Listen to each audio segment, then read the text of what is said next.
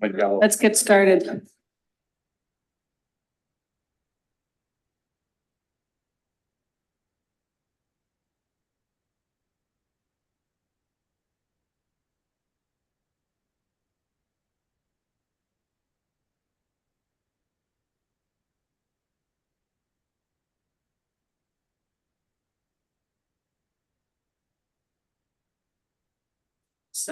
Oops.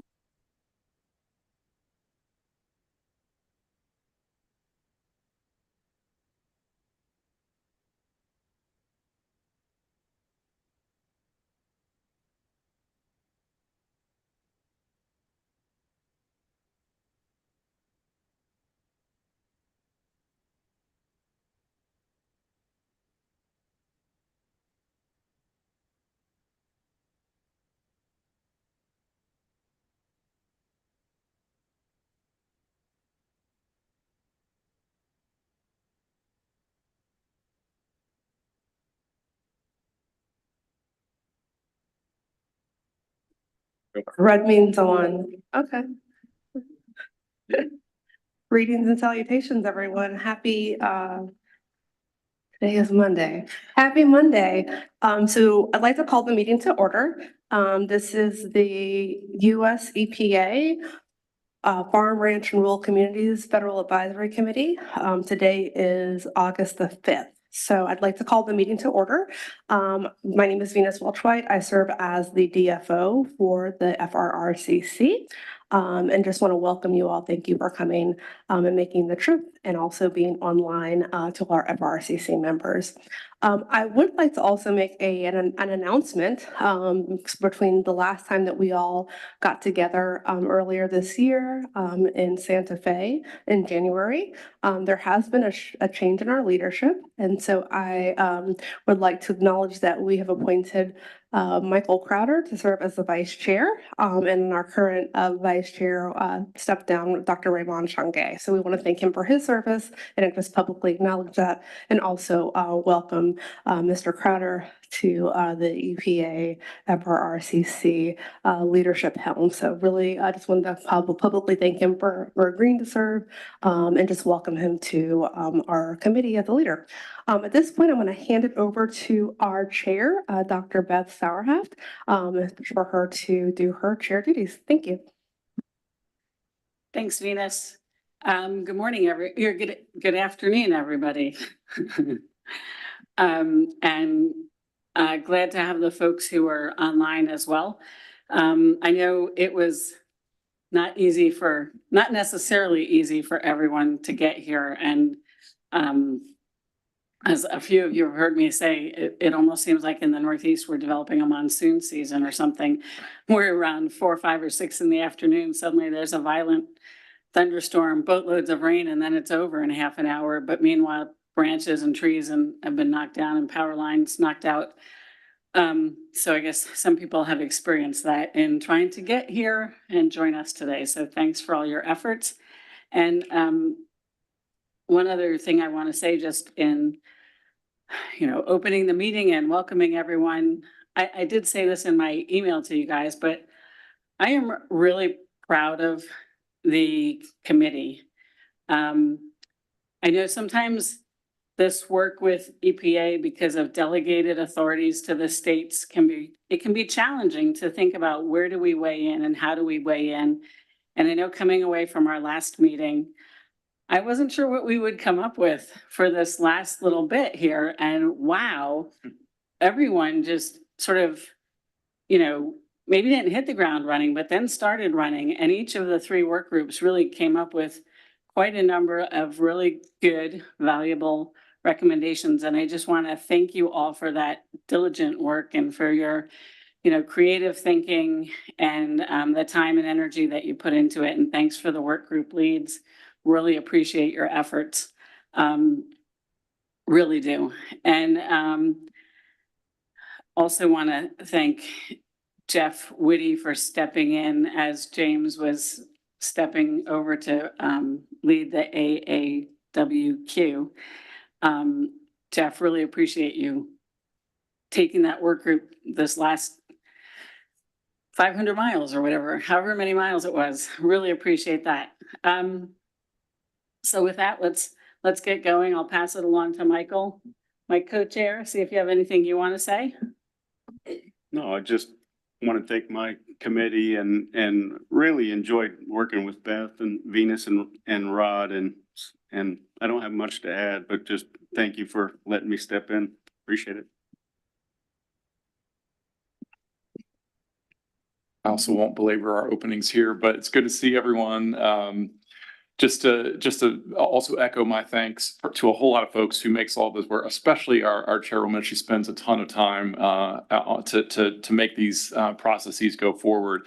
I have been equally impressed with the last several months. The recommendations that came forward in July were very substantive, and the administrator and the other program leads took that information, provided an initial response back in the winter, and there's still a lot of work, quite frankly, underway on that last set of recommendations. It's not like you issue a letter and it's all done. And so you'll continue to see, I think, policy items that resulted from that recommendation set. Of course, since the last time we met, the administrator created the first ever Office of Agriculture and Rural Affairs. And part of that was a recognition of the quality and volume of work that was coming from these conversations, and the fact that the little team that you see here at the table in front of you was probably not enough to sort of carry all of that to fruition. So that's why the new office was created, and we are actively working to set up to build that staff up. We were so thrilled to have Kelly Schenk from Region 3 detailed to the new office this summer, in part because we were coming here and she knows Pennsylvania as well as anyone and was helping us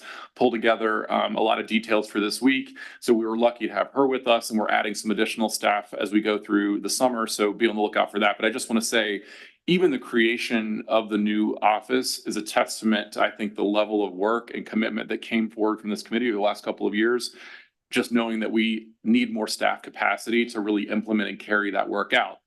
I'll also say, in addition, we created a new subcommittee since we last were meeting in last January, and really appreciate James for his leadership and stepping up. He's got the back half of this week with the Animal Ag Water Quality Subcommittee. I know at least a couple of you were sticking around for that, but that's a whole nother space of work that is pretty distinct from what we've been doing before. So we're really sort of in some respects doubling all of this FRRCC activity over the course of this year, and it's all sort of coming together this week. So just a lot happening. I can't thank you enough for the volunteer hours that you all are putting in. And I'll just say also, as we pop around the country, we're trying to connect with you. I was with Sarah just 2 weeks ago in Michigan, and she rolled out the red carpet and helped with some things there. And we will continue to do that as we're in different parts of the country, just like when we were in Colorado last summer. Thank you all for being an extension of our team, because as we're traveling around, meeting with stakeholders and convening events and meetings, you all are always part of that effort. So, and then lastly, huge thanks to the staff. It does take a lot to pull these things off in the midst of everything else that's going on. We are still supporting Administrator Regan actively, even while we're holding these kinds of meetings. There's always a lot happening. So Venus, Felipe, Linda, and Kelly we couldn't do this without them. So just wanted to mention that as well. That's all. Thank you.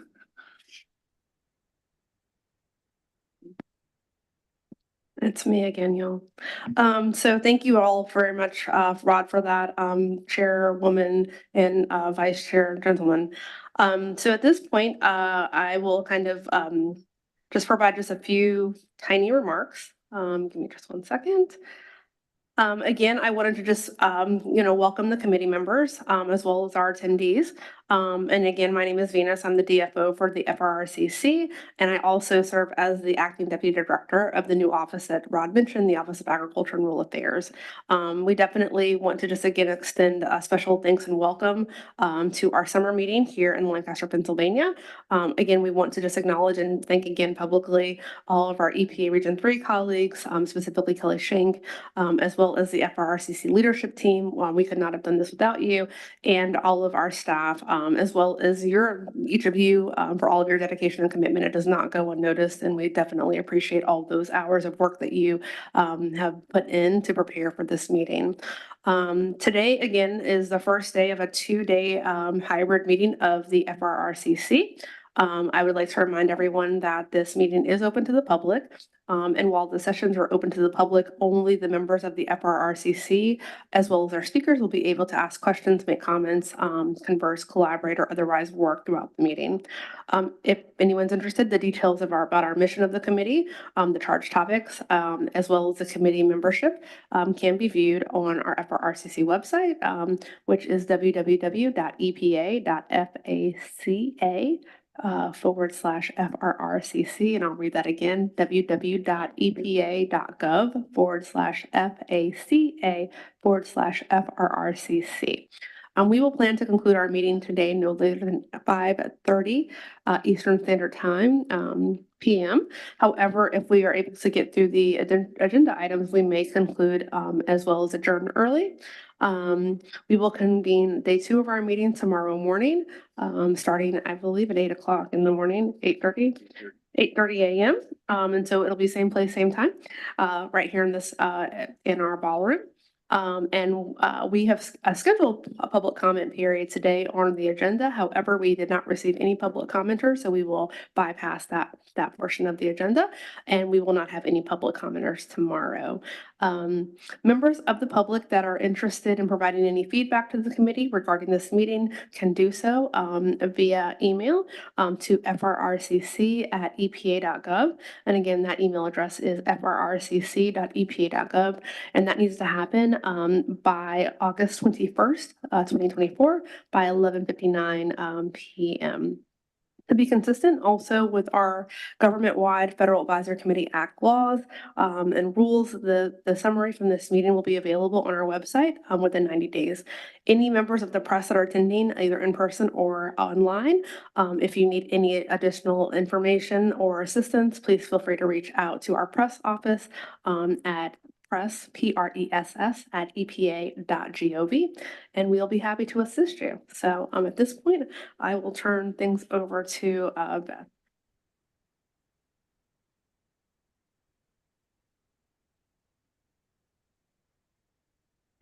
Okay, so we're gonna do roll call. If I call your name and you're joining us remotely, please just holler to let me know you're here. Ramon Shangay. Ramon. Barry Berg. Here. Nick McCarthy. Nicholas McCarthy. Tom McDonald. Present. Brad Bray. Brad Bray.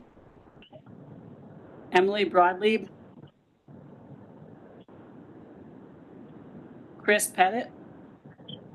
Good morning. Don Brown. Here. Clay Pope. Phil Chavez. Here. Bill Pracht. Here.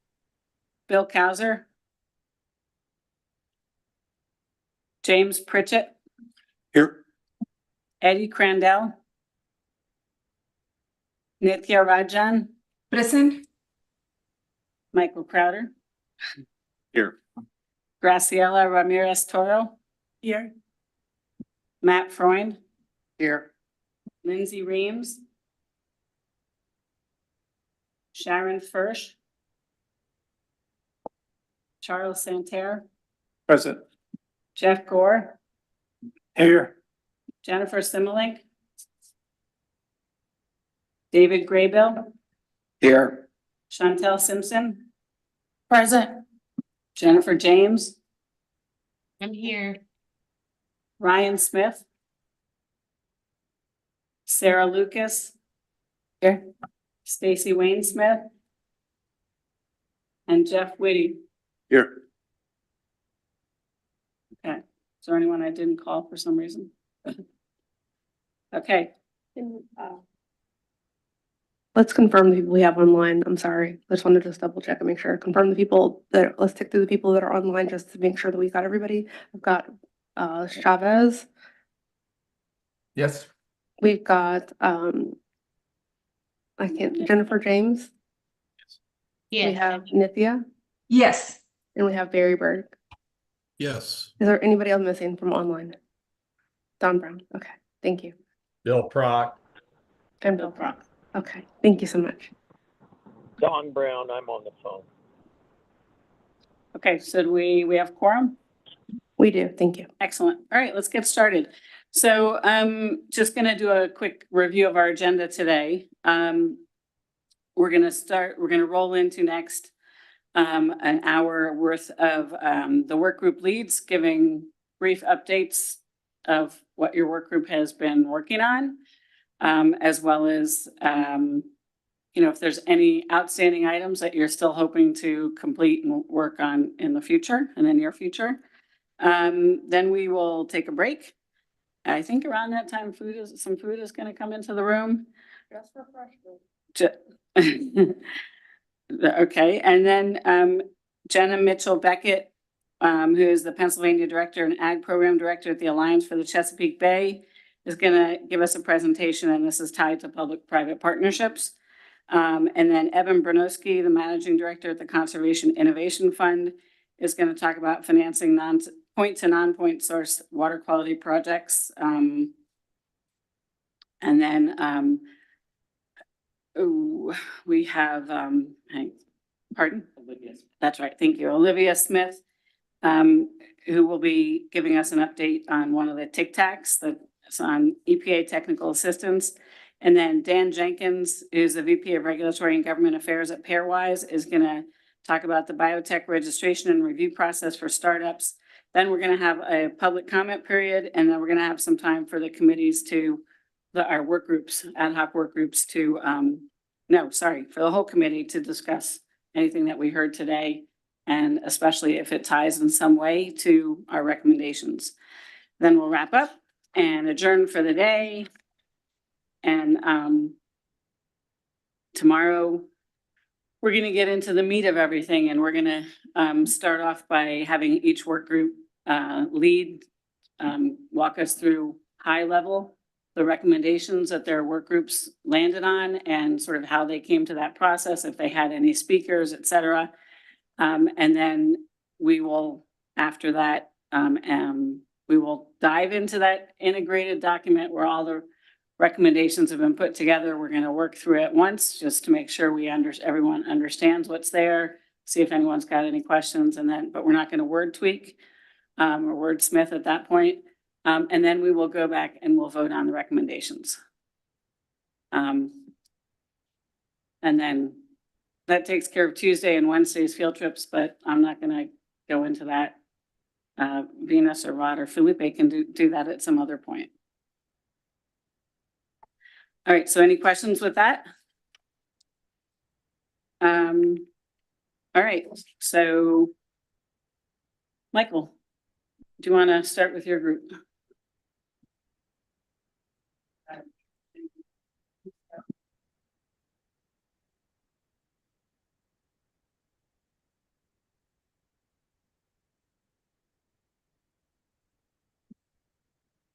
While they're pulling up the slides, I can just acknowledge my committee. I serve as chair of the ad hoc work group number 1, water, energy, and climate. Matt Frein is our vice chair here today. Bill Proct is online. Graciela made it from Puerto Rico. You guys think you had a long trip? She came from Puerto Rico. Jennifer Simile, Nithya is online. Jennifer James is online, and Christopher Pettit is joining us here today.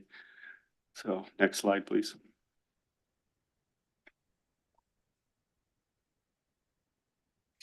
So our focus switched to develop recommendations to the EPA administrator on how the agency can scale up public-private partnerships, market-based approaches, and innovative financing to accelerate adoption of agricultural conservation practices. We worked a lot on this. We had more meetings than any other advisory group I've ever been associated with. And I mean that in a very good way. I went to Rod earlier in the summer, late spring, and said I needed some help. And he brought in Kelly. Wonderful. And so she did an amazing job and we worked on, next slide, please. So we dove into the public-private partnership and sometimes I didn't even know what we were talking about. And we had wonderful, wonderful speakers. We had six sessions, 4 sessions where we had speakers and then brought back some of the speakers once we had questions for them, once we had developed a draft recommendation and then had them come back and help us through this process. So I feel this is the most complete set of recommendations I've worked on in any advisory committee. And I do thank Beth that she was on, even if she was on a train, she's in the background helping. So really a pleasure to work with this group. Next slide, please.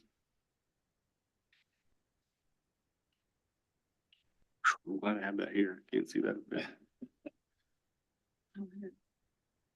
This just shows you the amount of people that were presenting on the different approaches we had. And Kelly has some interesting names for the meetings. We ruminated on one. We had a feedlot meeting where we took all those ideas and put them together. And then we started our draft recommendations. Next slide, please. And this just shows you how many speakers we had and how many organizations were involved. And the key questions we ask is, what barriers did you overcome? What opportunities did you seize? And what do you need to scale up? And that was important of what's working and how can we bring this to other areas of EPA? So we're not going into recommendations, correct? Correct. So, and just to let you guys know, the work group leads, right, we split up your slides. So the ones that I have the actual recommendations on, you'll see tomorrow. So, thank you. Okay. If there's any questions on that, again, I really do appreciate the committee members and Kelly and Beth and Rod Venus helping on that. Really proud of our recommendations. So if there's any questions, I'd be happy to answer. If not, I'll turn it over to group 2.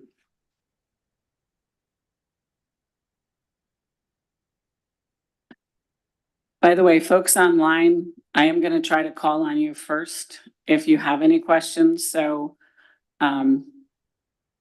make sure you put your hands up. And who is tracking online, by the way? Okay, thanks. Can I make one comment? Yeah, go ahead, Rod. Beth, one other just comment I think on this work group is that a lot of this terminology was directly pulled from the initial charge that the administrator gave early last year. But in some respects, that charge was very general, public-private partnerships, market-based solutions, et cetera. They, I thought, really did a fantastic job of digging in and defining what each of those words really meant from the original charge and then pulling forward examples of where that is actively happening in the United States and then kind of building the recommendations on those real life examples. So I agree, it was a stellar body of work and it took the charge a lot further than perhaps those initial words were on paper. So I just wanted to acknowledge that because I think you all had to do a bit of definitional work first and then kind of pulling the examples.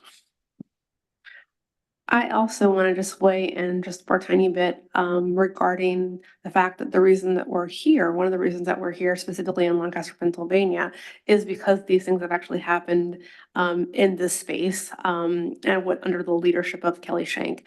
And so this is really a very, a very intentional, very collaborative effort that the committee could kind of sink into and kind of build off of those successes and kind of dig in a little bit deeper on understanding all those parts and pieces and how these, I would call them tiny wins, but these wins can be replicated across the space. So as you're going through and listening to our speakers this afternoon, please kind of keep these parts and pieces in mind in the standpoint of kind of building on those successes and where the agency can really play a kind of a critical and key role in really maximizing those public-private partnerships and the opportunities that lie within, not only from a environmental impacts and positive, but also from a financial perspective as well.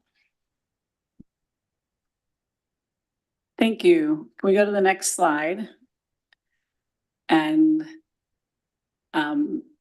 Jeff Whitty, can you give us the update from your climate mitigation, resilience and adaptation group?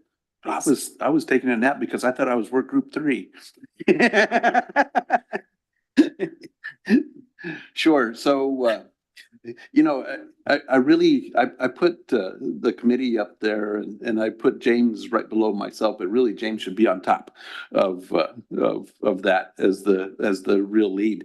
He got us 100 miles down the road and I finished the last 5 with this group. So James, thank you. And I want to thank the whole committee, as you see up there, a lot of great discussions. Next slide.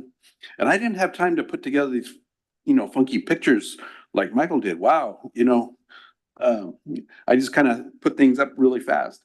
A lot of the discussion and the charge that we were tasked with was advancing climate mitigation and adaptation strategies for U.S. agriculture. And really the focus is trying to and our work group really concentrated on biotechnology and the issues surrounding biotech. The development costs, the regulatory approval processes, the market access for specialty crop producers. And we look at future issues, it's the same thing, basically emerging biotech, development costs, regulatory approval process, climate mitigation opportunities, and agriculture as a solution in the climate space. And I think that's what we really concentrated on is getting things, how to encourage the adoption of these new technologies faster, better, and cheaper. And get them implemented in what I like to say boots on the ground or stuff on the ground to address some of these issues. A lot of great discussions, many committee meetings. We had Mike Mendelson, is that how you say that? He's the chief of emerging technologies at the branch with EPA, came in and talked about, and in the middle of all of our discussions, they rolled out the EPA, FDA, and USDA updates on joint regulatory plan for biotech and the coordinated framework for regulation of biotechnology. And really, I think our work group appreciated those coming out when they did. And we really wanted to emphasize carry on. A lot of this discussion had been taking place over the years. And we've seen it, we've heard it. Some of us have felt it.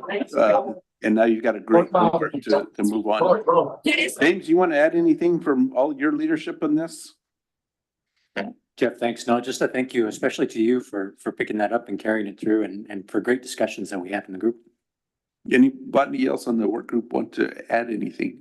We've got some really good recommendations, I think, coming tomorrow. I think they're good. Our work group thinks they're good, or we probably wouldn't have put them on paper.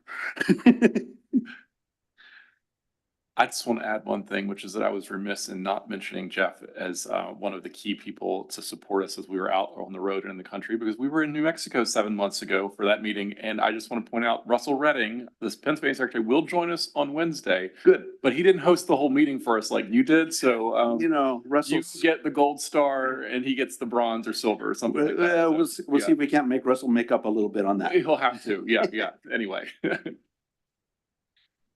Thanks, Jeff. Does anyone online have any questions? And anyone in the room? Okay. Thank you very much. Let's move on to the next group. Chantel. All yours. Thank you. Good afternoon, everyone. I'd first like to thank my committee members, Emily Broadleaf, Tom McDonald, Ron Smith, Sarah Lucas, Graciela Ramirez Toro, Eddie Crandall, Chris Pettit, and of course, my wonderful co-chair, Philip Chavez. This past few months, next slide, please. We have been working on building capacity by streamlining procedures. This is a topic that continued to come up as we worked through our last set of recommendations. And so specifically, we honed in this time on developing grant application and administrative guidelines to increase accessibility for funding in rural communities and underserved communities. And so this came about through a lot of the conversations with the Tic Tacs and visiting with them during the last couple of sessions. So we had someone to come in and talk to us. And after we learned about what some regions were doing and how they were functioning in different areas, we decided that we wanted to ensure a little bit more of a blanket process and how to move forward. And we'll share more about that tomorrow with our specific recommendations.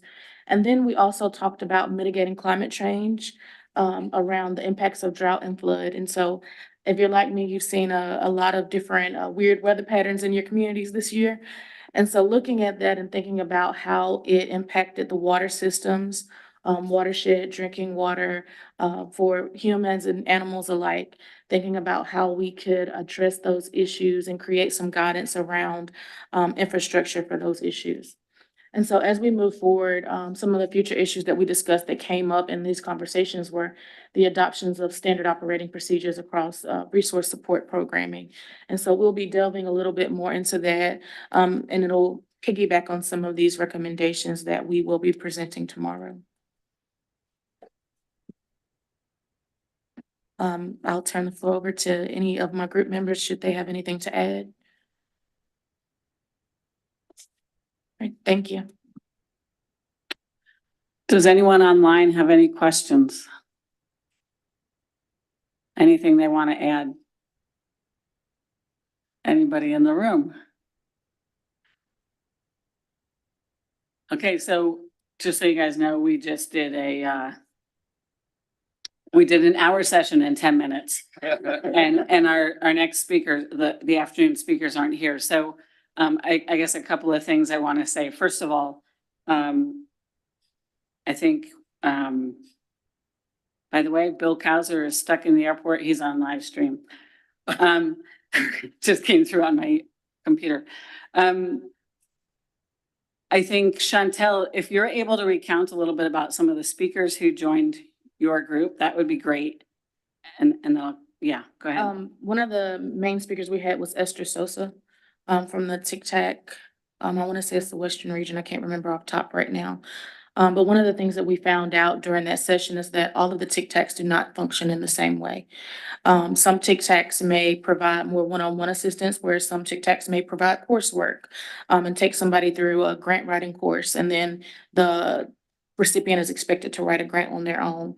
Whereas another Tic Tac may sit with you and go through each piece with you on how to write it, what you do next, which grants do you qualify best for.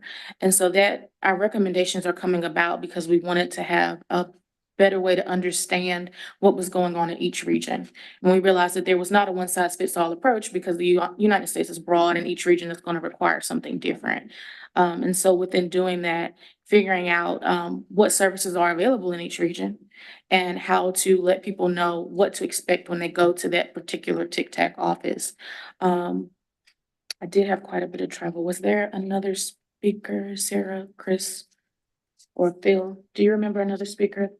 I think that's the only one we had. We talked about Rural Partners Network and Venus spoke with us for that. So though we didn't have many speakers this go round. Okay, thanks. Can I? Go ahead. So I think it'd be helpful, and I know that, you all met in January, we met in January. But I think it might be helpful to kind of talk through how you're pulling the January component to what's happening now. So if you, I don't limit the speakers to just what's happened, but since we've met, but I think kind of as a compendium, because again, we're really trying to like wrap up everything that the committee has been working on. And I just don't want us to try to limit it to just what's happened in the last 6 months, but really frame out because you all have been working on these recommendations. And some stuff that was presented earlier, I know that there was some additional work that went back. Even though there were recommendations that were submitted in January, I know that some of this work has already been happening since before. So that's just I just wanted to throw that out there.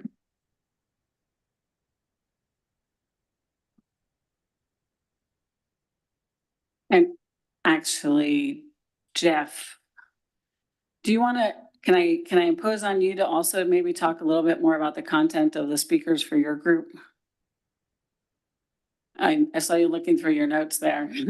Yeah, I was trying to find some of the notes and James may have to help me, especially with Mike, who we brought on when he was leading this.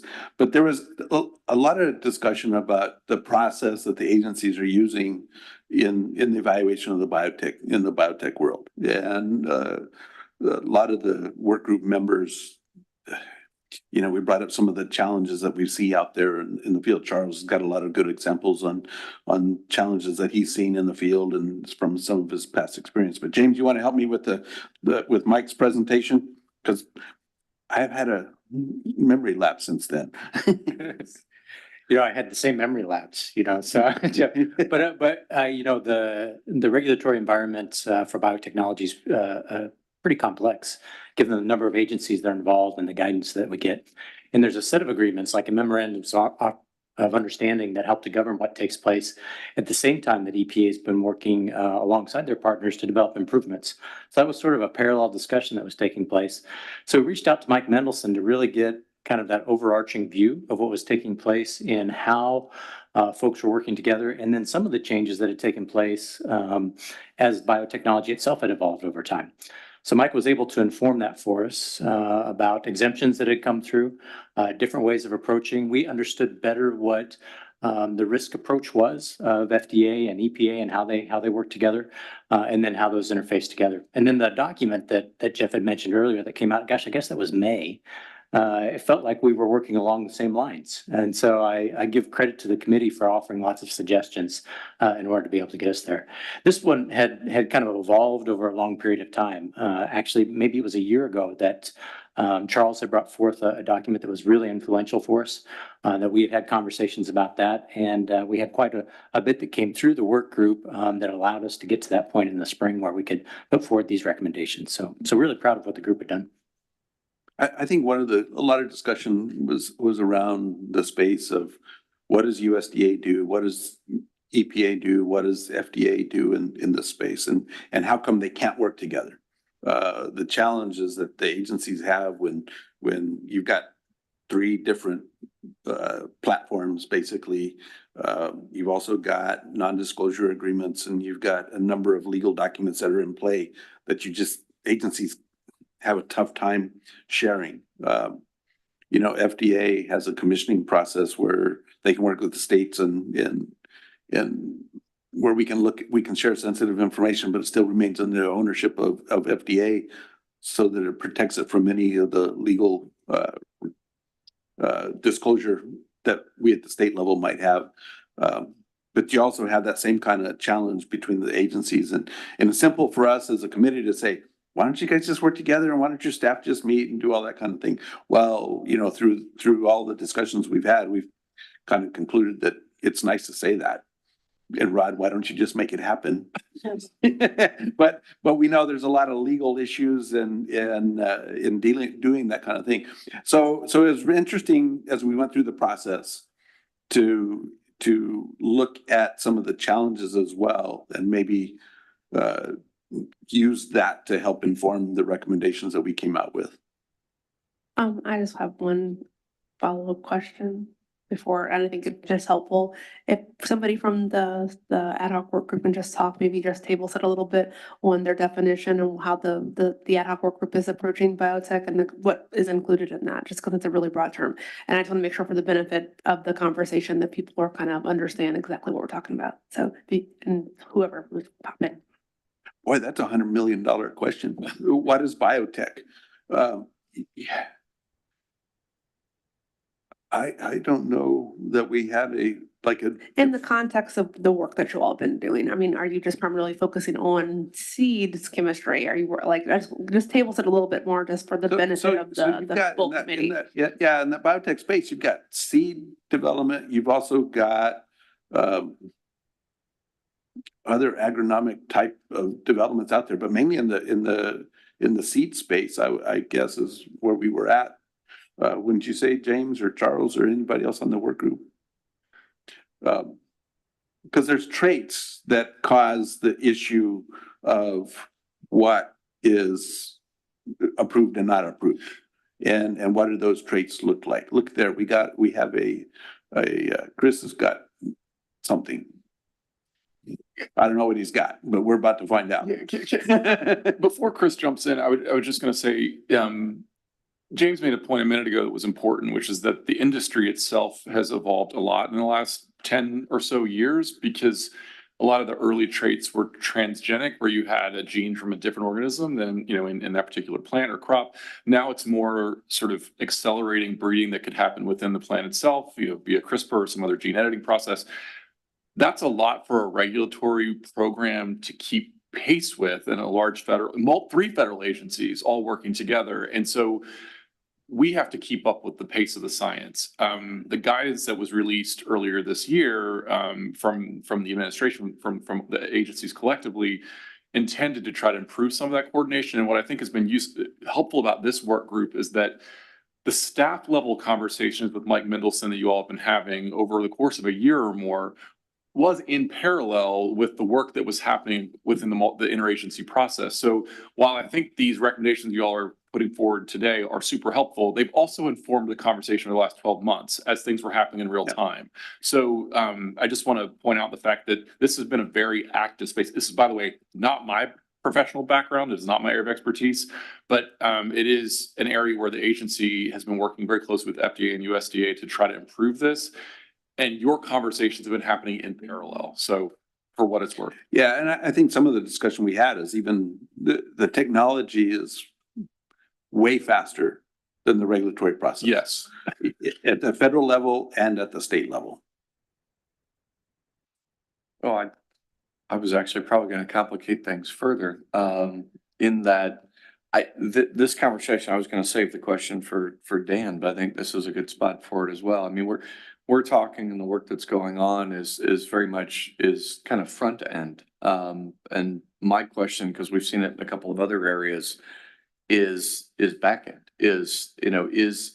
Was there a discussion about a certification process or something on, the back end in terms of adoption to be able to track, to get better data in as these technologies are being, implemented on the ground, and be it a best practices, be it, there's all kinds of different ways you can go with it. I just didn't know, the front end conversation is obviously there. I just didn't know whether you were trying to build out kind of the full exercise as part of this. So I think where this discussion originated was looking at EPA, FDA, and USDA, and understanding that there needs to be a balance between how much a product coming into the marketplace is regulated. If we overregulate a product, we basically stifle that technology.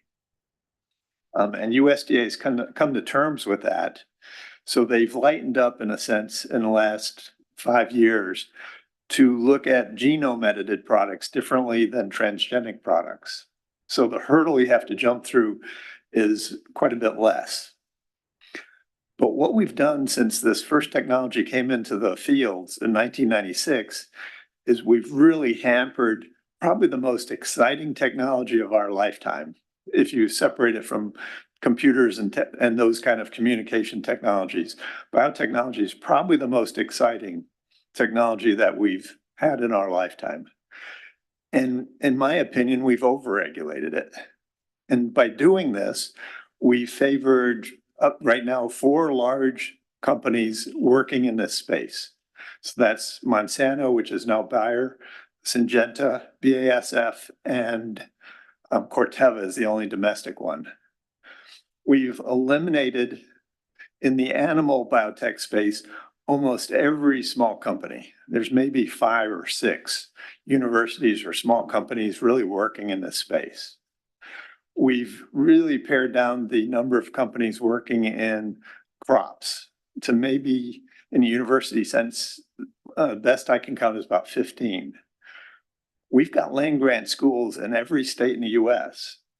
Every one of those should be doing biotech research. Why are they not? They're not because, unfortunately, to get a product through EPA is about $7.8 million. Universities can't invest that kind of money into developing a product and then having to jump through that $7.8 million hurdle. So by doing what we do today, we've eliminated competition, we've eliminated innovation, and we've really stifled the most exciting technology of our time. So that's really where this discussion came, is how to balance how EPA regulates these products to make sure that the environment and the public are protected, but we don't stifle the technology. So that's the balance that we need to come to terms with. Ron? Yeah, I just want to piggyback to say the speaker that is coming, or that's going to be talking to us this afternoon, are they coming in person? Virtual. They'll be online this afternoon. We specifically chose a smaller developer to address the concerns that Charles just raised, that you know, we often hear from the majors on a variety of issues, but to hear the experience of a smaller company going through that process was the intention of this afternoon's conversation. So just know that we were trying to respond to those comments and concerns with the way we structured the agenda today. And they can also inform whatever decisions you all make tomorrow with respect to the language. So appreciate that input. Dave? Yeah, I appreciate everything that's said here about biotech, because our discussion at this level we were at, we were talking about exactly what Charlie's talking about. And I just want to give you the perspective of a farmer thinking about how biotech is really, really important to all of us. For example, our charge is about that intersection of agriculture and climate. And farmers have always dealt with the problem of too much rain or not enough rain, or too hot or too cold. And just take corn, for example, we have modified that particular organism to meet each one of those things. And by doing that, we've been able to produce food better for you all. So that's really what biotech is about. You know, Charlie gave a great explanation of why we were talking about this as a committee, but I want to remind you that at the farm level, farmers are just looking for a way to have a product, plant or an animal that's going to grow in multiple conditions. Like Chantel said, we see a lot because of our news cycle. We know what the droughts, the too much water that's out there. But over the time, each and every farmer has to deal with that. And biotech really gives us the tools we need to produce good food for you. Thanks, Dave. Yeah, and I will say sort of a common note. I think this is the group that also did the work on the drones, right? And so the common thread there being, I think to your point and someone else's, that we get to these points in life where technology is just leapfrogging ahead. And it's really problematic if the regulatory environment isn't leapfrogging at least at the same pace. If not, ideally they'd be a step ahead, but that's not the way it's working. And so, right, we're trying to make recommendations to say, you know, what are the, how can we help our partners, our regulatory partners leapfrog ahead to some extent so they're meeting industry and farming and ranching needs where they are today and being poised for where they're going to be tomorrow. Jeff, were you going to say something or? I think I was, but it kind of went. You know, that you bring up the great topic about the drone technology and you know, there's a lot of new emerging technologies that are not just basically seed related to that we all have to adapt to, and in the regulatory space, it's kind of all over the place. Different states have different ways of handling technology at a state level, and it's one of the things we discuss at the State Departments of Ag and in our groups of APCO and AFCO and in all the what I call them, all the clubs that discuss this kind of thing about making a more uniform environment across the nation as technology emerges. And I think that's part of this discussion as well. So one thing I want to add in preparation for our speakers who will come a little bit later today, and tying it into our conversations, the review of the recommendations tomorrow. Of course, it's important that everybody understands the subject. So when we're looking at these recommendations and we're voting on them, you feel like you know what you're voting on and you're not just haphazardly raising your hand and saying yes or no. Likely, we're going to learn something new this afternoon, and at least one person may say, you know, I think we should actually add this or modify what we've written in our recommendations. So I just want to sort of ask folks to really be focused and careful as you're listening to the speakers and asking questions and thinking about what you hear in response to what's written in those recommendations. And if there is something that you think ought to be modified or added, whatever, it would be really nice if you can sort of put that language together this afternoon, early evening, and share it with, I think at a minimum, us at the top of the table here so that we can insert it into the recommendation language and highlight it in yellow, and then maybe send out another version later on tonight, just so that you can see, oh, okay, this language in yellow is what was added based on what we learned this afternoon. I don't imagine it's going to be boatloads, an insurmountable amount to read, but I just think it's it's the smartest way to go about listening to the speakers and engaging with the speakers this afternoon. Venus. I just want to reiterate that all of the speakers were selected or invited based off of the connectivity to the recommendations and the type of topics that you all have been working on for the past year. So feel free to engage with the speakers. Again, they were all selected in the standpoint of really, kind of highlighting potential what's out there in real time and connecting that back to the work that you all have been doing in your ad hoc work groups. So just feel free to engage with them. And again, to Beth's point, if there is something that you feel like you need to add or something that's going to enhance, that process or enhance those recommendations or implementation or mitigate some challenges that you all, will now hear from, you all are welcome to do so. Okay, so now I just want to ask Michael if he can give a little bit more detail on his work groups, speakers and processes as well. And could I get the number 5 slide brought up? It has the showcases and there's a table on it, but we had 15 presenters over the course of 6 weeks, and it was a pretty ambitious schedule. And not to put her on the spot, but I would like to call Kelly up just for a few minutes to give the reasons why she chose the groups that we talked about. And it was really interesting because we talked about the state revolving fund and 319 funds and how they're dramatically used different in each states, and how we can use X state for Y state. And so we're kind of remiss if we don't go through these 15 different presentations that we saw. And so you have that? That's okay. I'll just hit on a couple. It's great to see everybody.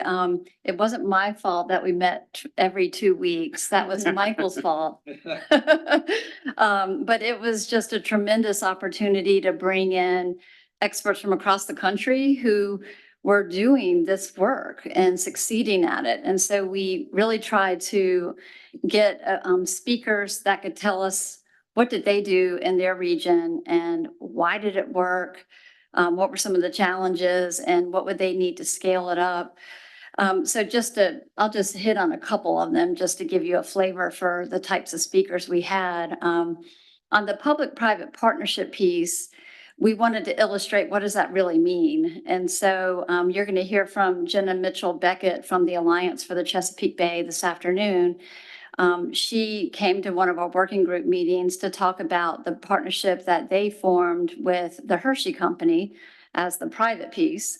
And they took EPA money, the public piece. We put $1 million on the table to the Alliance for the Chesapeake Bay, and they were able to get Hershey to match that dollar for dollar to a $2 million project. And the Alliance worked directly with dairy farms that produce milk for Land O'Lakes that then went to that yummy milk chocolate and Hershey. And they implemented conservation practices to not only protect water quality, but to also reduce greenhouse gas emissions and meet Hershey's corporate sustainability goals related to greenhouse gas emissions. And so we spent a lot of time looking at that intersection of what are the practices on these small dairies that have that, double benefit of climate, greenhouse gas emission reductions, as well as nutrient reductions on farms. And the reason why they promoted this as a way to scale up our ag non-point source reductions was because when you have a company like Hershey, they also work with Turkey Hill Ice Cream. Starbucks is a new partner that she'll get into today. When you work with a company like that, they're sending a signal to their growers, their milk producers, that a certain level of conservation is necessary. And then EPA and other funders, and RCS is a big funder as well. They come behind that with funding to support trusted partners like the Alliance for the Chesapeake Bay to work with those farmers to install those practices. So through that kind of partnership, the scale up really happens because you have a milk cooperative like Land O'Lakes or Maryland, Virginia Milk Cooperative Association. Lindsay Reams has talked to you before as a member of the FRRCC. You know, they have a reach of hundreds of dairies.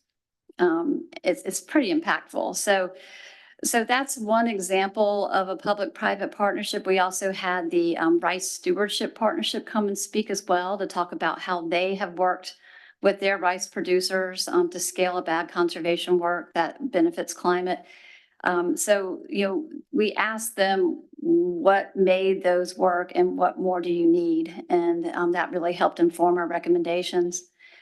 On the market-based approach, this was, you know, one of the examples, and you'll hear from Evan Bronowski today with Conservation Innovation Fund. You know, their work was to look at creative ways to meet regulatory requirements.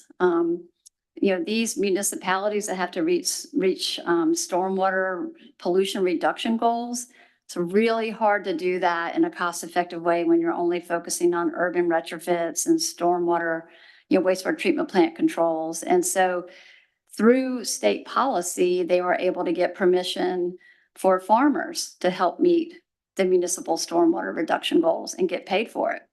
That's a really creative, cost-effective way to do things where everybody can be involved. And so you'll hear some more about, you know, why is that called a market-based approach and how does that work? And then we had this catch-all category of innovative financing. And, you know, my husband would tell you, I'm not a finance person. I'm not allowed to manage our budget at home. But we really dug deep into, you know, how can farmers better access our EPA money? You guys have talked about 319 programs, you've talked about USDA programs, and I mean, they are clunky. You know, it's really hard. Like these partners who we met with, they talked about the role they play in just putting the funding puzzle together, getting EPA money, getting USDA money, getting private foundation money, getting, you know, food company money, private sector money, and trying to cobble it all together and get it to the farmer at the right time when he needs it or she needs it. And it's clunky. And so we had experts come in to say, how could this work better? And how could we better use the EPA pots of money that we have, like the state revolving fund money? You know, there are creative ways that we can use that money to pay the upfront cost of really expensive ag conservation practices like manure storages, where a farmer doesn't have to try to pay for that out of pocket from the start. And so we highlighted a number of those ideas too. So all of those discussions, and, you know, it was pretty rapid fire, you know, lots of presentations. We try to distill down. We have a much more lengthy report of each of these programs, why they were successful, what's needed to scale them up. And we tried to take all that and come up with some succinct recommendations of how EPA could play a role in helping to scale it up in a couple of areas. One being regulatory flexibility, another being just flat out funding and financing, another one being policy. And it might not be EPA policy, but just us coming out and saying this state did something really creative and we support it is a tremendous green light for other states to feel like, okay, if I do this, I'm not going to get dinged at the 11th hour and have the rug pulled out from under me.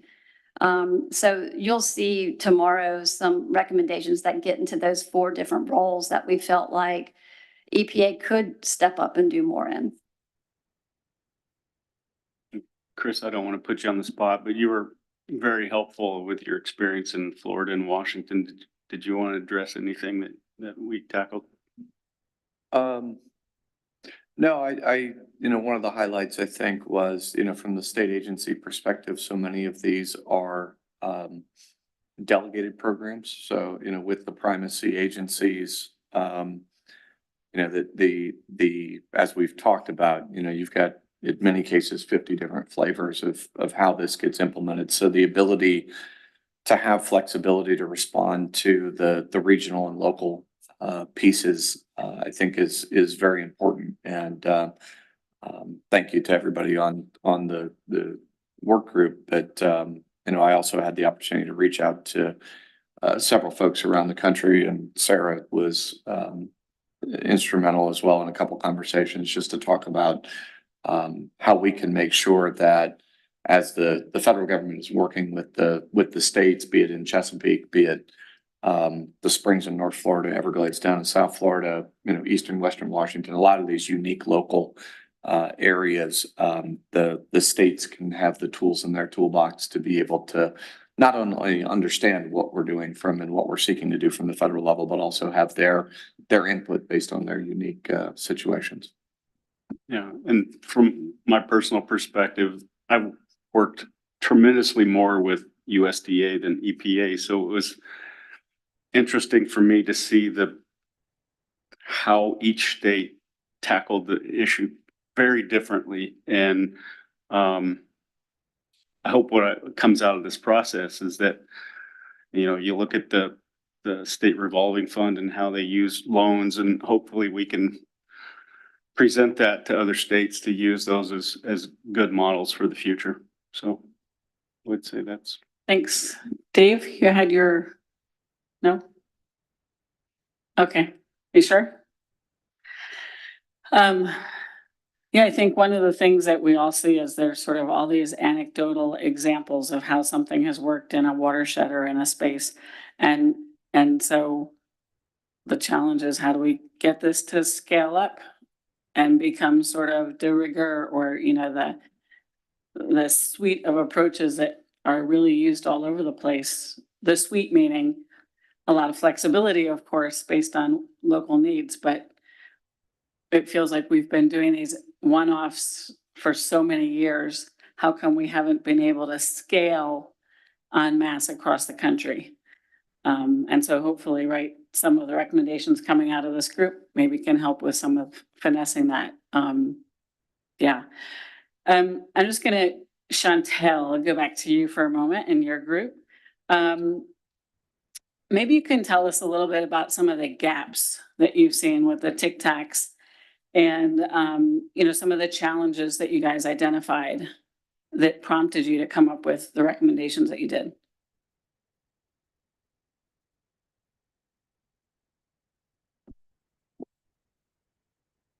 So some of the barriers that we initially identified were issues with capacity to even start on an application. So the pre-application support, knowing if you were prepared to do an application, having the resources to write the application, whether that was technical assistance or even the human resource to do it.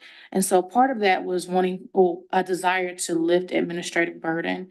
When you are in a rural community, oftentimes we do not have the capabilities to have the person or point person to write that grant. And so we wanted to work with the Tic Tacs to be able to identify the grant before they go through the process or write the whole thing and maybe find out, hey, we didn't get it. To also have essentially reduce the barriers to entry, and then the time to research the grant, apply for the grant, and then maybe or may not get the grant. Letting people know what the expectations were when going through the grant process. There are also grant funding opportunities out there that have timeframes where you have to complete something in a certain time frame, but they don't have infrastructure or monies to support the planning for that grant. So eliminating that barrier. Also increasing the timeline within those rural communities, even if they did get the funding may be for a 4-year period. But again, looking at lack of human resources, they may not be able to accomplish the goals for that grant within the 4-year period. So possibly extending that time out to allow that community to be able to continue completing that work. And then looking at matching, we did talk about 319 and SRF and how there are some matches and excuse me, set asides to alleviate some of the administrative cost. And so we talked about doing something similar or teaching those communities how to access resources to alleviate some of those costs associated with administrative barriers. Yeah. Thank you. So some of this is about trying to sort of even the playing field a little bit so that groups who maybe haven't been able to apply for certain funds feel like they've got some of the support they need so that they can enjoy the same opportunities that others have been able to because they're larger, more well-financed, whatever it may be, better resourced. Thanks. Tara. I just wanted to add to Chantel's point about the communities being prepared on the front end for those grant applications and the supports that are available. One of the things that has become really clear, and I think something that we've learned from conversations both with the Tic Tacs and with the Rural Partners Network, is that some communities aren't even able to prepare pre-grant application because they don't have the project in the first place. And so we're missing this whole swath of underserved communities because they haven't had the resources to develop a pipeline of projects. And so how can we, we've loaded up a lot of resources on technical assistance for specific grant programs to get communities support to apply, which is great. But also how can we shift a conversation so that we're directing resources to communities in the very early phases of planning so that they're able to engage with the process down the line. So that was one of the big things I think that we learned from Rural Partners Network. And and we'll be talking about the Tic Tacs later today, so I don't need to go on at length. But one of the really interesting things I learned from conversations with the Tic Tacs is that it's been hard for them to staff up because there's not enough expertise out there in the world to manage some of these grant processes. And so it can affect, from what I understand, it can affect delivery times and response times for communities. And so making sure that we have enough resources to support the Tic Tacs so that the Tic Tacs can support the communities is going to be really critical to making sure that we're providing the resources and building and maintaining the trust and relationships that we need in order to continue to work with them. So. Thank you. Chris? Well, ditto to Sarah's really good points, but also to hit a couple, both Chantel and Sarah's points, the timelines and getting to a point where we're able to get some efficiency and some flexibility in the way that the different programs work together. I had one to come up this morning about SRF timeframes on the clean water side versus some ARPA funding timeframes, and how do you work within the various funding frameworks in terms of leveraging the different funding sources to get work on the ground. Just highlighting again the state versus the federal, the way in which water TA, the way in which the Tic Tacs operate vis-a-vis some of the state agency programs. And, again, Washington's a great example because we've got just on the drinking water side, we got 2,500 water systems, but 90% of them are under 500 connections. So you're dealing with a myriad of just very small communities that are challenged to do that. And a lot of what we end up spending our state dollars on and set asides on is planning on the ground and trying to get the capacity development, get the asset management goals in place to be able to get systems where they need to be within this rural space. So just a very, very important conversation, and looking forward to the TA conversation this afternoon.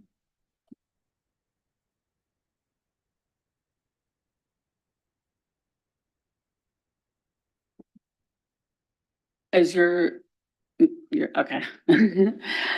Okay, so does anyone online have any questions, comments?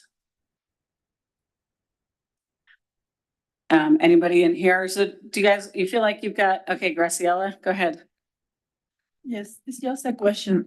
Did the discussions about biotech include biotreatment? or just stay at the level of, seed production and biotreatment, meaning there's many technologies that could help farmers dealing with certain process issues like nutrient removal and in the side of water, um, like a slow sand filtration and other type of biotechs that has the same problems that you described for what you were talking about, that had been like not developed because of the issues that Charles mentioned, or the discussion was just on that level. Go ahead, Jeff.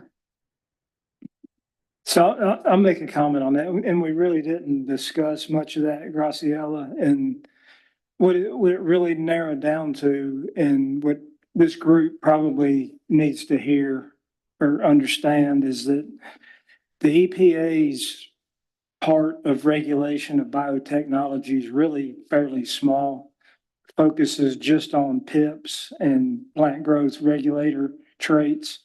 And so we tried to focus our discussions in that area that dealt primarily with EPA. And I think the things that you're talking about fall more under the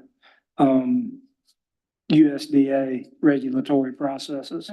No, I was more directed to water treatment technologies, water quality and water treatment technologies. Like if you are dealing, for example, for a small system in potable water, if you have to filtrate water because you're using surface water, there are some technologies that you can use, just a conventional treatment, which is what most people use, which is pretty expensive in many ways for a rural community to adopt. But then you have slow sand filtration, which essentially what it does is uses a biofilm to remove what we remove in conventional treatment with chemicals. So, and it's not that expensive, and it's not that onerous in operation and whatever. So it's other type of biotechs that might be useful, that not necessarily are addressed by the type of industry. So it was just a question, just curiosity, because otherwise that could be something to look into next. Yeah. Charlie, you're going to respond to that? Graciela, that was a great point. Hopefully that can continue if this discussion goes into the next group. Very good points. So let's please capture that. Graciela, hang on to it, okay? Okay, so does anyone else have any questions, comments? Everyone feels pretty good, like you have enough background, you understand what you need to know in order to go into our review and voting tomorrow. I mean, plus this presentations we'll have this afternoon. Okay. So we're 15 minutes ahead of time. Go ahead.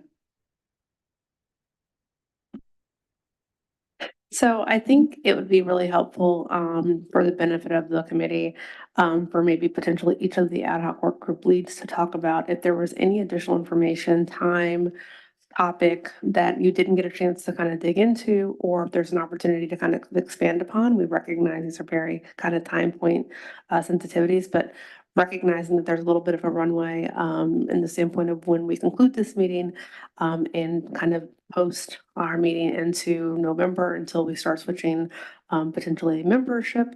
I think it would be really helpful to understand a little bit about where the lead see these topics, either from an implementation perspective or building on those successes, or just additional things that, hey, if we had additional time, we would have gotten into this topic. It's just something that would be helpful to just understand where else, if there was more time, resources, et cetera, where would you all like to see some of these topics? Well, I'm group one, so I'll go first. I would say we were so focused to getting this recommendations done. We did not have time to discuss what's next, so we will do that here and immediately after this meeting, but I know Chris has ideas.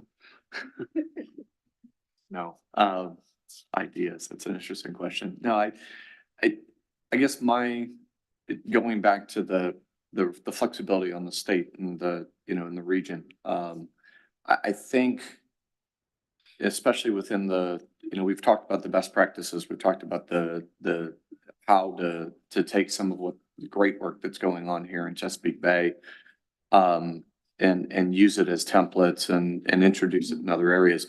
I think it becomes a very interesting discussion. I think because of some of the uniqueness. I mean, you've got the Chesapeake Bay TMDL and everything that's gone with it, and litigation and whatnot. Florida has a very unique, the EPA doesn't set TMDLs for the most part in Florida. It is something that, due to that legal and regulatory framework, the State Department of Environmental Protection does it. And then you have the very unique basin management action planning process, which dials in specific allocations and regulatory programs, which makes for a different market-based framework. Washington obviously has its own mechanisms, and a lot of this also goes back to, frankly, the amount of data, the amount of monitoring, the amount of information available, and how advanced folks have gotten in looking at kind of measuring effectiveness over time. I think it will be an ongoing and continuing exercise that, as you develop the best practices that can be utilized nationwide, I think that the ability to integrate that, again, continue to work with the state authorities and the EPA regions as to what they're seeing. I think that could definitely be broadened within this group to examine any number of other regions. And the one thing that I didn't mention earlier, we did have some recommendations on solar as well. Coming out of Santa Fe, we had a lot of discussions on solar, on prime farm ground and brownfields, et cetera. We didn't come to a set of recommendations. We didn't rally around anything at that time.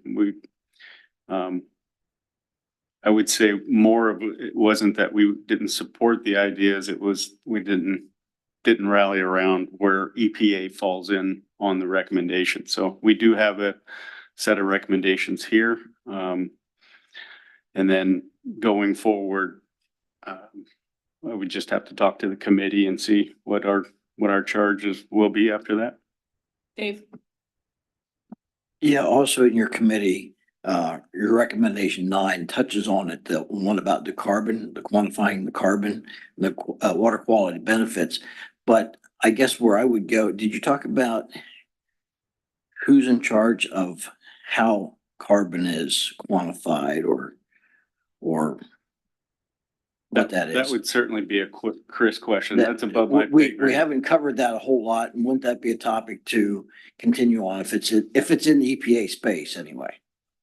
I think that's an area of emerging science that is, I think, increasingly, challenging. I think the models keep getting better on the front end, but it's something that we've explored in a couple of different areas of the country where it's the quantification, be it either the carbon that's actually being stored in the geologic area realm, or, how do you quantify that in the context of when you're talking about greenhouse gas remediation and mitigation? It's an international, I mean, you're talking about the entire globe at that point. So coming up with agreed upon metrics within which you can quantify not only from the regulatory realm, but also on the, developing markets, you've got to be able to get there. And it's easier on the water quality side, I think, because you can at least measure effectiveness within a watershed, to a certain extent, not edge of farm, but within the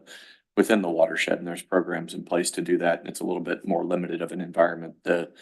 The carbon sequestration is it's an emerging space. I think that there's a lot of bright ideas out there, though.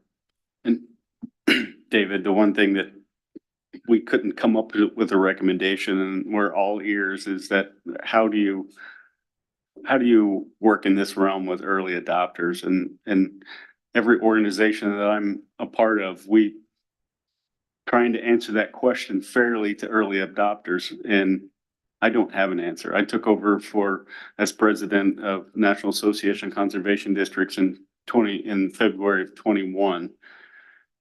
And I've been thinking about that since February of 21, and I don't have an answer. And I think there's a lot of really smart people that are trying to figure that out. And how do you quantify carbon and what markets? It's a complicated question and it's a complicated answer. Yeah, and along with that, where do you start your baseline at? What is it? Where was it and where's it going to? Those questions need to be answered. And we gave two examples of models that one in England where they said it. I even forget right now, but there's two examples in there of how you can quantify an earlier known quantity, and are you doing better than that model? So there's examples of how you could do it. I think in our very first January meeting, the first meeting of this charter, there was that question about, excuse me, are USDA and EPA calculating greenhouse gas emissions and carbon sequestration the same way, and that getting some harmonization on that, let alone the global aspect, would be a nice first step. So, yeah. Okay, so Jeff and then Chantel. Dealing with emerging technologies and biotech, one of the discussions that we had in our work group after we came up with the recommendations is basically what's next. And what's next is we've made some recommendations for EPA to incorporate some data and things like that. I think there's a lot of desire from the work group to follow up with that down the road. The data that EPA collects or maybe can collect in our recommendations, dealing with these emerging technologies and in the approval processes that come about. I think one of the comments was in our work group or in our last work group is we've been talking about this for a while, not necessarily as a work group, but as a country in how do we deal with emerging technologies and biotech, and following up and kind of helping as a FRRCC, our real charge is to advise the administrator. And as EPA is working through this, they may have additional questions in that process that they could certainly bounce off of this work group or the committee as a whole, and maybe down to the work group level. But it's really continuing that discussion with EPA as this thing emerges, as they need us and as the advice of the work group is out there. So others may want to chime in on some of the other discussions we've had, but really it wasn't just here's our recommendations. Okay, we're moving on to the next thing. It was making ourselves available to continue that advice and evaluation with EPA side by side so that we all keep going forward. Thanks. Chantel? Our group has not really selected specific topics, but in some of our discussion, we did talk about looking at standard operating procedures. So knowing how each different program essentially functions and having some commonalities between them so that folks understand what's going on and how to access. But then alternatively to that, we've also been looking at evaluation of data, whether that's between federal agencies or looking at existing data to be able to integrate that for modeling and creating better strategic planning efforts. Thank you. Anybody online want to add something? And I know we will, I think we'll have some time tomorrow, or there will be conversations, or a chance to follow up on the conversations about some sort of partnering after this meeting with the LGAC and the Children's Health and the Greenhouse EFAB. So different federal advisory committees that have expressed an interest in exploring opportunities for collaborating with us. And also I think in addition to us making the recommendation to the administrator also asked us to do that, certainly with the LGAC specifically. Okay. So thank you guys. And I appreciate you being forthcoming as we ask more and more questions, just to sort of help flesh this out for everybody. So again, so we get to tomorrow and people feel like they've got enough understanding of the issues to know where the recommendations came from and to feel confident in moving them forward.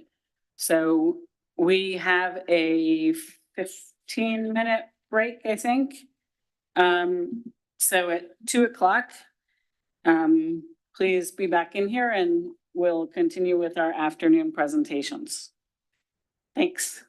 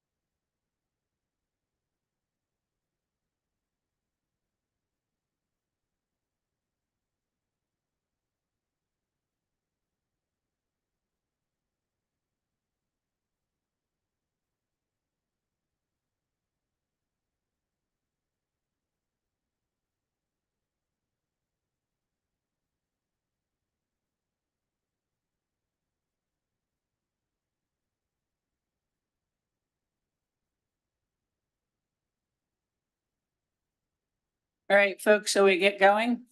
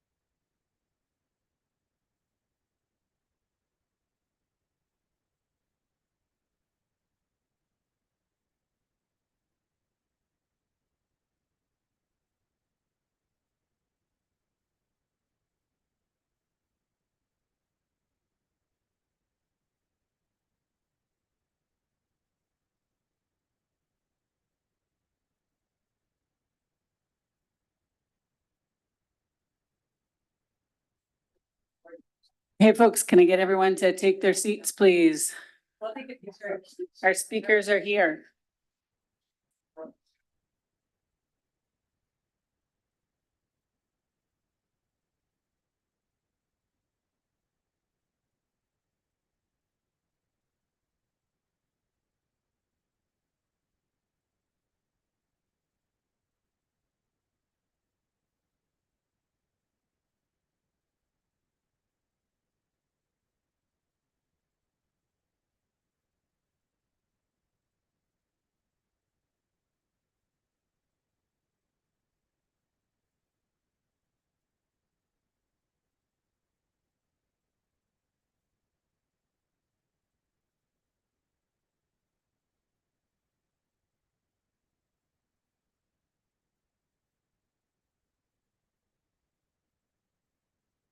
Okay.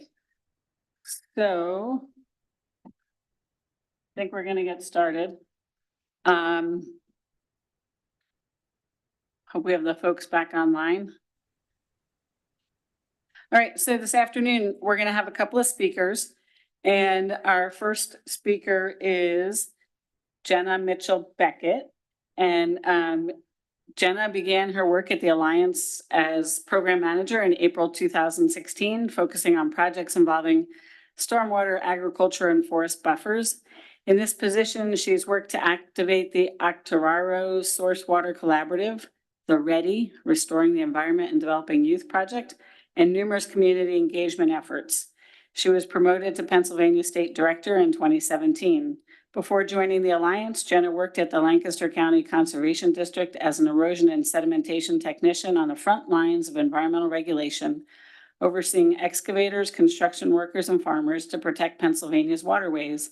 She holds a degree in environmental resource management from Penn State University with minors in environmental soil science and watersheds and water resources. In 2019, she was honored to receive the Penn State University College of Ag Sciences Outstanding Recent Alumni Award and to be inducted into the Armsby Honor Society. Outside of work, Jenna can be found playing with her dog Buster. I hope that's all still current. At the dog park, gardening, completing home improvement projects, weightlifting, reading, cooking, and spending time with friends and family. So she's going to talk with us today about one of the partnerships that then we'll be seeing when we go on our Wednesday field tour. Jenna, thank you so much for joining us. Yes. Ooh, is it working? Wonderful. Yeah, you did make me realize I need to update my bio because I'm a mother now, and I feel like that's an important fact that goes in my bio. Mentioned my dog, but not my son. All right, well, it's an honor to be with you all today. I'm actually born and raised in Lancaster, so it's really, really sweet to have you all here. Really, really excited to take you out to an Amish farm. In my bio, if you caught it, I started at the Alliance as program manager, and then a little bit into my career at the Alliance, I was promoted to Pennsylvania Director.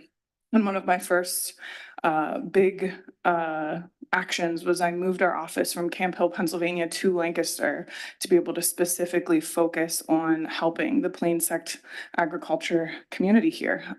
So excited for you all to get some more experience, to get, right on an Amish dairy farm right here in Lancaster, and hopefully get some time to explore the area. Something that you're very, very close to is Central Market. It's the oldest open air market in the country, actually. It's right across diagonal that way. Beautiful brick building with lots of really yummy food. So I'll stop sharing from there. But any questions you have on Lancaster, happy to answer. So I am gonna share with you today the Alliance's work creating corporate and nonprofit partnerships. So if you go ahead into the next slide, please. Wonderful. So normally I share this presentation with Lindsay Reams, who most of you should know. And we always start with talking about how the partnership between the Alliance for the Chesapeake Bay and Maryland Virginia Milk Producers Cooperative Association really came from shared values. And I'm going to start with the story of how we met and what we mean by that. So in 2018, the Alliance held a small meeting with leadership from the private sector in Lancaster County to talk with a diversity of leadership, not just in ag, about how the private sector could get involved with water quality efforts here, knowing that on any Chesapeake Bay map, Lancaster shows up as a nice red ice cream cone. Kelly's probably laughing at my ice cream references. You all get it later. A couple slides from here. And just wanted to see what the private sector could do. And by chance, the former CEO of Turkey Hill Dairy was invited to that meeting and shared out loud, if there's anything that Turkey Hill Dairy can do to help water quality in Lancaster County to let us know. So we, of course, held on to that, kept in touch, and had a number of conversations with him. And the most impactful question that we asked him was, do you know how many of the farms supplying Turkey Hill Dairy have a conservation plan and are implementing that plan? And I knew that we were onto something because John said, I never thought about that before. And 2 weeks later, he sent myself and the district manager at Lancaster County Conservation District, Chris Thompson, an email with language that he was going to add to the bid document that he was about to make public for the co-op, the dairy co-op that would supply milk and cream to Turkey Hill Dairy. And the language was a requirement for a conservation plan, implementation of that plan, and a premium for the sustainability work that those farmers would be taking part in. I still remember exactly where I was sitting when I got that email. I knew that that was going to be huge, that this was a pivotal moment in conservation. To my knowledge, we were that was the first company to really make a conservation plan a stated requirement. And we ended up getting really, really lucky in that the co-op that responded was Maryland Virginia Milk Producers Cooperative Association.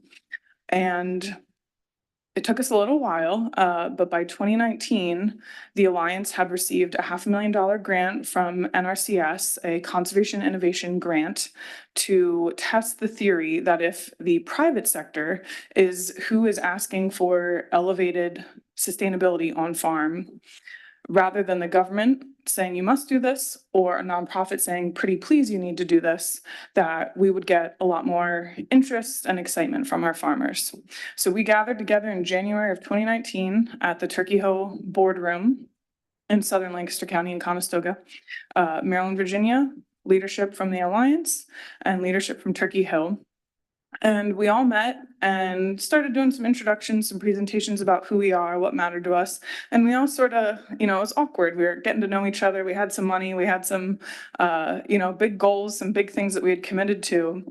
And about 20 minutes in, once we all really talked about who we are and what we want to accomplish, we just had this beautiful moment where you could feel shoulders relax when we realized that we were all here for the same reason, and that was to help farmers do this work, make it make sense for them and really serve our farmers more than anything else, build something that worked for them. And those are the shared values that really grew our partnership. That's the roots of our partnership. And I really think that's what's led us to be as successful as we have been. We're always putting the farmer first and making sure that whatever we develop makes sense for our farmers. So you can move on to the next slide. So a little bit more about Maryland Virginia Milk Producers Cooperative Association. They have more than 900 farmers. Even though their name is Maryland Virginia, 70% of those farmers are in Pennsylvania. David, well, I was gonna ask, does anyone know who in this group, in this room, has some involvement with Maryland, Virginia, but it is in fact, David Grable over here. So he could probably share a little bit of history. I know that they're over 100 years old, and I think the majority of their farmers at one time were in Maryland and Virginia, and probably not at all in Pennsylvania, but that has evolved. And about 70% of those farmers are plain sect, so they belong to the Amish or Mennonite communities. And I can share more if you all would like about what Amish or Mennonite. Does anyone want me to share right now a little bit more about our Amish or Mennonite communities, what that means, or is everyone pretty familiar? Sure. Okay. So we have really the heart of the plain sect community is Lancaster County. A lot of our farmers just live in sort of like a pre-technology era. So they actually call people that aren't plain sect English, because back when they emigrated here, it was the Germans that a lot of them are still remain Amish, or you were English. And so they still call it, like, we would all be considered English because we are non-Amish, non-Mennonite. So they have a lot of different communities with varying rules, but for the most part, they're not using electricity. They do not drive automobiles themselves. They're using horse and buggies. They're using, very old-fashioned equipment to do any of their agricultural work, and really depends on the community that they live in and the leadership in that community, whether or not they can have a cell phone or do various things along those lines. But they farm in a much different way than we would all farm. The English would farm. And so they present their own challenges when it comes to implementing conservation practices. So a lot of Maryland, Virginia farms are plain sect. You can see that the average farm size for Maryland, Virginia is very, very, very, very small. If you were to look at the average farm size across the country, so average farm size is 125 cows, and the range is from 50 to 2,000. So still very small compared to the rest of the country. They now have 6 milk processing plants, and just some of the numbers as far as the amount of milk that they process. Oh, I guess I had tried to update numbers, but it looks like somehow they didn't get updated, unfortunately. But anyway, these numbers have grown. Oh, no, they are updated. I just didn't update. Those are 2023 numbers. It's just that 2021 is still listed there. I apologize, everyone. I was making some last minute updates. And so they have 900 employees, and they are just a really, really special co-op. Very, very committed to their farmers, and the fact that the majority of their farmers are plain sect, and that they all are a little bit of a more small to medium sized co-op, created the perfect opportunity for us to develop something like we did with them. So you can move to the next slide. Just a little bit about the Alliance. Our mission is to bring together communities, companies, and conservationists to improve the lands and waters of the Chesapeake Bay. We have offices in Pennsylvania, Maryland, DC, and Virginia, and do have one staff person in New York. We have tapped into, via grant funds, state cost share, and other sources. We estimate about $45 million specifically for our partnership with Maryland, Virginia milk producers.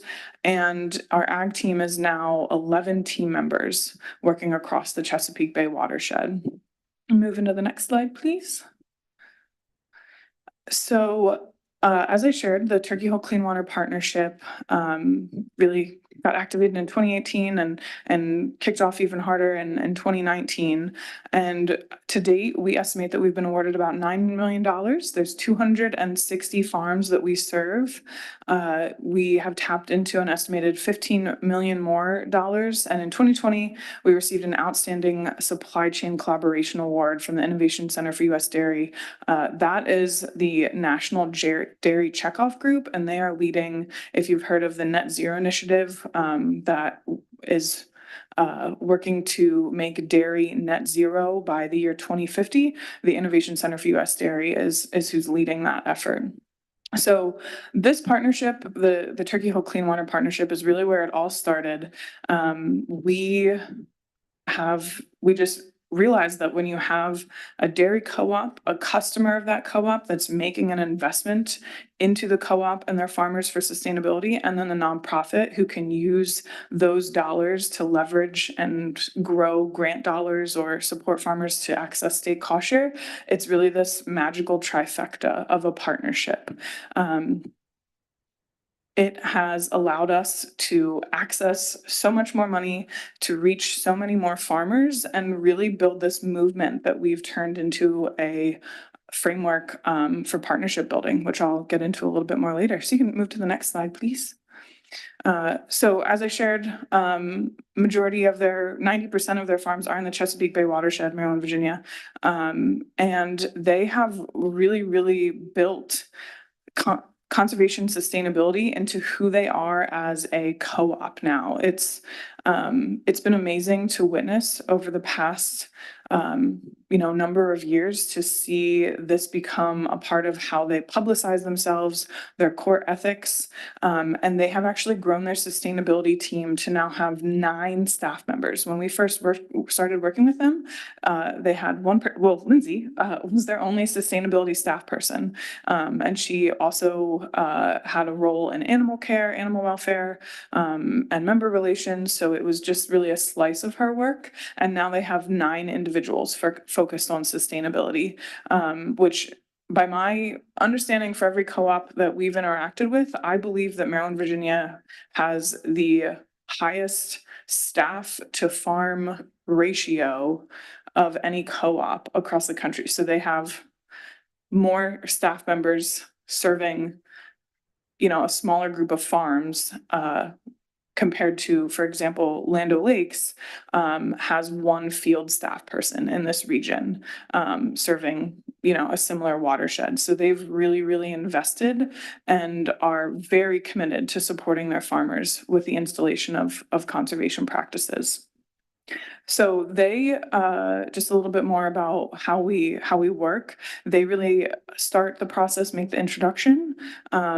It's been a complete game changer for us to be able to send a mailer to, a certain geography, a certain watershed, a certain number of counties, farms, asking them if there's any interest or need for conservation practices, and then start by really working down the list of low-hanging fruit of those that respond to that survey.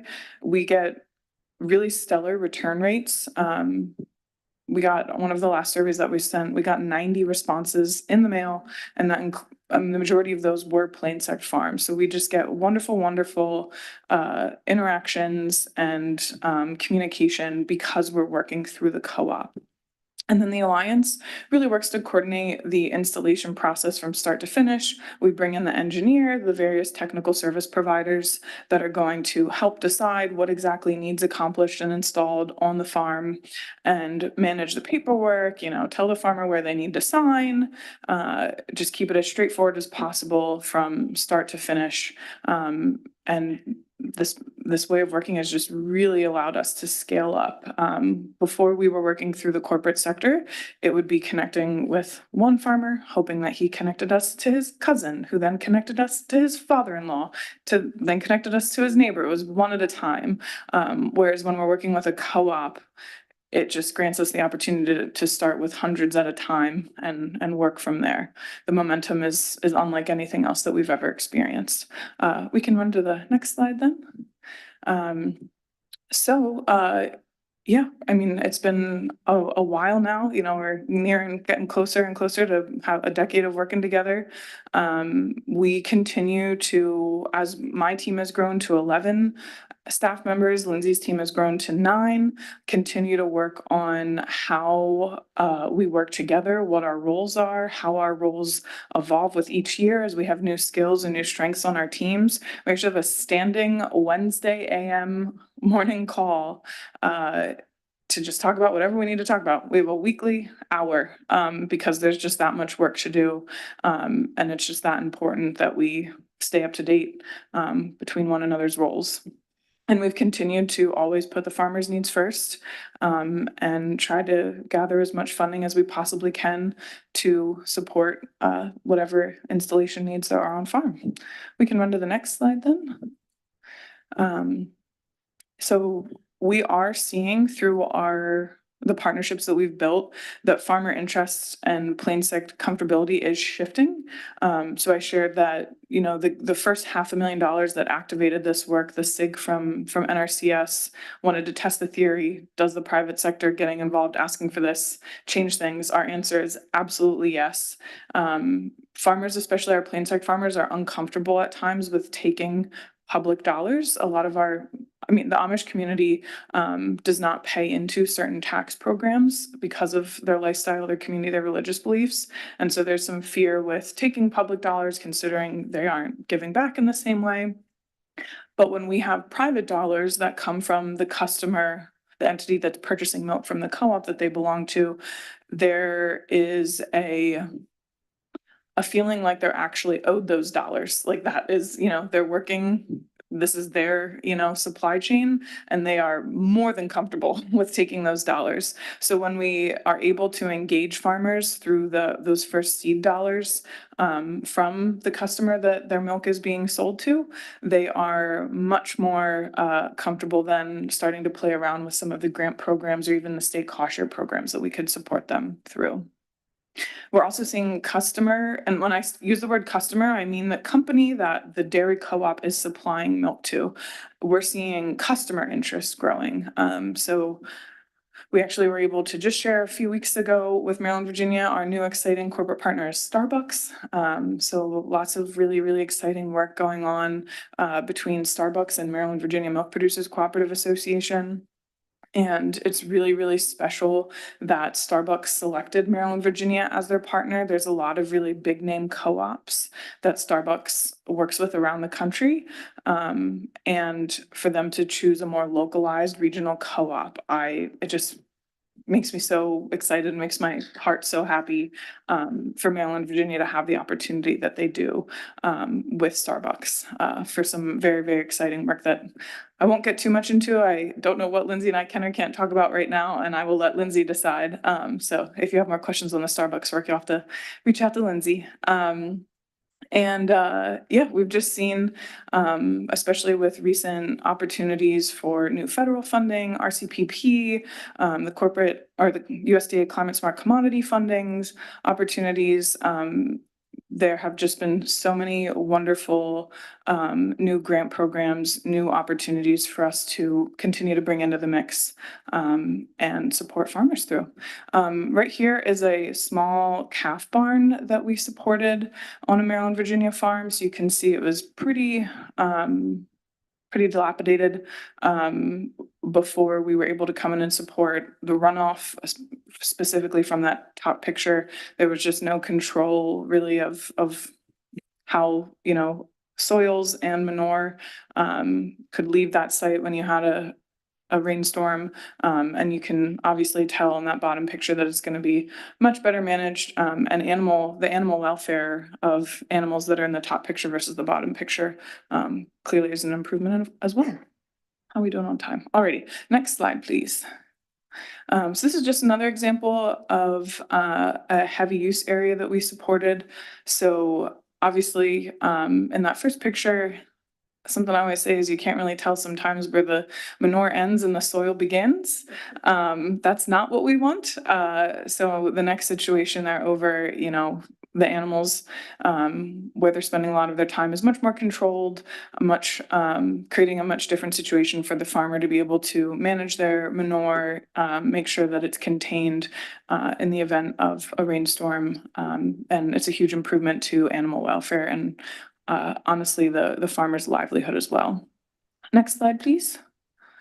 And then this is a riparian forest buffer that we installed as well. The Alliance actually requires a riparian forest buffer on every single farm that we work with. If a stream runs through your property, we made this sort of took this leap of faith with Maryland, Virginia a number of years ago and weren't sure what was gonna come out of it, and it's been this requirement. You know, we were nervous about how many farmers would say, no, we're not gonna work with you then. We've had 2 farmers say no. So when there's, you know, various conservation communities that get really scared of requirements, you know, certain strongholds that we want to make for water quality, for ecosystem health, when we're providing major benefits to the farm's operations, we really don't feel that it's too much to ask for to require a 35-foot riparian forest buffer, because in the many farmers that we've worked with Maryland, Virginia, we've only ever had 2 say no. And we've worked with close to 200. So there's been quite a lot of farmers that have been absolutely willing. And it just makes such a difference to have that little bit of space, you know, bring trees back to the stream. And we've been thrilled that Maryland, Virginia was willing to take that leap with us. And they're one of our biggest advocates for riparian forest buffers alongside the Alliance. And next slide, please. This is a quote from a farmer, a Maryland, Virginia farm that was supported by the Turkey Hill Clean Water Partnership. For the sake of time, I will not read it, but hopefully that gave you enough time to read it. We can move to the next slide. Alrighty, so out of the partnership model that we've created with Maryland, Virginia and Turkey Hill and various other customers, the Alliance is also now working with Land O'Lakes and Hershey. And this partnership was inspired directly. We actually were introduced to Land O'Lakes by a farmer that was asking for support from Land O'Lakes in the same way that their Maryland, Virginia neighbors were getting support, which is just really funny that's how the connection occurred. And Hershey has wonderful climate and water quality goals that we've been able to really strategize around. And then EPA, working with Kelly and Adam, has just been huge in being able to push this partnership forward. And we actually were able to get Hershey to invest an additional, started with $300,000. Last year, Hershey invested an additional $1 million that EPA matched with $1 million. And if you move on to the next slide, it took a little bit of creativity to get that partnership to work, because Hershey right now is more so focusing really on, you know, greenhouse gas emissions. That's what they have set goals in. Water quality, they should be releasing goals within the next year or 2. Internationally, the policy for how companies should be completing this work is not finalized yet for water quality. That's the reason that greenhouse gas emissions are the priority right now. And so when working with Kelly and Adam to look at how we might be able to pair dollars for Hershey's investment and EPA's investment, we had to be really thoughtful. So that we ended up deciding for Hershey's dollars, EPA was willing to be flexible and allow Hershey's investment go towards specifically practices that had a climate benefit. And then the dollars coming from EPA went to practices that had a dual water quality and greenhouse gas emissions benefit. And this little Venn diagram here took a long time. Kelly could tell you. This is complicated work, and it started in 2021. It took a long time to decide what practices we wanted to prioritize, how we wanted the money to flow. And a big piece here that's not illustrated on this Venn diagram is that, again, the majority of the farmers that are supplying to Hershey through Land O'Lakes are plain sect. So things like cover and flare, you know, solid liquid separators, aeration, anaerobic digesters. We don't have technology that fits an Amish farm for any of those yet. So we put a lot of work into trying to figure out what practices we could prioritize for this funding opportunity that would still allow us to support Amish farmers. So this has been a lot of work, and it really feels like we're still just getting started here. We know that Hershey has more funding that they want to commit, but this has been a wonderful example of how EPA can support and really activate corporate engagement and invest in a way that really inspires the private sector to match and increase their investments. We can move to the next slide. So I think I'm right on time, but just to talk a little bit about the roles. So I've shared that Maryland, Virginia is really their main focus is communicating with their member farmers, bringing them to the table, and making connections with customers who are interested in making an investment. And then the Alliance works to leverage those investments to create a larger pot of funding. We also work with the customers alongside Maryland, Virginia, or whichever dairy co-op we're working with, in the case of Land O'Lakes as well, to help build out strategy. Sometimes I refer to the Alliance's role as a sort of design build, because we do play a role at the very beginning to help our corporate partners figure out how their larger, either international, national, the goals that they're getting from their shareholders, what that's going to mean for the community that they're working in, and really building a specific strategy for them in the region, you know, in the community that they are supplying from. And then the build process is that we then, after we have that strategy built, or after we have that strategy designed, we work alongside the co-op to take that right out to the farm and immediately support farmers in the implementation of the practices that have been prioritized by that strategy. We lean on the customer to continue to let us know what their goals are, what we need to prioritize, and provide financial support. And then EPA is able to provide additional funding that, you know, makes the opportunity of what we can accomplish even larger. And also share the stories of what we're doing. So something that the Alliance is particularly excited about is the peer pressure that we can build within the ag community around companies that are committing to this work.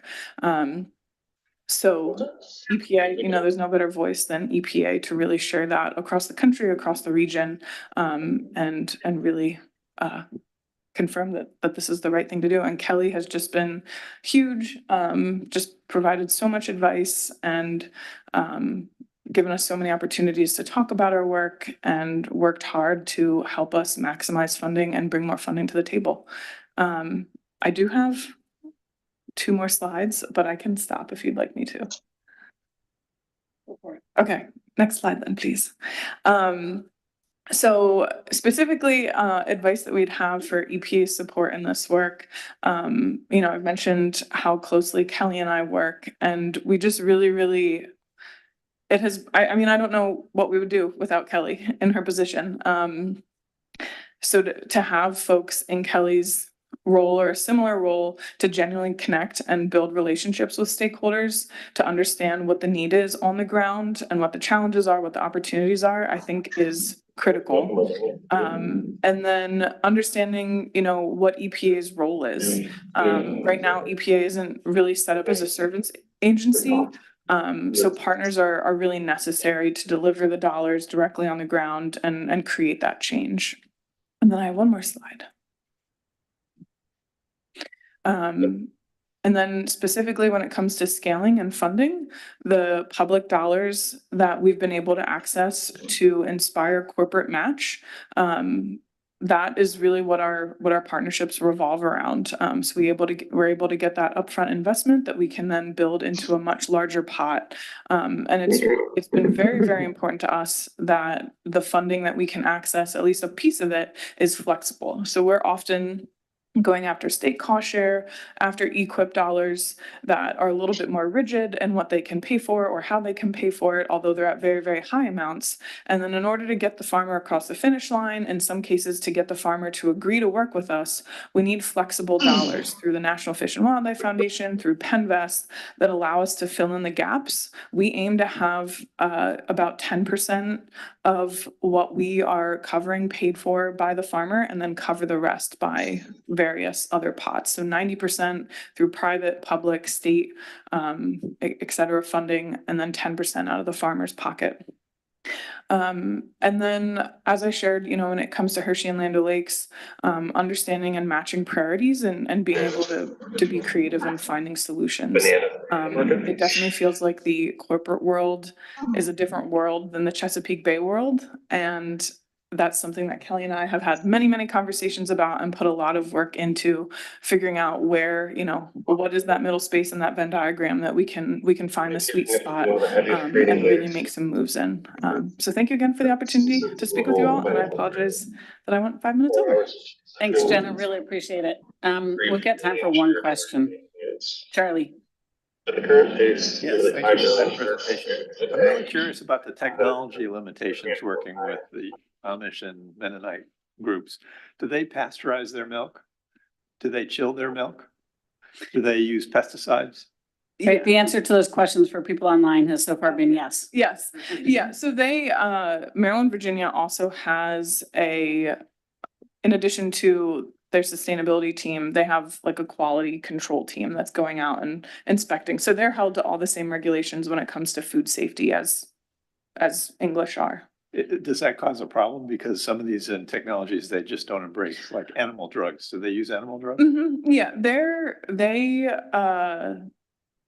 when it comes to like, when it comes to jobs, the rules are, they're allowed to follow rules as it relates to how they need to. So if there's Amish farmers that are even electricians, which is hilarious, but there's a diversity of careers, there's a diversity of what's allowed based off of the community that they live in, but where there's the most flexibility is what they need to do in order to make money. So for their dairy milk to be sold, they do follow those rules. Thank you. I've been told we can be a little bit flexible in time, so I'm gonna go for Matt and then James. And Sarah, you're the last one. In the meantime, Bill Kauser, can you put your microphone on mute, please? Okay, Matt? So I'm just curious if you're bucking up different sources of income to get this 90%, which is incredible, and I applaud you. If you're working with equip funding, do you have to meet the standards that they're doing? So that flexibility that you're talking about is for projects that are not. No, it's so anything that we install for no matter the funding source, we're following NRCS guidelines for design and engineering and installation. It's more so cost wise, what is what we can fund, or in some cases there may be more funding needed for engineering and planning that NRCS might not cover. So for example, a farmer needs a CNMP, which is like a more hefty conservation plan in order to apply to our RCPP, which is a grant that or a funding source that the Alliance has. And we know that when we have a farmer come into the application process, they are going to be strongest. It's most likely to get them approved by NRCS if they already have a CNMP, rather than bring them in and hope that NRCS will cover a CNMP. So we may use dollars from Hershey to pay for that CNMP, which costs about $15,000, get that farmer set up so that we can move as fast as we can and get them to implementation as fast as we can. So it's more so different levers along the process and bringing the cost share up to an amount that is more comfortable for the farmer. Or in some cases, helping the farmer if they can't afford upfront payment. Sometimes there's ways that we can help come in, because a lot of our state programs only pay once it's been installed, and we don't have farmers that can upfront the dollars and wait until after it's installed. So it's more so flexibility in process than it is specifically what BMPs can or can't be covered, if that makes sense. James? Jenna, thanks for this presentation. Really great work and a great presentation. Thank you. I've been really curious about the collective action nature of this and community engagement. So is there a a co-op meeting, a watershed meeting? Is there something, a field day that sort of catalyzes people's participation? And did EPA play a role in that? Do you mean specifically within the individual dairy co-ops amongst farmers or amongst the conservation community? Yes. Okay. Well, have you heard of the Lancaster Clean Water Partners? Okay, so we actually have a collective impact group specifically in Lancaster. It's called the Lancaster Clean Water Partners. I'm actually currently the chair.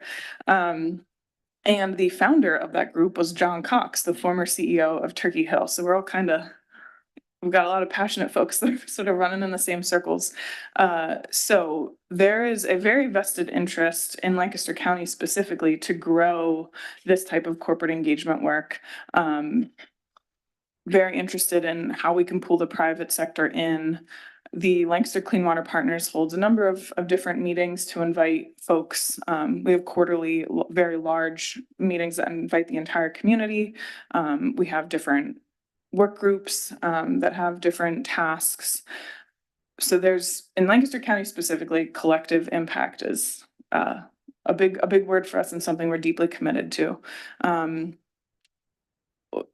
So specific to the co-ops, so Maryland, Virginia, does hold annual meetings where they speak about this work.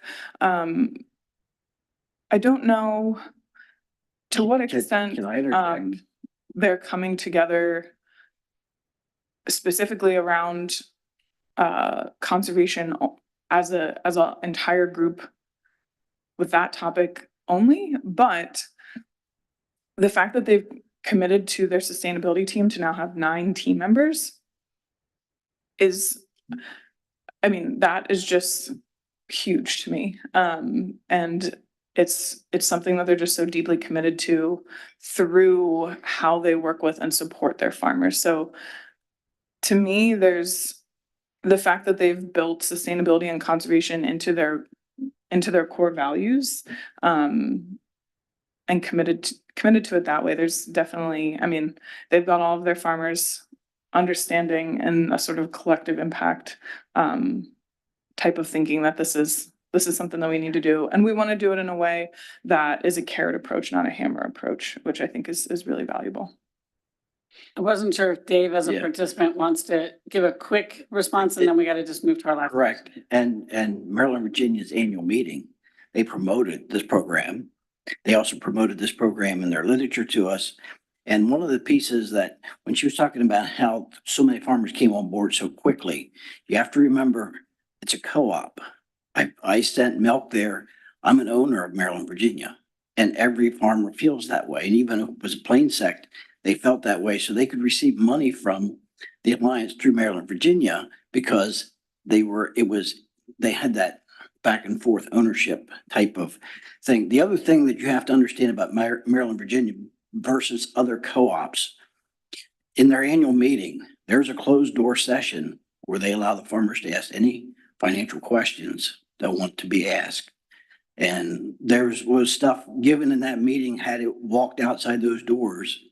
I won't even say the names of the companies, but had they known what financial information was given, it would have been detrimental to Maryland, Virginia, because they were telling us stuff about the company's operation. And that's the kind of level of trust Maryland, Virginia gave to their producers. So whenever the alliance came in and they coupled with Maryland, Virginia, Lindsay's job was a whole lot easier.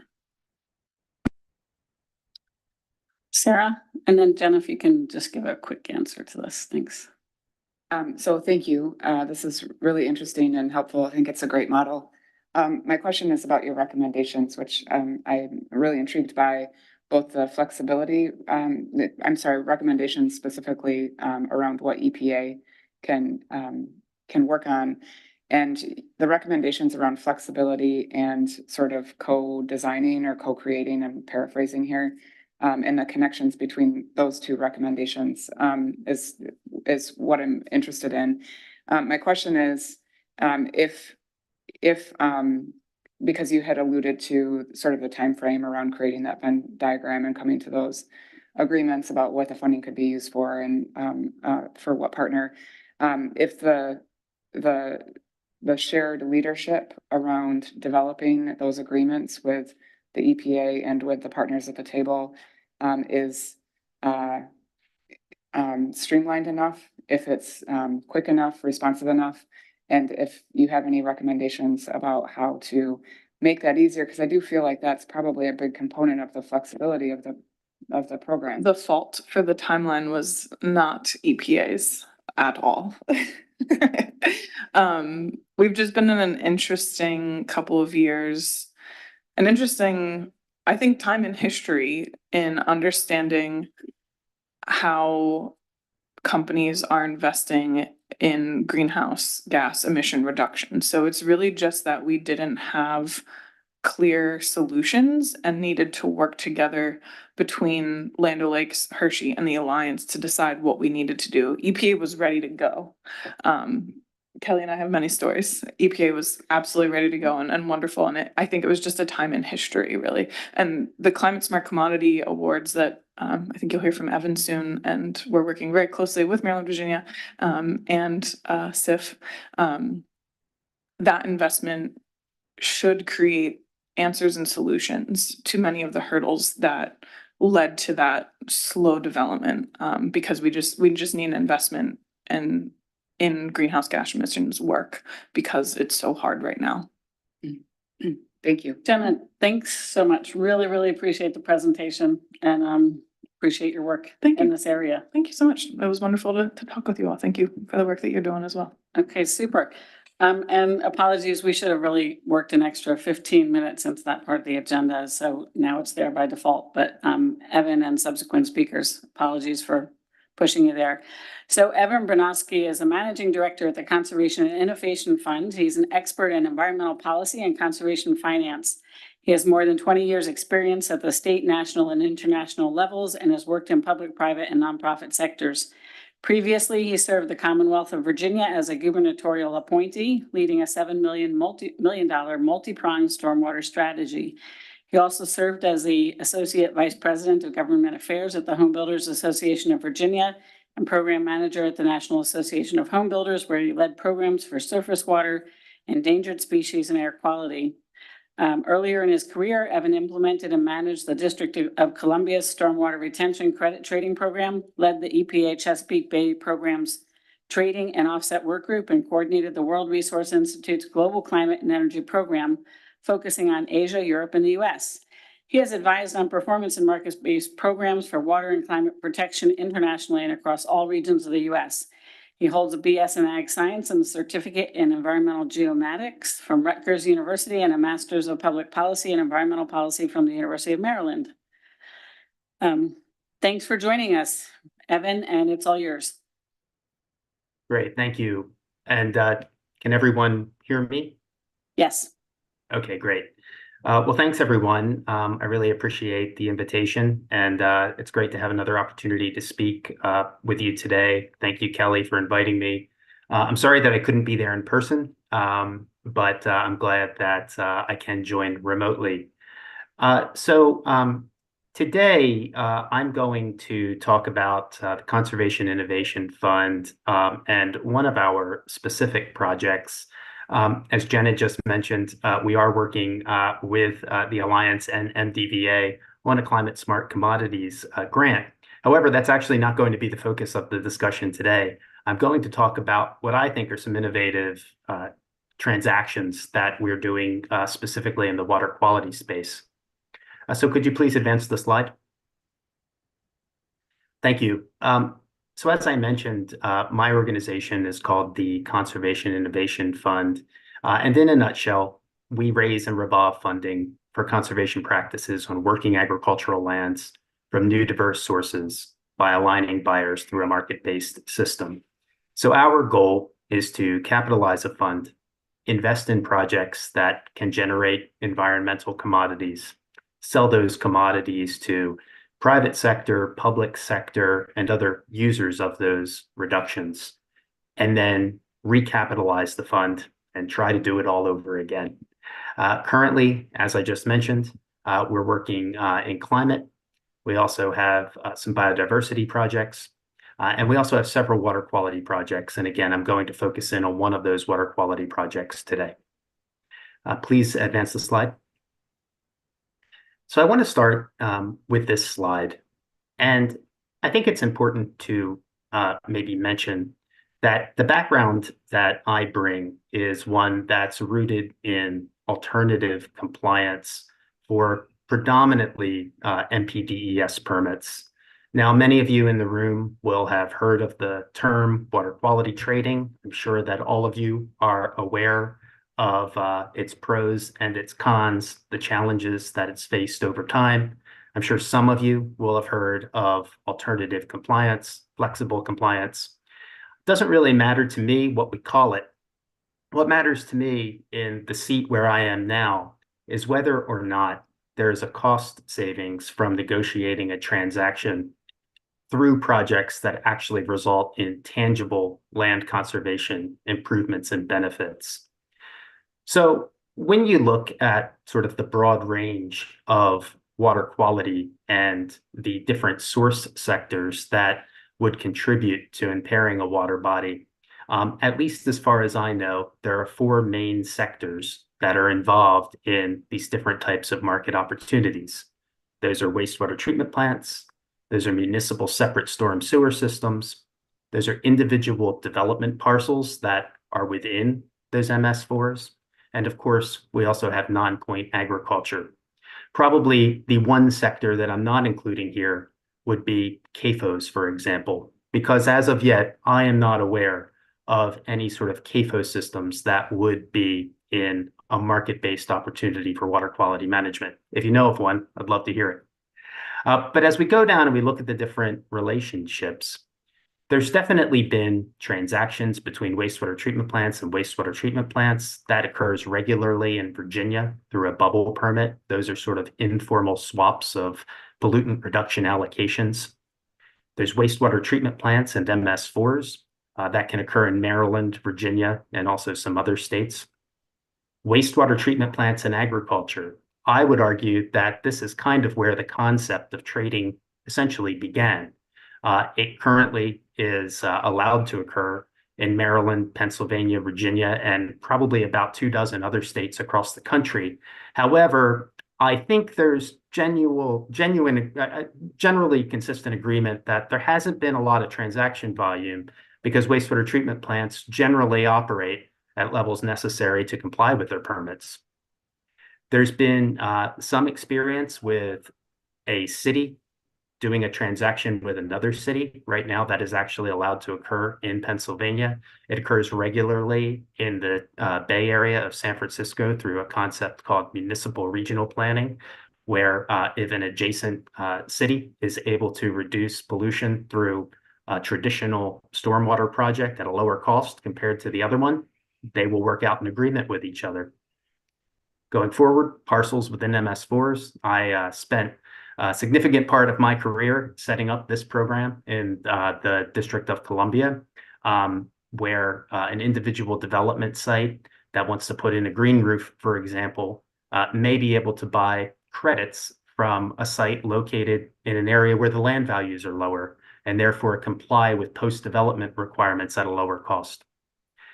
Moving forward, that same concept has now been applied to agriculture. There's a really innovative program in Wichita, Kansas, where development sites in the downtown core can provide payments to working agricultural land to reduce the same pollutants that those development sites are regulated to reduce themselves. But today, what I want to focus on is MS4s and agriculture. And the reason why I'm excited about this is because, at least in 2 states, Pennsylvania and Delaware, both of which I'm going to speak about, just like across the country, there has been a focus for many decades on reducing stormwater and the pollutants within stormwater runoff through traditional stormwater projects. These are the things like street sweeping. These are the things like curb bump outs. These are your constructed wetlands.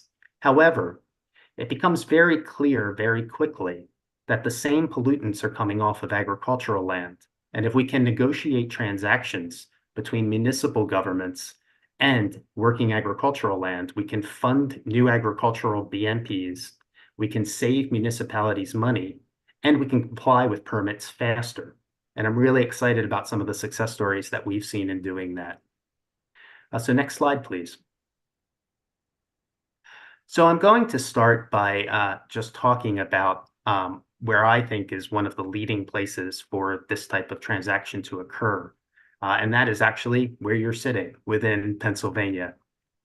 Pennsylvania, like many other states, has a general permit that it issues to municipalities depending on their size. And when I say size, I mean their population. And they are required to reduce nitrogen, phosphorus, and sediment in their stormwater runoff, usually on a 5-year cycle. Pennsylvania is somewhat unique in that it has a lot of phase 2 municipalities, which are smaller municipalities. You may have heard of phase 1 MS4s. Those are your larger cities. So those would be, think your Philadelphias or your Washington, D.C.s. However, some of the smaller places like East Lampeter Township, which is right next to you, Kennett Township, and a scattering of almost 70 other smaller municipalities throughout Pennsylvania face what's called a phase 2 permit. Within the phase 2 permit within Pennsylvania, there's some really innovative language, and I've highlighted it here on the screen. So you can see within the permit itself, there is a section that allows offsets. And it says an MS4 may propose stormwater pollutant reduction BMPs, et cetera, et cetera, et cetera. And then you get down to what I think for the sake of the conversation today is the heart of the matter, by using best management practices at agricultural operations. And right there, that is the authorization that allows these innovative types of transactions to occur. So my firm, Conservation Innovation Fund, picked up on this language probably about 7 years ago now. And we started working with several local governments, but we've had really great success in 2 thus far and aspirations to go bigger. But those 2 are Kennett Township. And so this is a really picturesque township that's right outside of Longwood Gardens, for any of you who might be familiar. It's right along the Brandywine Creek. It's sort of in the founding original area where the DuPont family got started. So just a really beautiful area. Highly recommend that any of you who are interested go to visit. And then East Lampeter Township, which again is immediately adjacent to where you're sitting in Lancaster. So if you could advance the slide, please. So in Kennett Township, I just show you here a snapshot of a map. And what you can see on the left-hand side is the borough of Kennett Square. And immediately surrounding the borough of Kennett Square is Kennett Township. As you can see, Kennett Township is actually, from a water quality perspective, in a pretty complex area. It's in the Delaware River Basin, but it's also bisected by 2 subbasins, the red clay and the white clay. And Kennett has a significant challenge in reducing pollutants in that red clay portion. So when we were able to come in and say, well, we think that we could do cost-effective agricultural practices, I think it really perked their interest and they wanted to work with us. So in Kennett Township, we were able to enroll 1 producer. And again, that's really all it took, because that 1 producer had a pretty significant area that we were able to put projects in on. I believe our ultimate acreage where we were putting in projects was around about 250 to 300 acres, which is actually quite a large row crop operation in this part of the country. We ensured that that farm met eligibility requirements. So the eligibility requirements are pretty extensive. And because we really were at the leading edge of doing these types of transactions, we actually worked with the state to determine what those eligibility requirements needed to be. They were requirements such as having a conservation plan developed and in place, being within the jurisdictional boundary of the purchasing municipality if we were going to propose annual practices, or being within 1 mile of the jurisdictional boundary if we were going to propose a structural practice. And a structural practice, an example would be like a buffer, for example. We ultimately settled on financing high residue no-till and cover crops. The pollutant of concern in this area was sediment. Even though we did quantify the pollutant reductions for phosphorus and nitrogen, we assigned the sale price to the sediment pounds. And with high residue no-till and cover crops, we actually got the biggest bang for the buck in terms of financing them and then being able to turn a profit. Because this was in the Delaware River Basin, we used MapShed, which is a model that's been used extensively throughout this area and was actually also used for the development of some TMDLs that were in the area. And so we kind of rapidly became experts on MapShed and were able to apply it. We also had to do many on-farm methodologies. So we had to ensure, for example, that Russell II calculations came in below a threshold level. We had to do some additional calculations to determine delivery factors into the impaired water bodies. But we were able to work all of that out and work with DEP to ultimately get approval for our project. And the permit is imminent. It'll be an exciting day when the permit gets issued. It's been a long time coming, but the permit actually just went through its final public comment period. It was my understanding it was actually going to be issued last week. However, last week came and went, so I'm expecting it'll really be any day. So we're pretty excited about it. Next slide, please. So the next one that I want to talk about is East Lampeter Township. And again, where in Kennett, it was originally that kind of proof of concept, and we enrolled 1 producer. In East Lampeter Township, we're enrolling 12 producers. I say enrolling because this is active. We've actually gotten, I can say we've actually gotten all 12 on board thus far. We're just working out some final details in order to get them sort of 100% tied in and committed to installing the projects over the permit term. But I'm quite confident that we'll have that all finished by the time the permit gets issued. All of those 12 producers had to also meet the same eligibility requirements. You can see in the map there on the left-hand side, there is an area that's delineated in purple, and that is the extent of East Lampeter Township's urbanized area. So that is the jurisdictional boundary that determines their permit compliance limit. And it's based, in this case, on the 2010 census. And what's interesting about that is you can see that there are portions of farms that are not within that purple boundary. And again, those are the areas where we had to do structural practices. We couldn't do annual ones.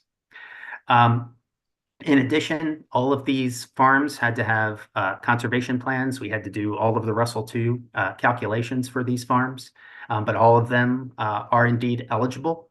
And so it's pretty, I think it's a pretty significant accomplishment to be able to say that we're going to enroll 12 farms in sort of this innovative compliance approach to a stormwater permit.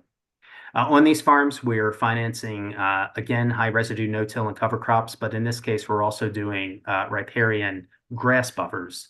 We're not doing riparian forest buffers because in terms of the pollutant reduction that we were going after, we actually found that the grass buffers could actually get us a little bit more reduction than the forest buffer could. Because this is the Chesapeake Bay, we used the Chesapeake Assessment Scenario Tool for our calculations. So again, we're not using MapShed because we crossed a watershed boundary in moving from Kennett to East Lampeter. But CAST has been great to use. And again, we did those on-farm methodologies. We just, probably about 2 months ago, gave East Lampeter Township a full permit application appendix. It's called their pollutant reduction plan. They've submitted that to Pennsylvania DEP. DEP has done their initial review, and now we're just kind of working out some remaining details. But again, I'm pretty confident that this is all going to get approved. So it's, again, I use the word exciting. Next slide, please. So, you know, with these kind of two successes, I think the question then becomes, you know, is this working and where would you like to go next? And I'll just pause and say, you know, is this working?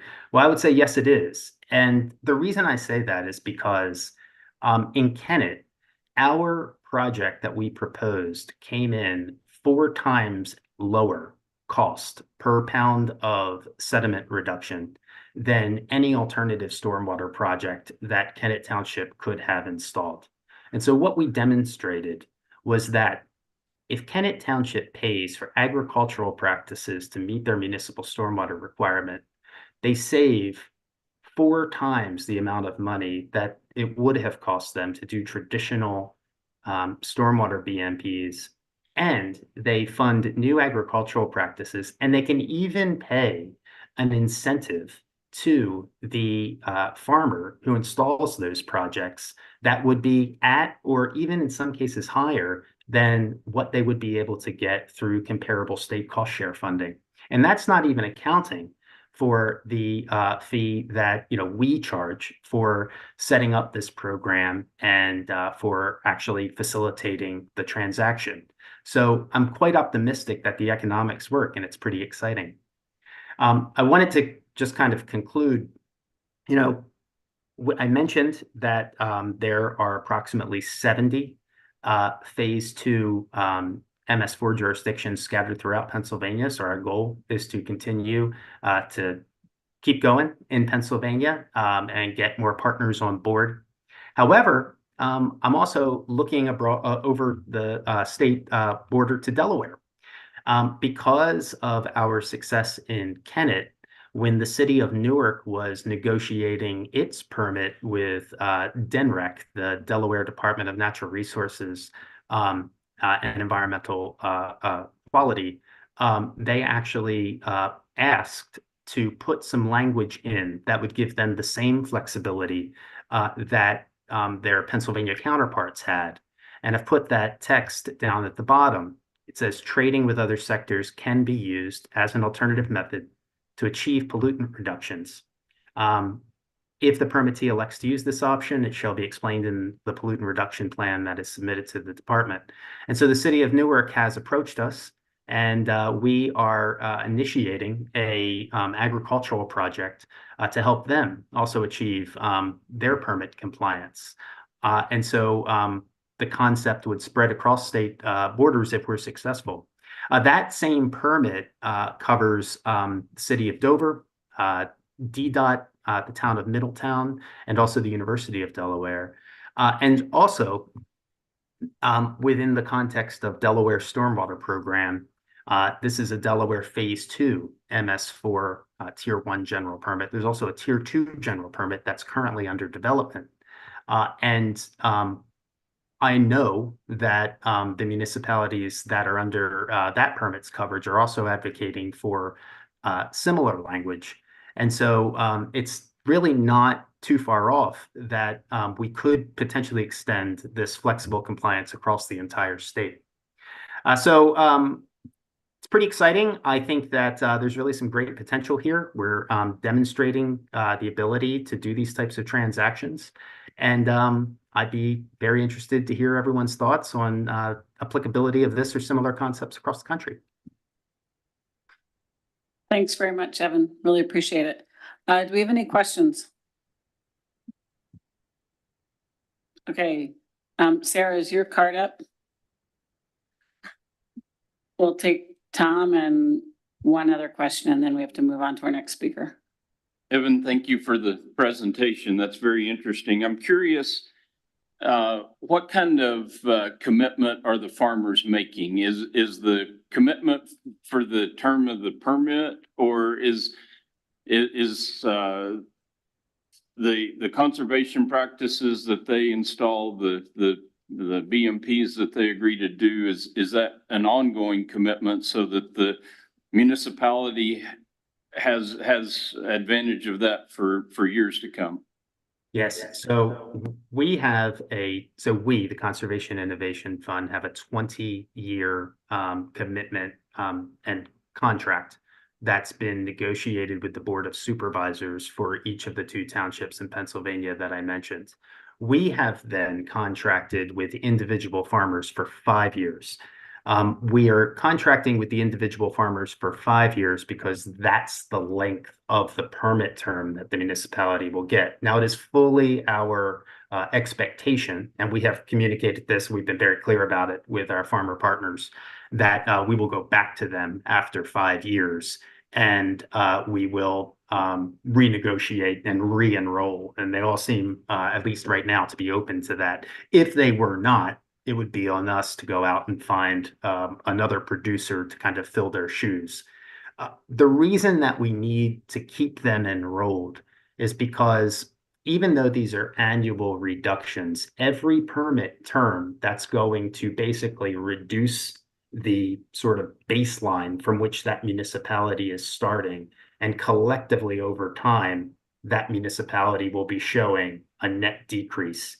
So this whole concept of sort of temporal matching, it's really important. And it's an area that we had to focus quite a lot of attention on, but I think we have a workable solution on it. It's a really great question. Ryan, and great to have you with us. Yes, sorry I was late. Thanks, Evan. This is Ryan Smith. I'm with Deno North America. Great presentation. I'm sorry if I missed this, but you said you're using, tools and different methodologies for measurement, Russell 2, et cetera. Are you doing any in-field testing, edge of field testing, edge of pipe testing, or monitoring, I should say, not testing, monitoring, or adding any sensors to the field or anything like that? No, we are not. The reason that we are not doing that is because, the 2 models that we're using, the Chesapeake Assessment Scenario Tool and MapShed, have a very long history of development in these areas, and they are sort of regularly verified. Their BMP effectiveness rates, the various assumptions that go into them, they're sort of independently verified in an entirely different process. And in fact, in the case of the Chesapeake Assessment Scenario Tool, that occurs really at the highest level. It's called the Principal Staff Committee, which is representatives of elected officials who kind of oversee the research that goes into that model's integrity, its assumptions, et cetera.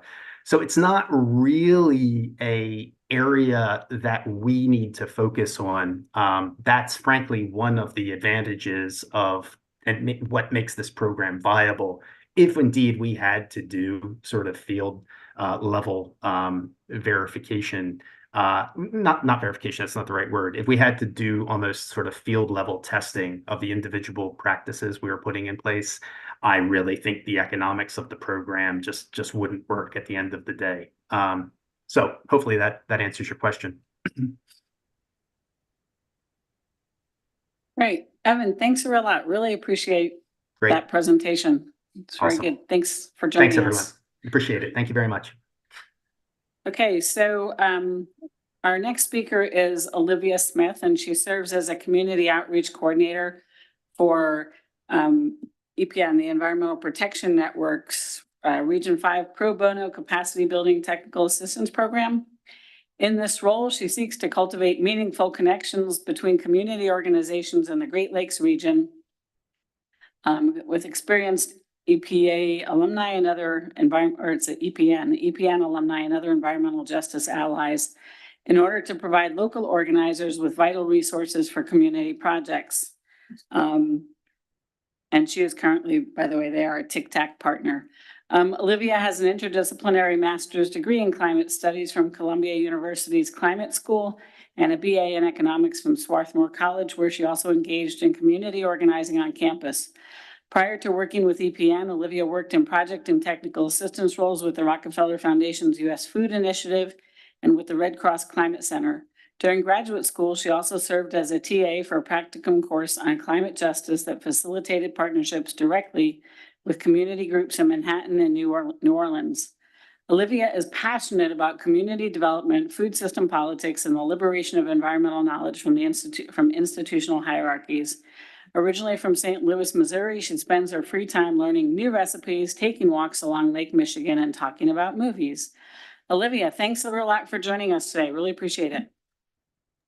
Yeah, thank you for having me, and thanks for that introduction. I don't usually hear that read back to me, so it's a little bit jarring, but I appreciate that. And thanks for showing my slides. I want to just say with the caveat that I haven't had so much time to prepare. This is definitely something, I'm very new to the Environmental Protection Network. I joined in April. So I just want to manage the expectations that I'll be speaking from experience of 4 months, and specifically to Region 5. And the work that I do there, though I've tried to kind of provide some general notes to help field your questions for this committee's charge as well. But thank you for having me. And without further ado, I'll get into a little bit more about who the Environmental Protection is and what we do. And so thank you for advancing the slides.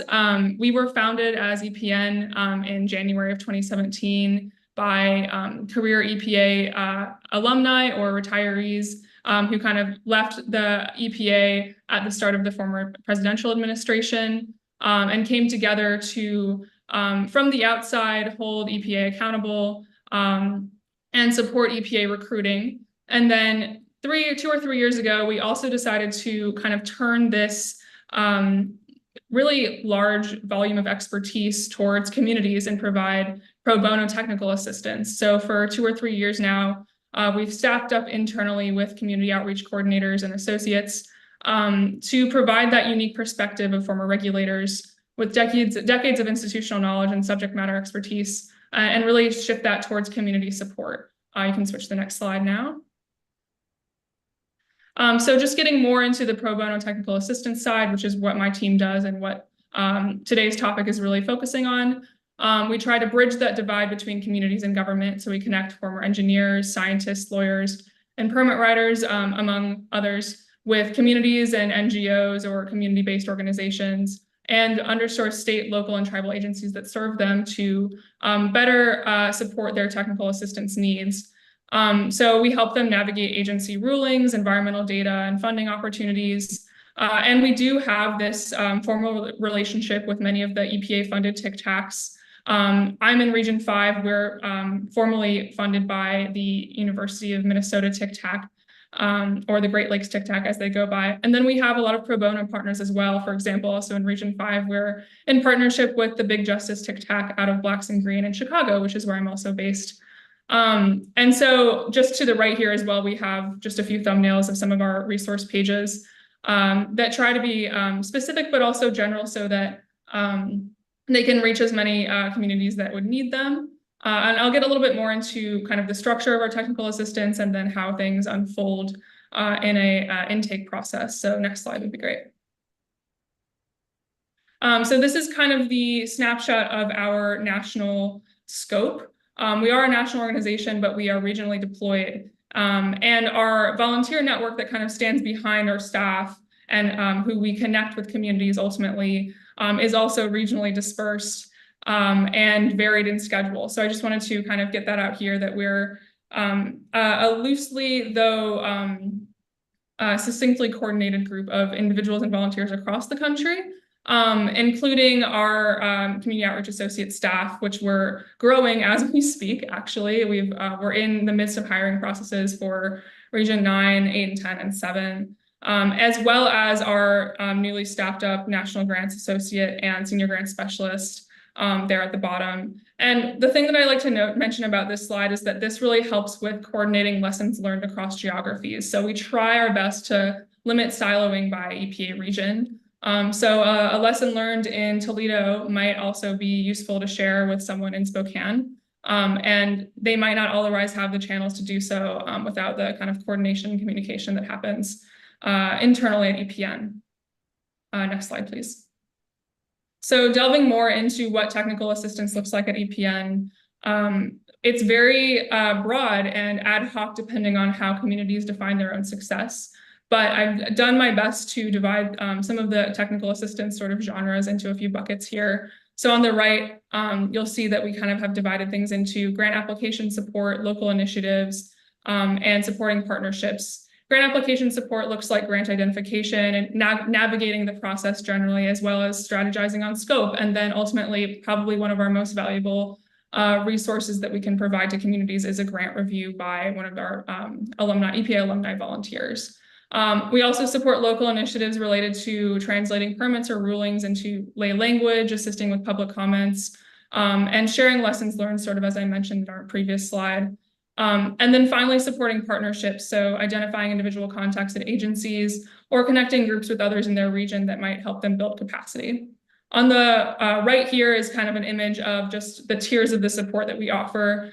They start with mass emails and funding guides and updates that can include templates or checklists related to specific grants and process guides along with them, or other sort of toolkits and share outs about deadlines or updates, as well as webinars and convenings, maybe to talk about a specific grant opportunity that's coming up, or other sort of ad hoc developments that it would be useful to share out in a large and live setting.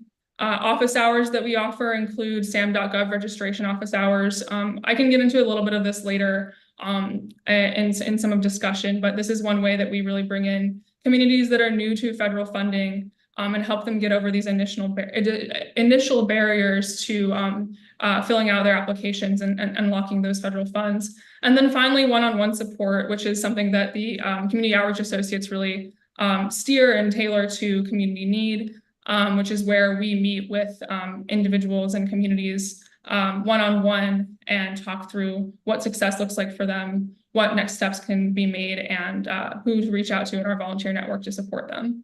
Next slide. So one-on-one technical assistance in action here starts with an initial intake form. It's very similar to if you've spoken with any of the TIC-TACs, the way that they do their intake, especially in Region 5, where we are so coordinated with the University of Minnesota TIC-TAC.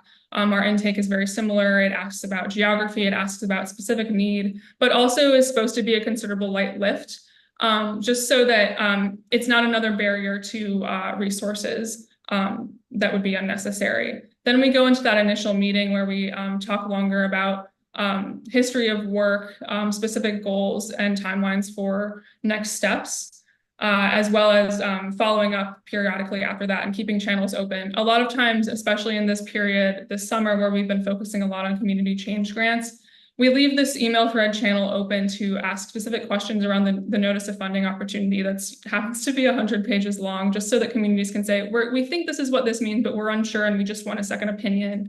Or what do you think about doing this specific strategy with this program? Would that align with this strategy in the notice of funding? Just so these questions, we try to frame it as no question is a silly one if you're asking it. We've probably heard it before, or it's something that we should study up on so that we know for the future. And then building that continued follow-up so that the relationship doesn't just end when a specific technical assistance task is considered completed, but that we have considered future potentials for partnership, as well as other needs for technical assistance in the future. Thank you. Next slide. Unless that's the end of my slides. Oh, this is also just one slide I wanted to add at the end, related specifically to community change grant support. A lot of these things have already been addressed, but I wanted to just include this to share that we are really focusing on federal funding this summer. And a lot of the work that we do here applies to community change grants, but also will apply to other grant programs that we focus on. And while our scope of work is beyond grant assistance, this is one of the things that we've put considerable resources into in the last couple of months. First for this proposal phase, and then we'll move into EPA agreement phases and post-award phases as we go and as these grant programs continue. And so this includes, in this proposal phase, at least right now, building up application resources, that one-on-one support, sam.gov registration, draft review, and then sharing out federal funding updates as things progress. Next slide. If that's it, I do have a couple of notes, but I did just want to ask for general questions now at the start. Does anyone online have any questions? Anyone in the room? I have a question. I won't be surprised if you might not know the answer, given it's the Environmental Protection Network. I guess my curiosity with respect to Tic Tacs in general is, are they only providing assistance with EPA grants or other federal grants, other state grants as well? I can definitely answer that question. Thanks for asking. No, our scope is not limited to EPA funding opportunities.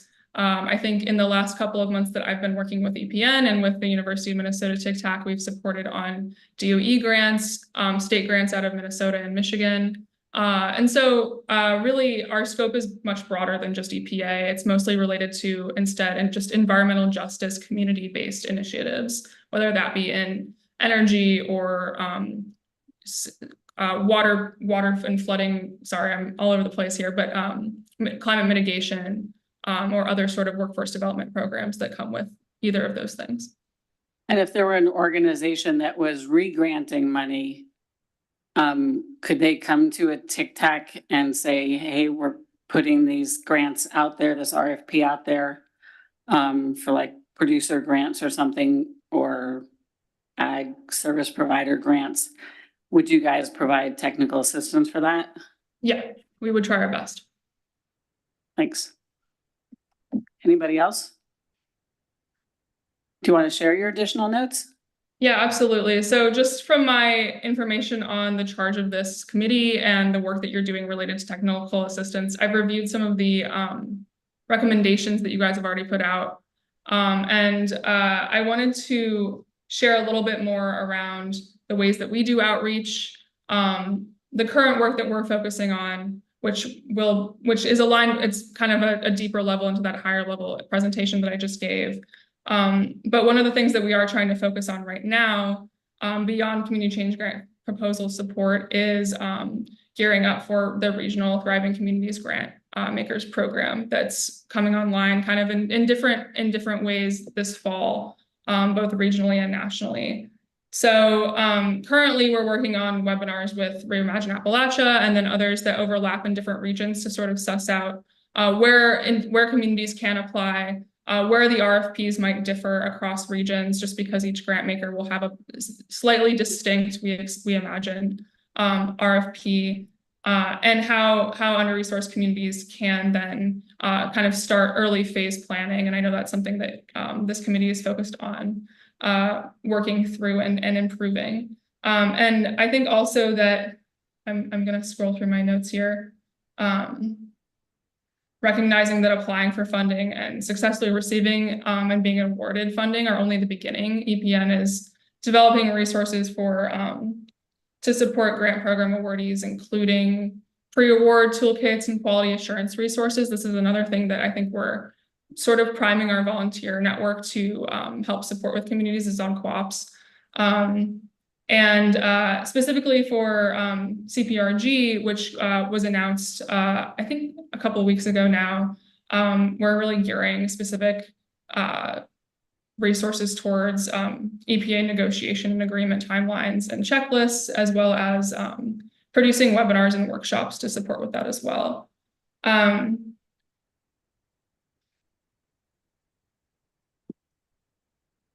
I think another thing that I want to emphasize here, in terms of a gap that we have in our resourcing, is related to how we provide wraparound support for grant funding. We can support communities with project scoping and timeline planning for their proposal.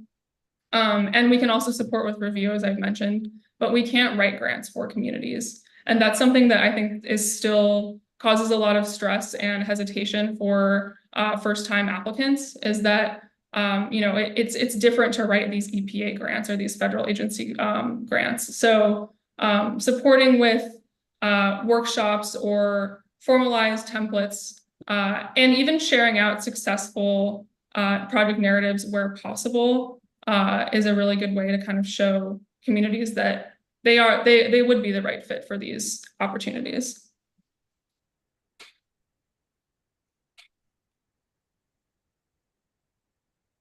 I can continue, but I am just kind of parsing through my notes now. So if there are other questions, I can take them. Oh, Tom, thanks. Well, Olivia, your last comments kind of touched on the question that I wanted to ask. We've discussed a lot the small rural communities who don't have staff. A lot of times the people that run the water systems and wastewater systems are volunteers, and how do we connect? How do you get these resources to them and even make them aware that they're out there? And we discussed that quite a bit. I don't know that we ever landed on a good solution, but do you have any thoughts along those lines? How do we reach the communities that aren't plugged in, that don't have the staff and the technical resources that I think you're trying to provide? Yeah, I think that this is a challenge that we're also grappling with. And I will share that as EPN has grown, even in the last year, we've moved from just being an East Coast based organization to one that is really physically also present in the Midwest and on the West Coast. And part of that does allow us to be in person sometimes. So I had the honor of actually meeting Deputy Lucas in the Upper Peninsula a couple of weeks ago. And I think just being present and touching base with communities in person to hear about what their gaps and needs for technical assistance are, and really thinking about, communities always have ideas for how to improve, but showing them the marked out steps and pathways to getting there. That writing a 20-page grant narrative may seem very daunting, but there are guardrails in place. There are tools and templates out there that are possible, and saying that in person and establishing that trust face to face really does help. I know that that's maybe not as specific as you're looking for, but I think that especially with communities that are considered rural or remote, and this includes tribal communities as well, of course, establishing that trust that you're not just out in the ether, there if you need us, but really in present and on the ground is helpful. I also noticed in the recommendations that you already have listed, this speaks a little bit to the capacity constraints that you mentioned as well. Having I think it's recommendation 18, application processes that begin with LOIs or short sort of checks to see if proposals might be a good fit would be a really good way to kind of mitigate some of the risk that I think a lot of these communities that are low capacity see in taking these big steps to apply for federal funding. Knowing that there's always going to be an opportunity cost to devoting time and resources to writing these what are considered risky applications, is having that sort of form of embedded feedback, whether that's in this LOI check process or in a process like what's been advertised for community change grants, where you may be able to receive comments back if your proposal does not score highly enough. I think with that being said, that communication has to be shared around those timelines and around those opportunities to receive feedback needs to be shared in a clearly communicated way and with trust. So I could go on about community change grant internal deadlines that have been rumored or not rumored, but really making sure that communities feel like they're not being surprised by new opportunities for feedback if they're out there. Thanks, Sarah. Deputy Lucas. Hi, Olivia. Thanks for joining us today. I just have a really simple question. What are the most common requests that you get for assistance? And to what extent do they parlay into consistent barriers that you've uncovered? Absolutely. Oh, go ahead. I'll let you just answer that. I will say right now it is funding, and whether that be grant identification, we have this idea, but we want to know if it fits with these specific opportunities, or we are really excited about this grant, but we don't know if we can kind of meet the moment with our resources. Can you walk us through what's required? And I think what causes the most challenge in terms of how we can support and how we can't is that grant writing piece. But second to that is also supporting partnerships at the community level, we may know of other communities that are looking to apply for grants, but we can't assist them in building that agreement. We want that to be done kind of between communities, so we can, or between organizations. So specifically speaking to the community change grant, which is really, I think, the bulk of the work this summer that we've been doing, that partnership is required, but it's not something that beyond our templates and beyond the explanation of how things are structured out, that we can kind of be in the middle of, just because we're not on the ground with communities. We're still kind of at that meso level. In addition to that, I think a lot of groups are also looking, this is kind of outside of the scope of grant work, but a lot of communities are also looking for, polluting facilities in their area to be shut down. And while we can't advocate on behalf of communities, we can show them the pathways in which they can engage with local or federal agencies to learn more about the risks associated with these facilities, to hopefully produce community benefits agreements or community benefits plans around them. So showing them those avenues for engagement and advocacy on their own behalf is also something that we get asked about a lot.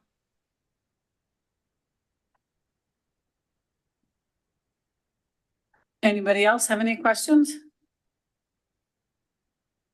Olivia, thank you so much for joining. I've one kind of small, would you mind question? Would you mind elaborating a little bit on like your partnerships with the Tic Tacs? Like, I think how are you guys maybe piggybacking on outreach? Like, are you having shared webinars? Like, how kind of what the distribution of roles is, and how much you're learning from your region and Region 5, how much you're working with the Region 5 Tic Tac in the same outreach, or joining an event together, or is it entirely kind of separate depending on the partners and their own networks and expertise? Thanks for that question, Felipe. I think it is partnership dependent, though it leans towards your initial kind of outline there, which is very hand in hand. For example, with University of Minnesota, one of their other partners, the Purdue Extension, coordinated a bunch of hybrid in-person and online webinars across the whole state. And leaders at the University of Minnesota and then myself co-presented very brief overviews of what possibilities were there at our different Tic Tac intake forms, essentially. If you're looking for this, come to this intake form. If you're looking to connect with an EPA volunteer, maybe go to EPM first. And assure that our systems are integrated. We actually operate in the same task manager and database, essentially. So we can see and collaborate behind the scenes, but knowing kind of upfront too, these are all of the faces, we're all working one and the same. If you reach out to one of us, you have access to resources that the other one has. So in Region 5 with the Great Lakes Tic Tac or the University of Minnesota Tic Tac, it is fairly integrated. I think that it is region specific though, and it depends on where capacity is. Some Tic Tacs have different capacity building timelines than others. So I think it's just a matter of not rushing or forcing things too on the Tic Tac side. But at the same time, from what I've seen, collaboration is pretty strong.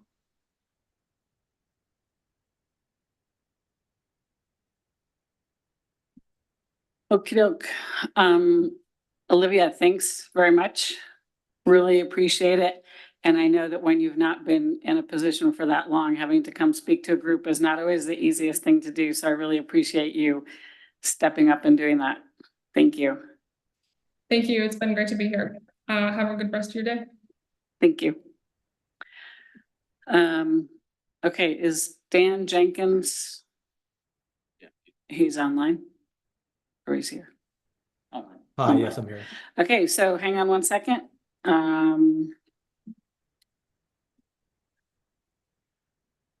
Wait a sec, why do I have?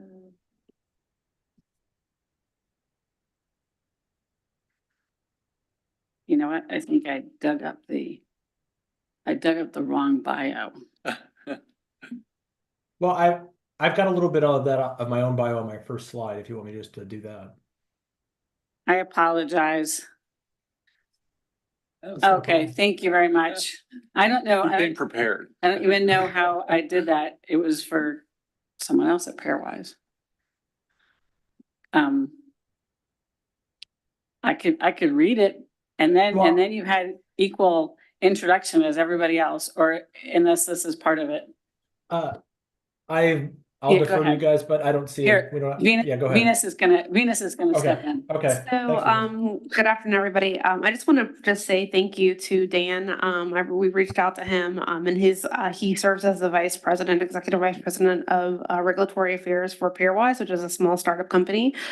He has a very extensive background, in the biotech space and the regulatory space, has worked for, some key, ag, biotech companies, as well as really understanding kind of the nuts and bolts of the regulatory process. So I think his expertise can really bring a lot of value to this conversation, and just want to personally thank him for his willingness to come, not maybe virtually, not in person, to address our committee. So again, just quick hi, Dan, but Hi. really thank you so much for kind of hopping in, because again, we had something very specific and he really rose to the occasion, and we spoke, and I was very, very impressed with his background. So I will hand it over to Dan and just again say thank you. Yeah, thank you. And thank you for having me. I appreciate the opportunity. So I don't want to run on too much here, but you can see my background here. It's a little bit about me, but I've always been interested in sort of biology and solving problems that hopefully improve the environment and people's lives in agriculture. And started out at Cal Poly, but lived in Lancaster County for a short time when I was doing an internship at an old company called Ecogen, which was a pioneer in BT proteins. I would say that I've actually interacted with EPA on all of those things on the right. So over my career through some of the things that I was doing on the left. So currently, I serve as the Vice President of Regulatory and Government Affairs. I also oversee quality, which sounds like a lot when it's just a company of 120 people.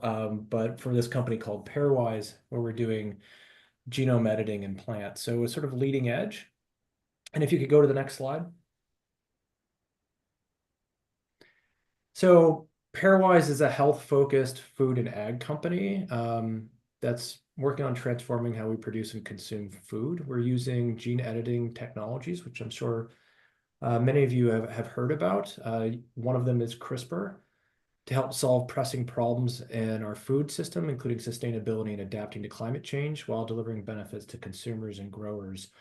And we're working in a wide diversity of crops, which I'm going to speak to. And then what I want to do as we move forward in describing the company and some of the things we're doing is to get into some of the regulatory challenges and challenges as a startup and a small company. And then at the end, me speak a little bit about some experience with EPA and some thoughts. So, okay, next slide, please.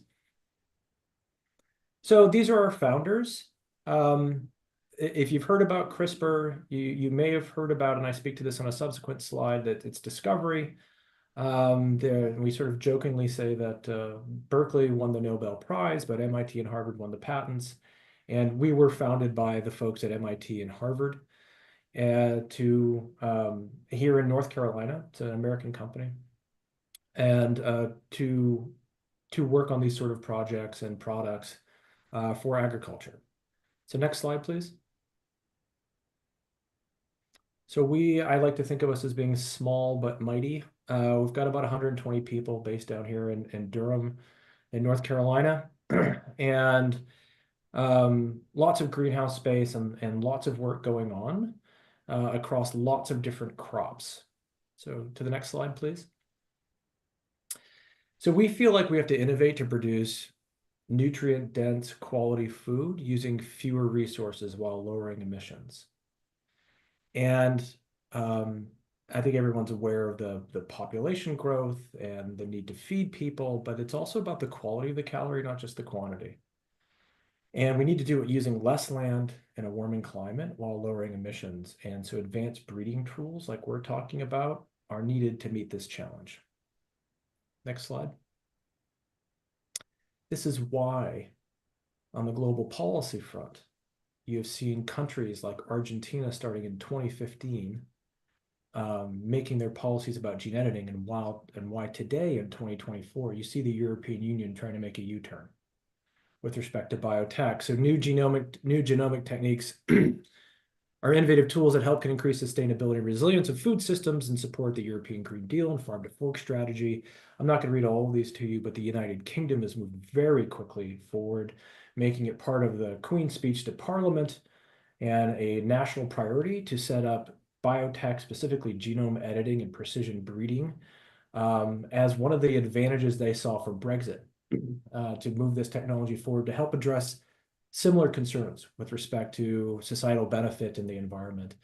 And Canada has moved very quickly and has a great system in place now. And you see this sort of green wave that really started in South America with respect to these kinds of leading edge technologies, starting in Latin America and spreading around the world. Next slide. Excuse me. So CRISPR is what we use. There are other tools, but it stands for Clustered Regularly Interspaced Short Palindromic Repeats, which is a mouthful and you don't have to remember, but it did win the Nobel Prize, and it is a very powerful tool that can be used to act as a specific tool to edit DNA. And so it's a powerful and precise genome editing tool discovered in 2011. It's a natural method that bacteria have to combat viruses. In the middle of that picture on the right is a woman named Victoria Gray. Some of you may have heard her story, but she's been cured of sickle cell anemia. The story is on NPR, has been followed her for a number of years using gene editing.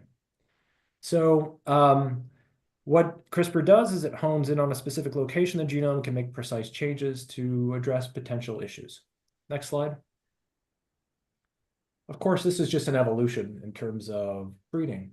There's no foreign DNA here. It's things that could be done through conventional breeding. We've used things like radiation to make ruby red grapefruit and make other things throughout history. And without being overly concerned, because safety and process is already in place when it comes to making new plants to address particular issues, whether that's disease resistance or mitigating the impacts of insects, et cetera. And so this is just the latest advancement. It's just a breeding tool, really. Next slide. So I do want to get into a little bit of it, and I can speak again to broader subjects towards the end, but I felt the need to explain a little bit about the technology to serve as a way to couch some of the challenges that a startup has. And so just as by way of background, this is what it does. And on the left, you can do things like change the height or the color or the shape of a plant. And you could do the exact same thing, and it may take you multiple generations. But with something like gene editing, you can understand what is the change that needs to be made, and you could do it in one generation. Why is that so powerful? Because what it makes attractive, which was never attractive before, is investment in lots of crops and lots of traits that have never been invested in before. And so as we think about pesticidal traits or traits that are really relevant for EPA and to address some of these challenges and help with the environment, no one was ever really investing in things like how do you make these kinds of changes in cherries whose genetics have barely changed in a century, or in tree crops generally, or in some of the other crops like we're working on, because now you can get it done quickly or much more quickly and much more efficiently and get the thing that you actually are trying to get in terms of the change. And you can do it in 3 different ways. So on the right-hand side, you could remove a word. So it was the worst of times becomes it was the of times. So if something's not right, you can knock it out and remove it. You could change the letter and correct the spelling. It was the worst of times with a U becomes the worst of times with an O. Or you could replace the word altogether. It goes from the worst of times to the best of times. And so gene editing allows you to do all these things. And you can do it in a relatively short time and have this potentially tremendous impact. And unlike GMO, there's no foreign DNA in the plant. You're just sort of unleashing the potential of the plant. So let's go to the next slide. So at our company, and we are the largest single company working on gene editing in plants in the world. We're the leaders in IP in the United States for this. We're kind of neck and neck with Corteva. who obviously is much, much, much, much bigger than we are. But we're working in multiple crops. I think we've probably worked in about 16, maybe 18 crops now in all kinds of different traits that may fall within an EPA purview. Disease resistance, all kinds of things here. So you can see the slide for yourself, including biotic stresses, et cetera. So these are all important to those goals. And the reason, again, why we see global regulatory authorities trying to progress here. Next slide. So for example, and this is certainly an EPA relevant thing, we are also the gene editing R&D engine for Bayer Crop Science. And this is an example of something where we have made a trait and they're working with it, which allows soybeans to tolerate Asian soy rust, which is a multi-billion-dollar disease problem. This can dramatically reduce pesticide use while increasing yield and value. Another example, if we go to the next slide, but get ready, it's a little busy, this next slide. So I will walk you through this, but just wanted to bring home, here's an example in corn with yield.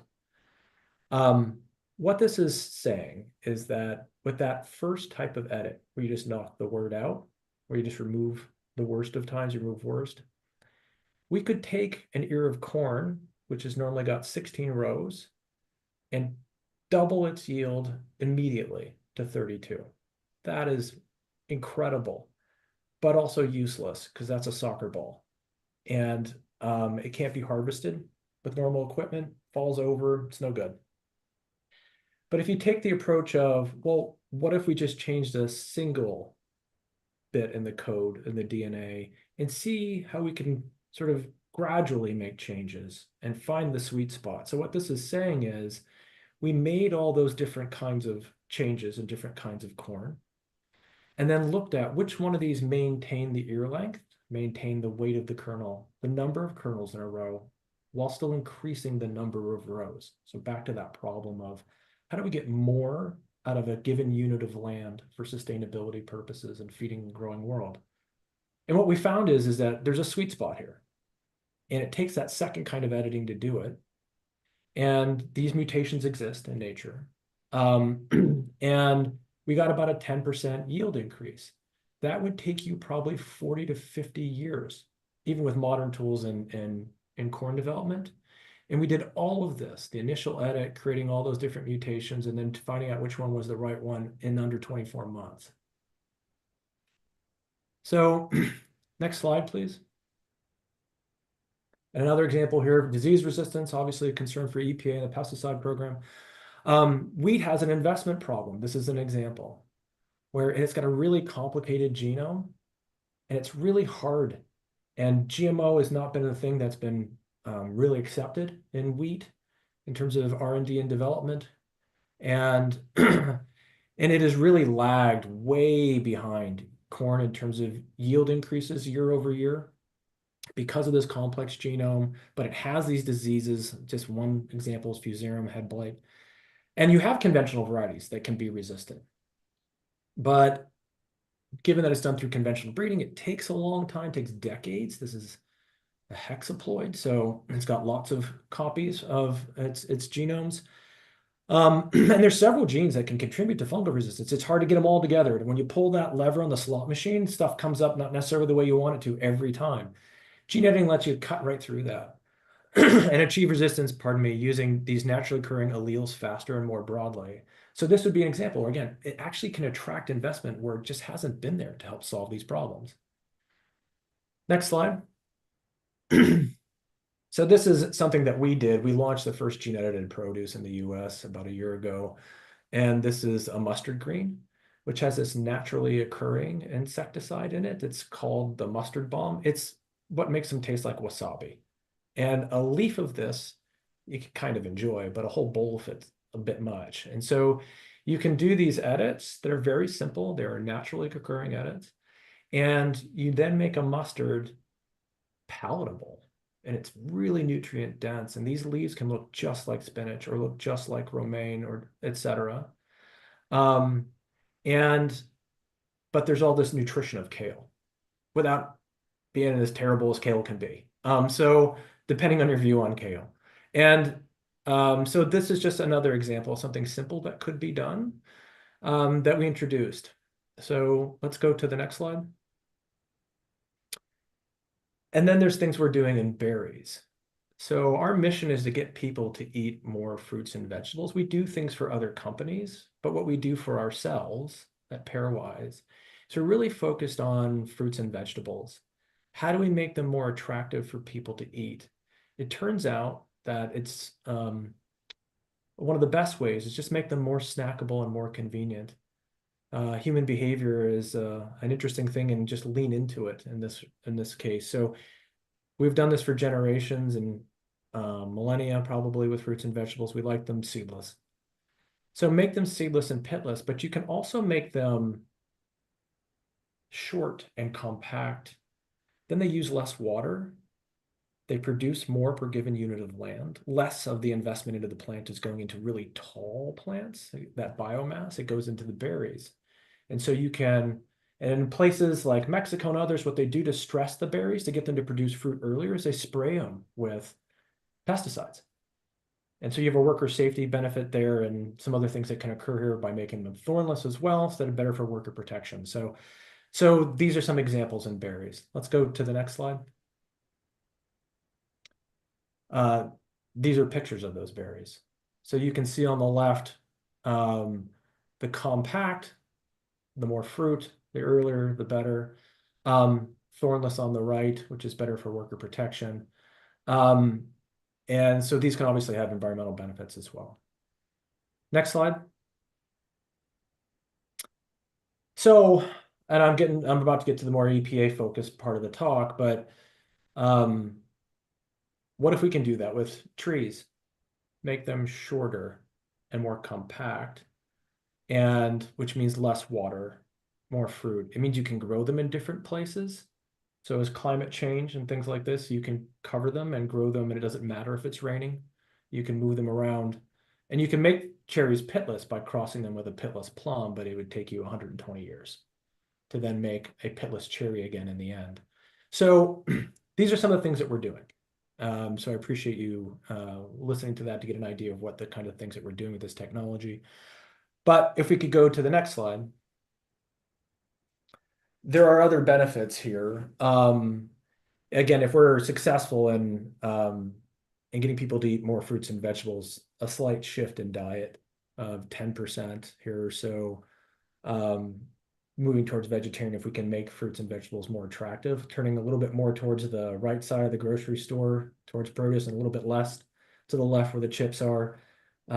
We could avoid roughly 30 million metric tons of carbon dioxide emissions per year by 2030, which is equivalent to about 35 million acres of US forest, which is the total amount of forest in California in a year. So it can be really meaningful. Next slide.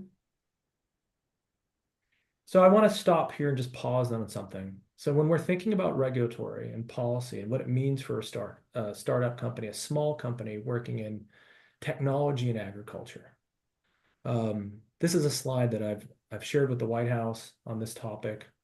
This is the reality of private investment in agriculture in the US. It lags far behind other sectors. We are in that bottom bar that says other, along with 24 other industries.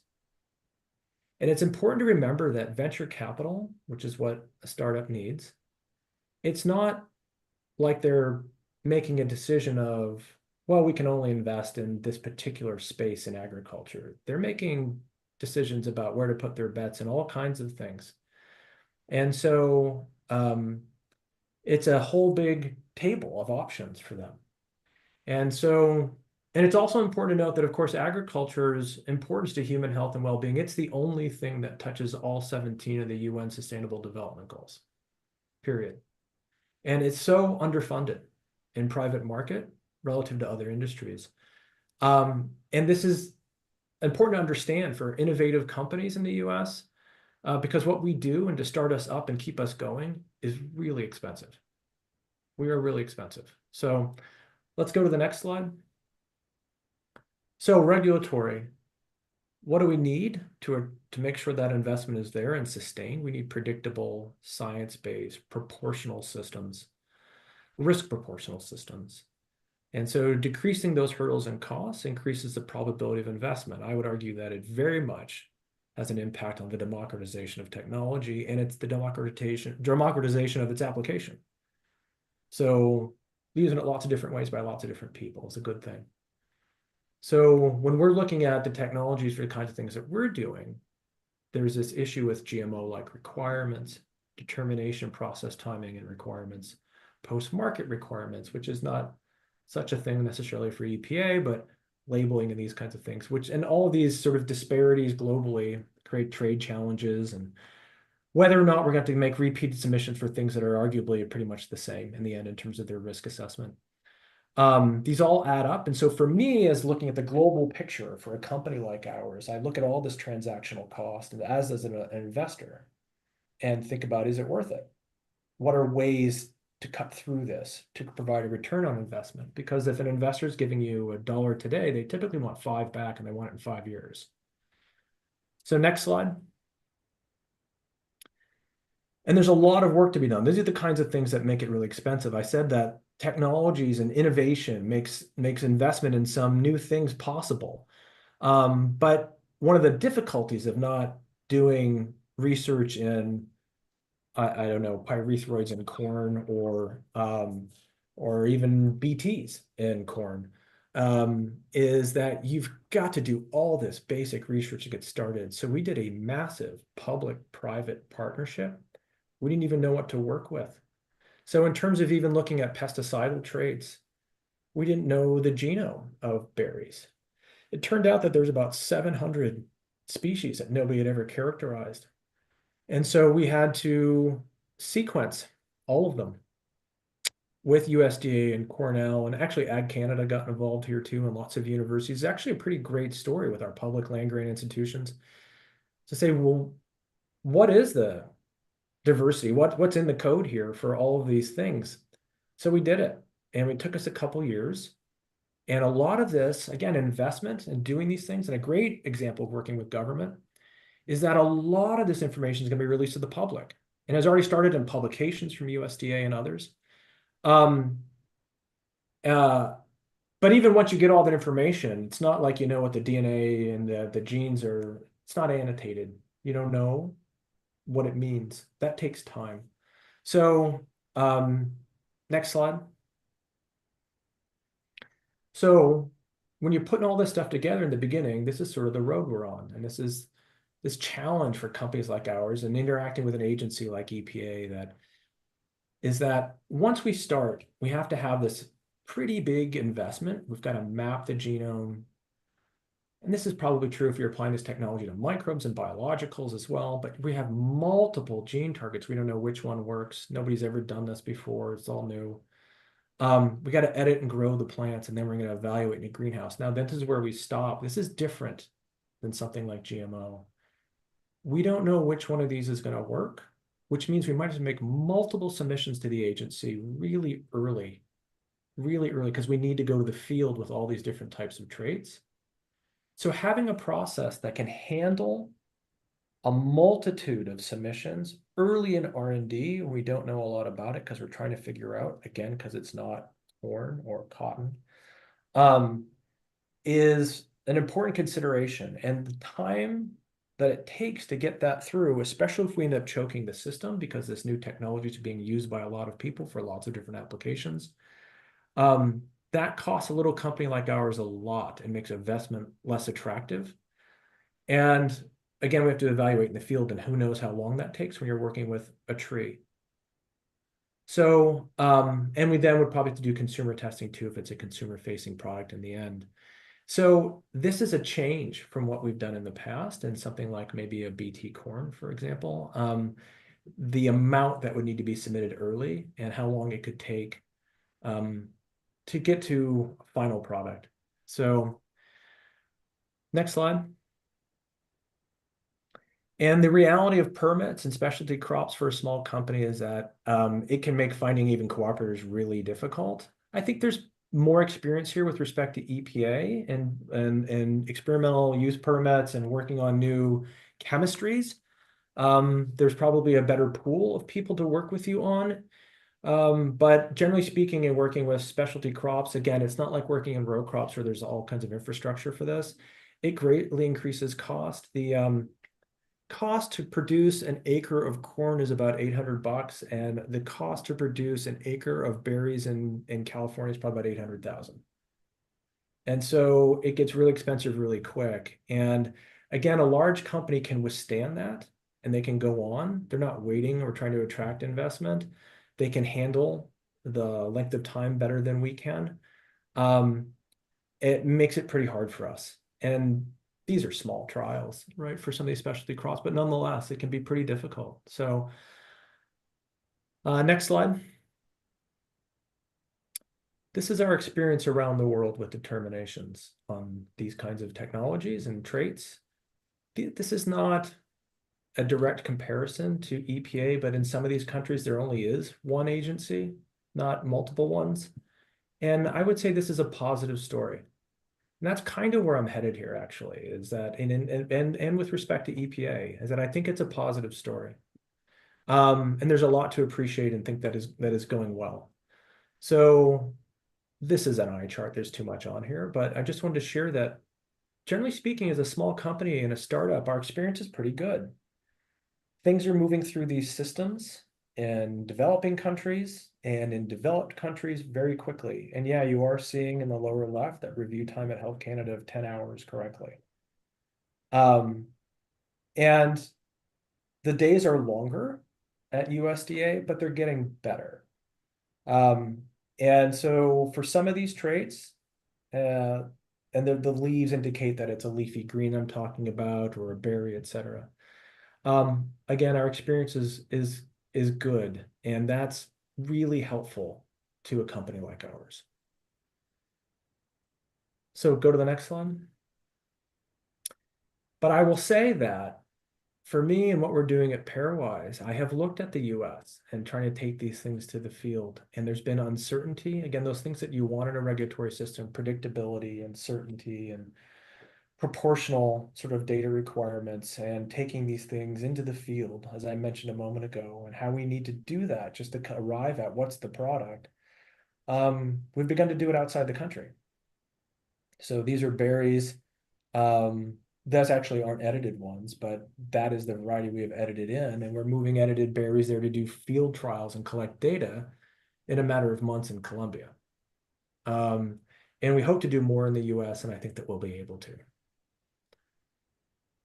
Next slide. So again, investment and product development needs predictable systems. I'm going to share a couple stories here, and this is sort of the last couple or few slides of my presentation. But with modern biotech, at all agencies, this is in particular to EPA, we have this paradox of precision. So there's an issue with proportionality. I have moved through EPA with products in the registration division using classical chemistries. And the people there are really good, and they've seen a lot. And they're very good at moving to a sort of risk management decision that manifests in a label at the end of the day. And so you can have issues. You may have something that happens in toxicological or eco-fate or whatever type of experiment. But on the biotech side, we have such precision. We can detect a single nucleotide or this very slight up or down increase in expression of a protein. And the fact that we can detect often leads to the supposition that they should therefore require it. And it's not actually tied to any hypothesis of harm or hazard, and therefore risk. And so for me as a person who's walked through biologicals, has walked through biotech and GMOs, who is getting ready to have discussions about gene editing, but has also walked through chemistries for things like nematodes or herbicides. the difference that you see in terms of, oh, that's not a major concern, that's okay, we can work through that, versus in biotech, which is, wow, we need to talk about that. The identicality of that DNA sequence is really striking. And so there's this paradox of precision, that the fact that we can be more precise almost causes a higher burden and a greater worry without cause. There are some concerns that I've experienced in my interactions with EPA, with BTs, for example, and the burdens put on them for resistance management. That's always been, it comes from a good place, I think. The idea that these things are of a public good because they can reduce more toxic sort of pesticidal approaches. But there's an interesting downside to that, and it doesn't seem to be consistently applied. Certainly, there are chemistries that have resistance issues that are of a public good because they've replaced more toxic things that EPA doesn't apply a similar sort of framework to. You don't do resistance management. It's not required for maybe less toxic chemical pesticides, but it is for BTs, and puts a burden on them that is substantial. And a small startup company probably wouldn't be able to do that kind of modeling and the things that expertise that entails. New leading edge technologies, I wouldn't consider RNAi to necessarily be that any longer, but I personally had experiences here with the agency where agency coordination and communication on this,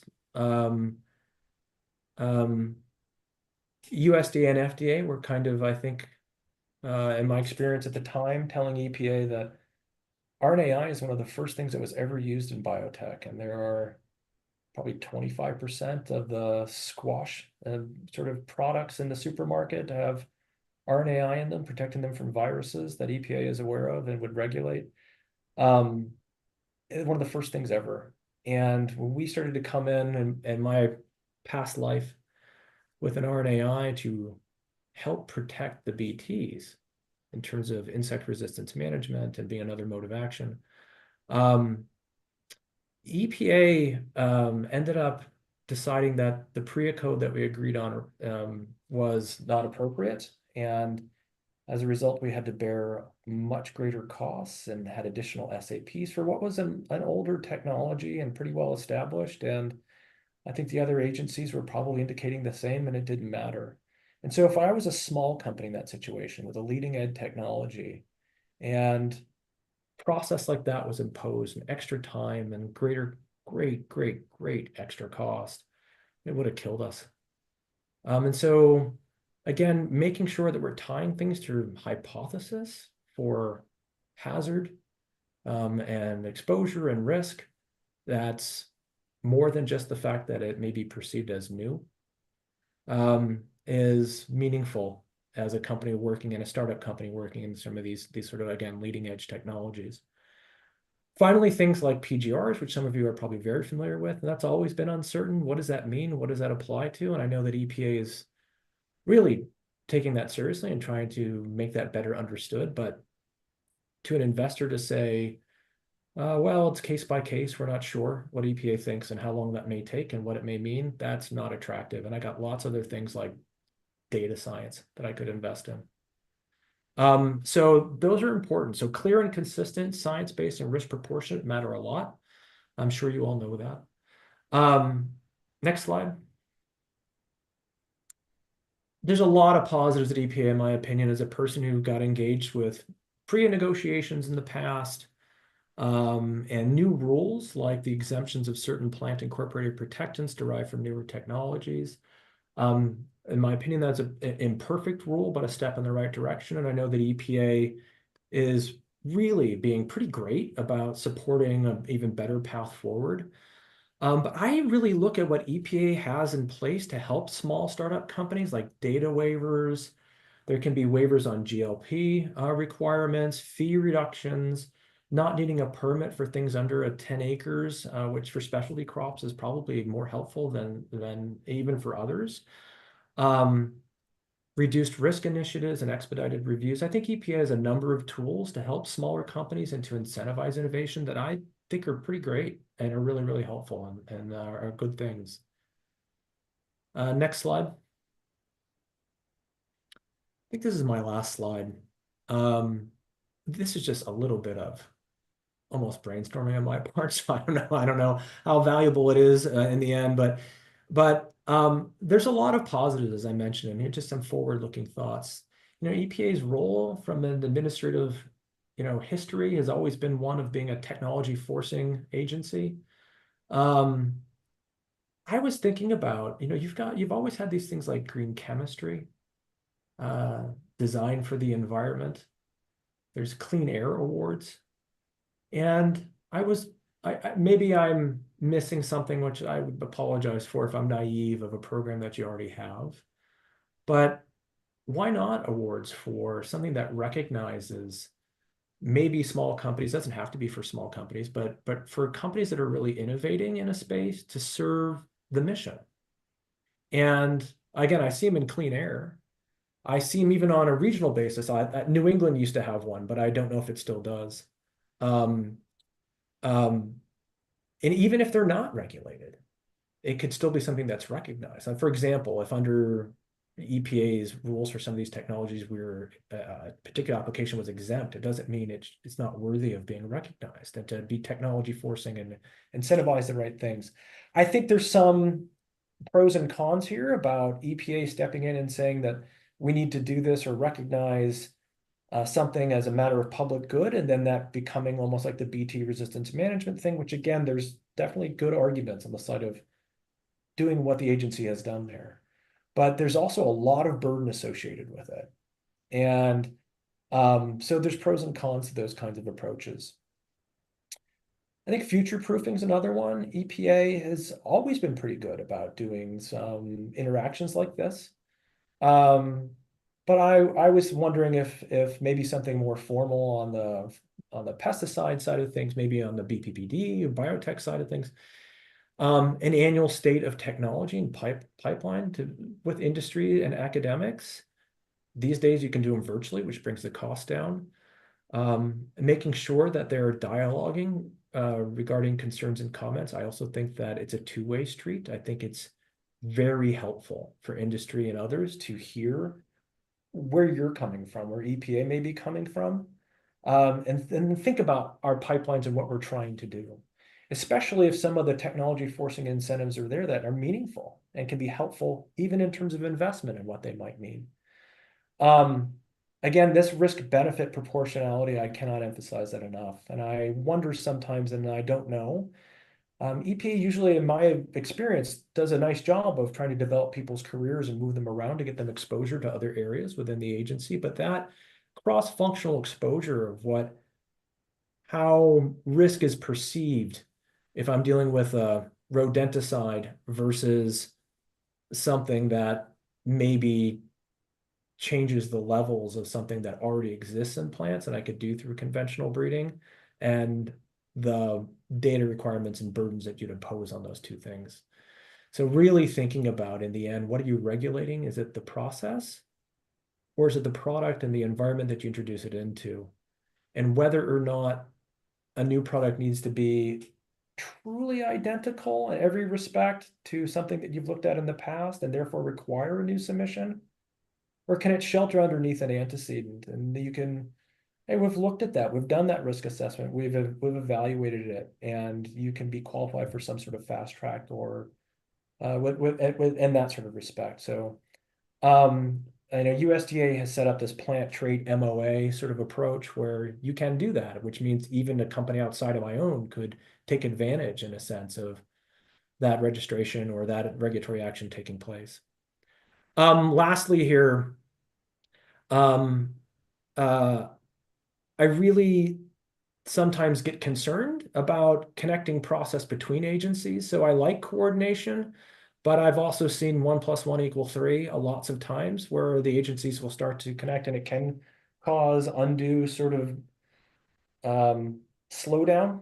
I have specific examples of that if anybody ever wanted to talk about it. But so I do like coordination, but I really actually feel that the agency should make sure they stick within their own sort of processes and keep their eyes on what they do, And I've had experiences where one agency said we're not moving forward, or we're going to delay until the other agency has done what they're doing. And again, for a small company like ours, I was in big companies at those times, and it was very painful. In a small company like ours, it would kill us.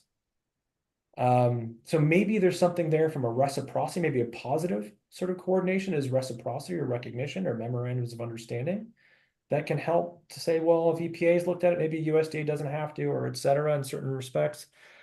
I looked at your website before joining this meeting last night and actually thought that a lot of government websites by regulators are kind of impenetrable. There's some organization I think that's occurred and updates that have occurred for EPA and pesticides that I like. I think there's some good stuff there. And so I would encourage you to continue to make it easier for a newcomer to come in and try to understand. I would say that in my experience that there's no substitute actually for picking up the phone and talking to somebody within the agency. They're happy as civil servants to help guide you. But I liked some of the updates that you have done, and I would encourage that to continue. So I think with that, those are my last slides. What's the next one? Hopefully, thank you. Thank you. Okay, so thank you. That was it for me. I appreciate your time. Thanks, Dan. Very much appreciate that. I have a question and that'll give people enough time to put up their cards. Can we go back to that slide where you were showing the different length of time for different national regulatory processes? Do you want me to share and show that, or are you asking somebody else? Okay. Pardon? You can share it. Okay, just if it's easier, I'm happy to. Okay, sure. Thank you. I have to get to that slide though, so. Okay, here we go.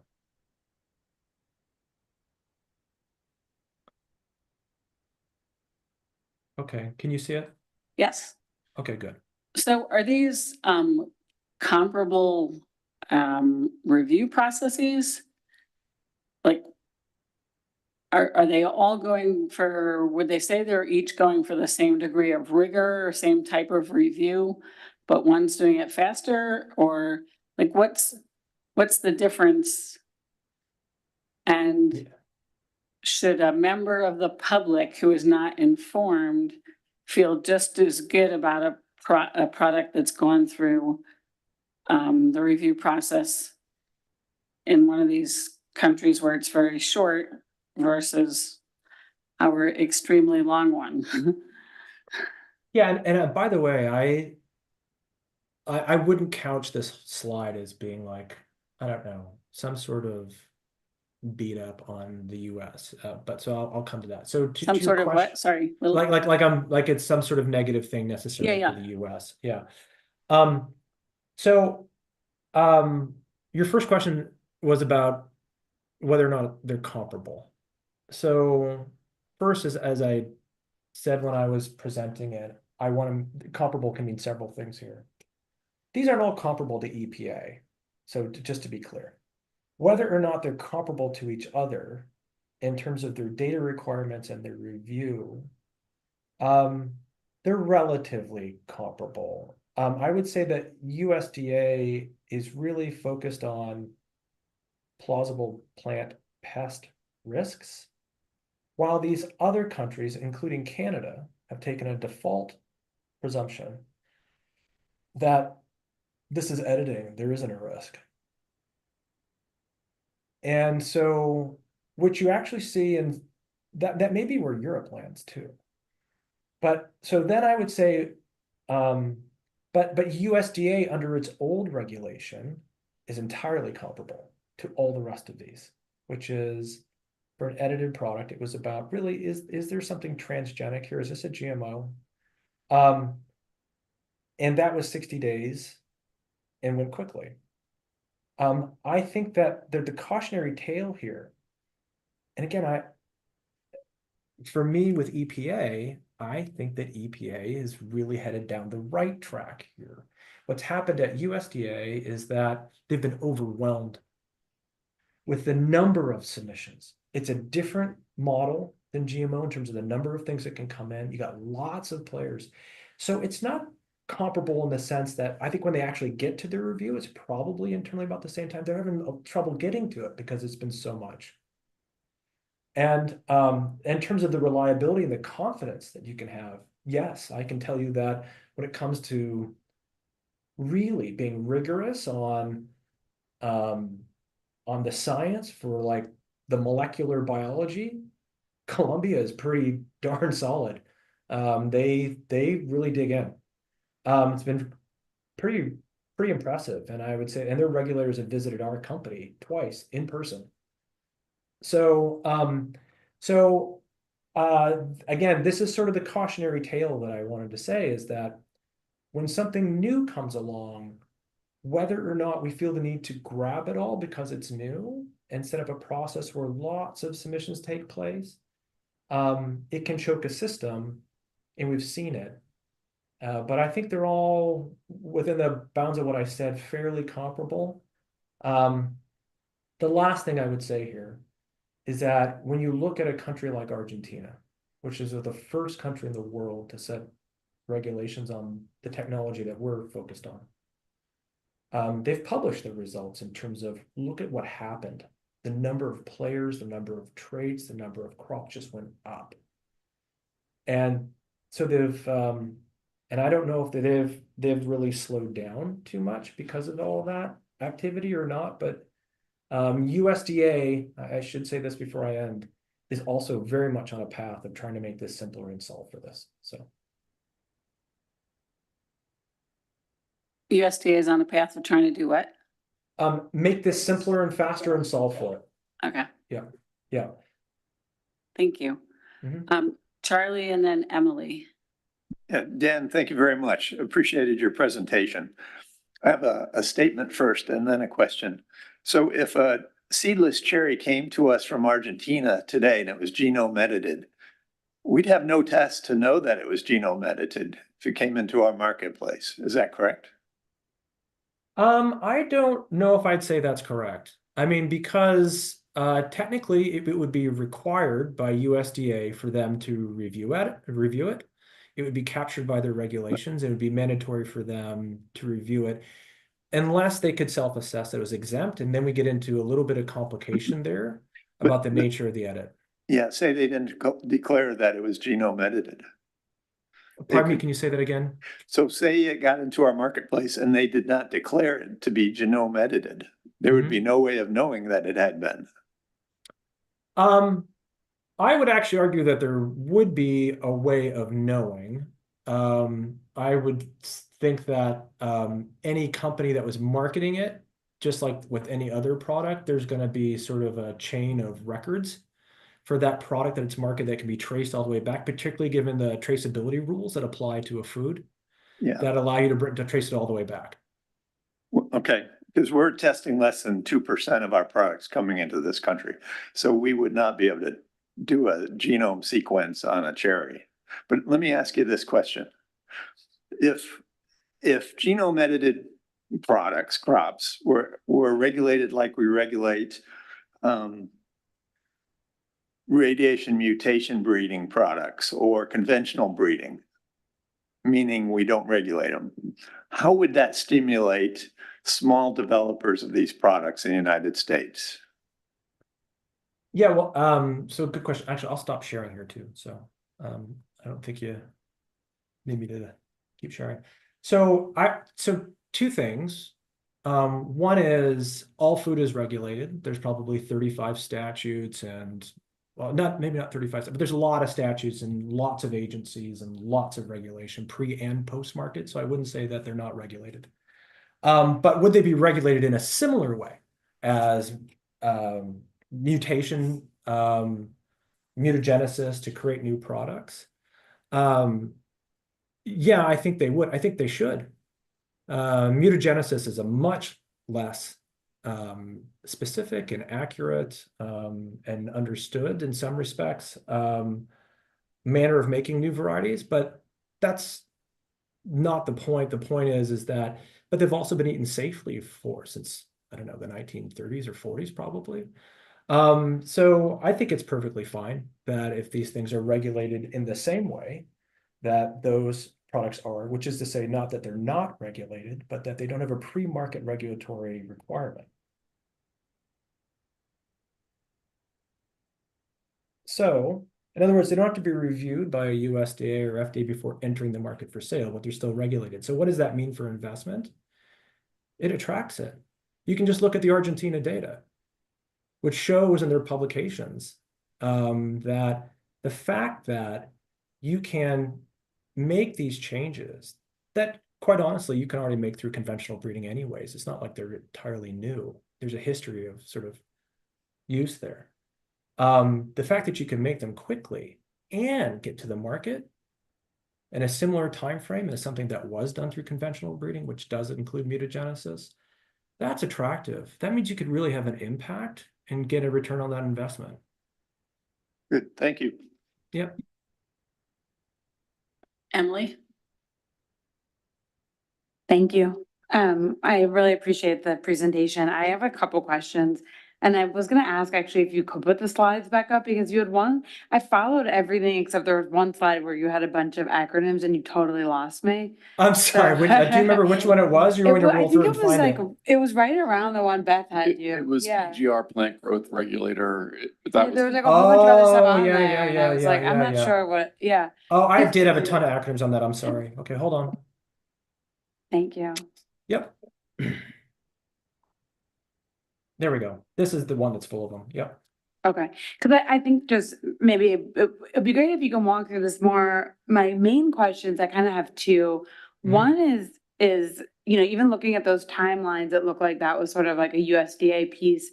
And I'm curious more if you had to interact with EPA, excuse me, like based on the crops that you're producing, because EPA's role within regulation of, you know, GMO and gene editing is smaller and more circumscribed.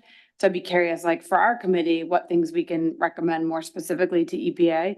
And I think partly I was stuck on this slide because I was trying to figure out if these were like, you know, within which part of that agency review these issues have come up on your end.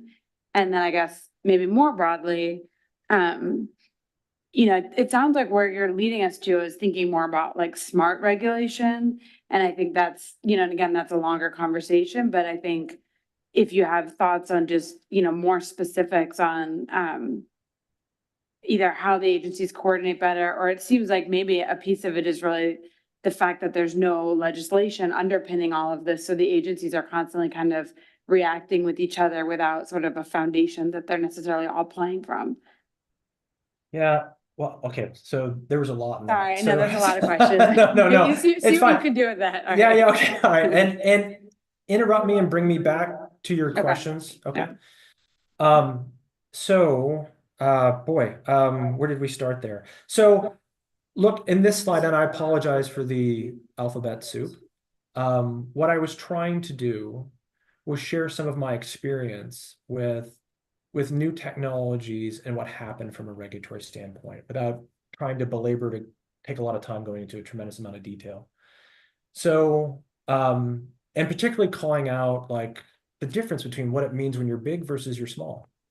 So what I was saying here is that, you know, if I'm turning to an investor, and again, so I'm just trying to walk you back through the slide for understanding and then jump in with your questions again as I do it, okay? Is that we can say, hey, look, we could have this great trait that could save peaches or something like that, right? And they may ask, well, what's the path through EPA? I don't know what the data is going to require, how expensive that's going to be, how long it's going to take, or what the end result will be. And I don't know how much that like interplay between the agencies could be a factor, although that's usually not too bad. So that will turn off an investor, right? And so therefore the big ones will be fine. And again, the small ones don't get going, and small ones tend to get going where there's these new technologies that are so innovative.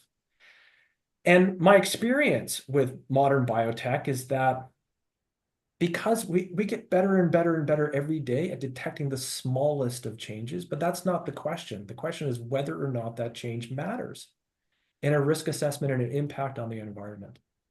And so for me as a person who has gone through chemical registrations and classically insecticidal registrations through that area of EPA, or microbial ones, or biotech plants.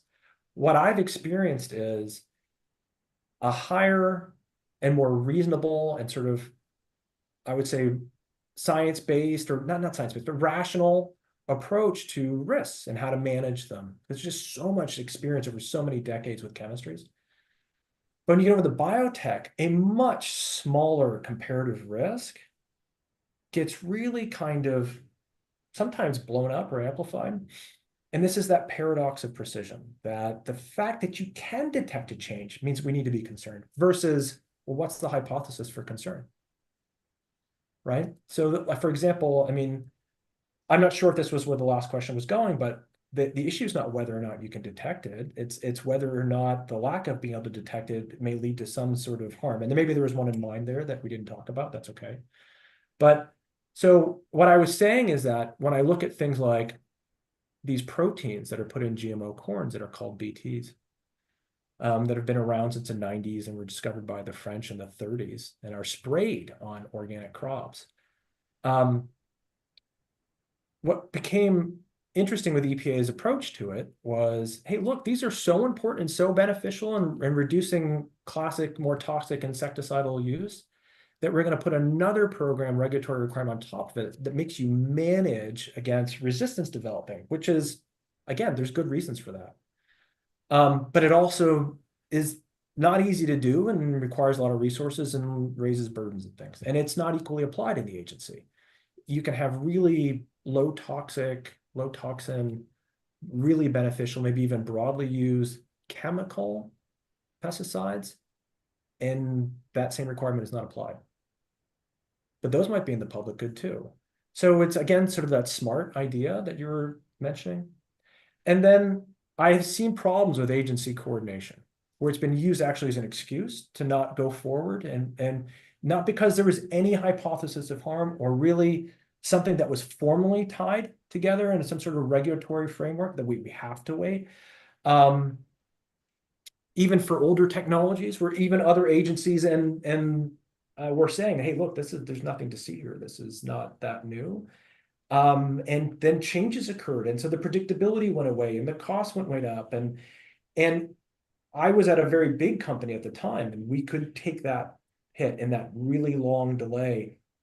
But if it happened to my company now, we'd go under. We'd go under.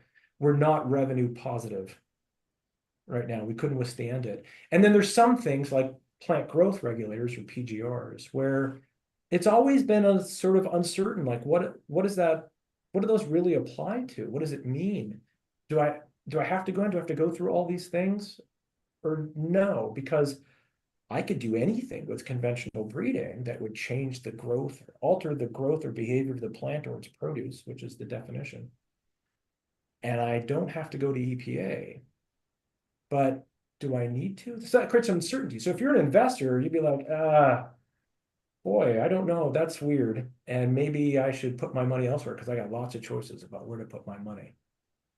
Okay, does that make sense? Oh, and then I don't know what questions you still have. I was just trying to walk you through it. Yeah, I think that makes a lot of sense. And, clarified for me, like, more what I appreciated the suggestions you had, but you kind of lost me at like where they connected back to these. And now I can understand from this, like some of your, sounds like some of it just balancing and thinking about the public good, which from my interpretation, I think a challenge is that there isn't a new legal framework that like is laid out allowing the agencies to do that. So maybe it's really thinking about within the authorities they have, what's possible. Exactly. And one of the things I was saying in terms of my suggestions was rulemaking is really hard, and making new frameworks is really hard. But really being active and having a regular sort of discussion with some of the leaders in innovation, whether it's academic, industry, or otherwise, and thinking about way out ahead, boy, this is our framework, this is our regulations, this is our statute. How do we stay, given that these things can have really important environmental benefits that serve the mission of the agency, how should we be thinking about those things? Can we not work within our regulations to have something that's really risk proportionate and allows for small companies to innovate and come to the fray. And again, I like the idea of democratizing. And how do we do that the smart way? Yeah. Thank you. Yeah.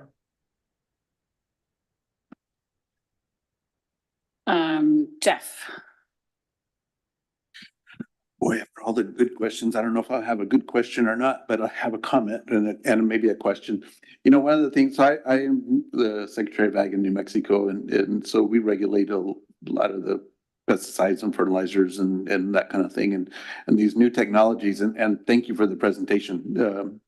I'm a firm believer that this is the future, and as we go forward, and one of the things we run into is not what's in each individual whatever, it's what's on the label of what's claimed to be, or the advertising of what the impacts are from the editing and that kind of thing.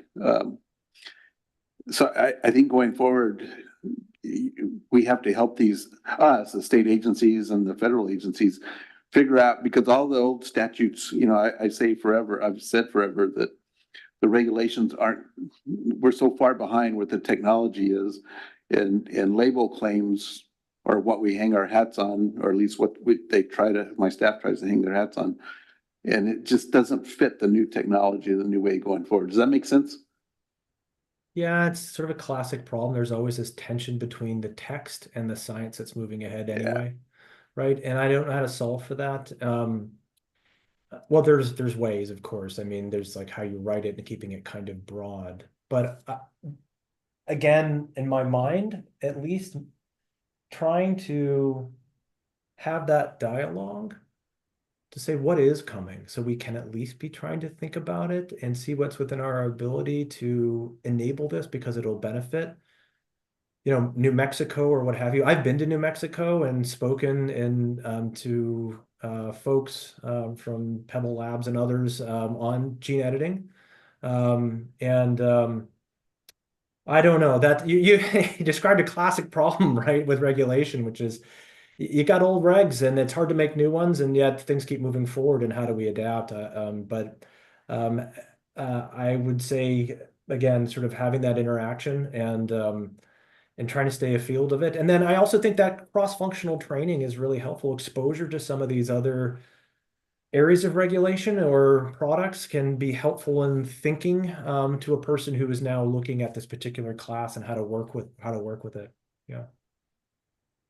Yeah, no, and yeah, we've got some great labs in our state with Pebble and others. The part I really look forward to down the road is when you can make a cookie not taste really, really good and not have any fat in it. Oh, I'm looking forward to we make broccoli taste like a Snickers bar, but we haven't done that yet. So I'm all in on that one too. Yum. Do we have more questions, comments? And I would encourage this. We have no comments from the public. So assuming Dan can still stay on the line with us, if we've got more questions, we're just moving into our next part of the agenda. Charlie. Dan, have your company been able to estimate what the cost for regulation is in the whole development projects? That's a really good question. Thanks for asking. So I would say, and I'm going to stop sharing again. No, we haven't estimated it, but I would say that so far the burden's been pretty reasonable, pretty low. It's not like GMO, all right, so far, which is good. So what products do you have out there that you've developed? Well, so we actually don't have any out there right now. So, and I think an earlier question that I didn't get to, and I'll make sure I answer yours too. I think had to do with sort of our experience, maybe with EPA and some of these products and moving them through. The truth of the matter is it's so early that what I just showed you in terms of regulatory process, and therefore my ability to estimate cost, that's probably that's a big part of what's happened in the world, period. It's just too early. We haven't had a chance to move to EPA. We will be soon. We introduced a product onto the market, Charlie, briefly about a year ago, which was that edited green. And then it was just too expensive and too much for a little company like ours to stand up. And so actually Bayer has agreed to take that forward. But the expense there wasn't the regulatory. The regulatory is actually, I think, been pretty low. Yeah. So would you be surprised to find out that EPA's average is $7.8 million per product to be approved? Not really, but what my question for that is, are you talking about insecticides, herbicides, biologicals? Is that across the whole program? Yeah, we don't have a great number to answer your question. Yeah, no, that doesn't surprise me. But that would be a lot. So to put it in perspective, for a little company like ours, it's, I think, doing a lot. That amount of money could probably keep us going with 120 people for a couple of months. That's what that means. Thank you. Yeah. Emily? I'm sorry, we're gonna go back and forth. I just actually have one other question because I was looking at the recommendations we have so far, and one part in there was also something about like collaboration with state governments, and I was curious, in your experience, we talked about USDA, talked about EPA. Are there any issues, like, is there a role that states play? Are there issues that come up with state government, or is it primarily federal? Like, what does that look like? No, there's all kinds of state stuff. So that's a good question. Thanks for that one too. As I'm sure many of you are aware, so if we get a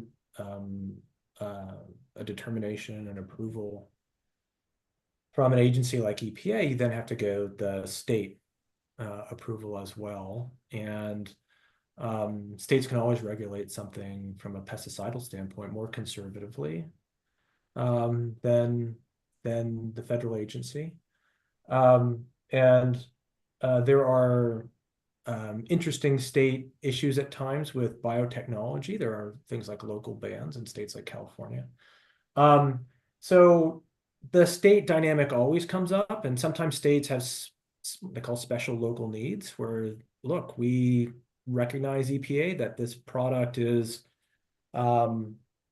maybe restricted in some sense, but there's just no alternative to solving this terrible problem. So can we get that approved? So there's always those kinds of interactions between EPA and the state on these kinds of products. But by and large, if EPA has approved something as a pesticide and you want to then use it in a state, you're going to need that state approval too. And historically, when it comes to biotech, that really isn't too much of a problem. But in my experience working in some big companies, you need people, one or two, or maybe for a small company like mine, we'd have to hire a consultant and outsource it, who really understands that. Because when you look, for example, at the regulation of something like, again, plant growth regulators, which is a very, very, very broad definition, that really varies by state. So it's the expertise for 50 states. It's a lot. Rare person who knows that. So it's it can be a bit of a challenge, but one that you can get through.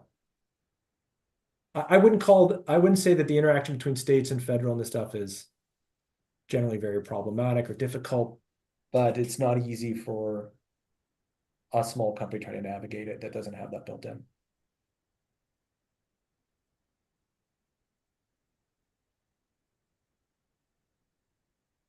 Dan, I don't know if you want to share this, but can you estimate what it costs to develop some of these products you talked about with the pitless cherry and the berry without seeds, or the dwarf corn, or can you kind of, maybe not from your company just because it's proprietary, but can you kind of estimate what you think that might be in the marketplace?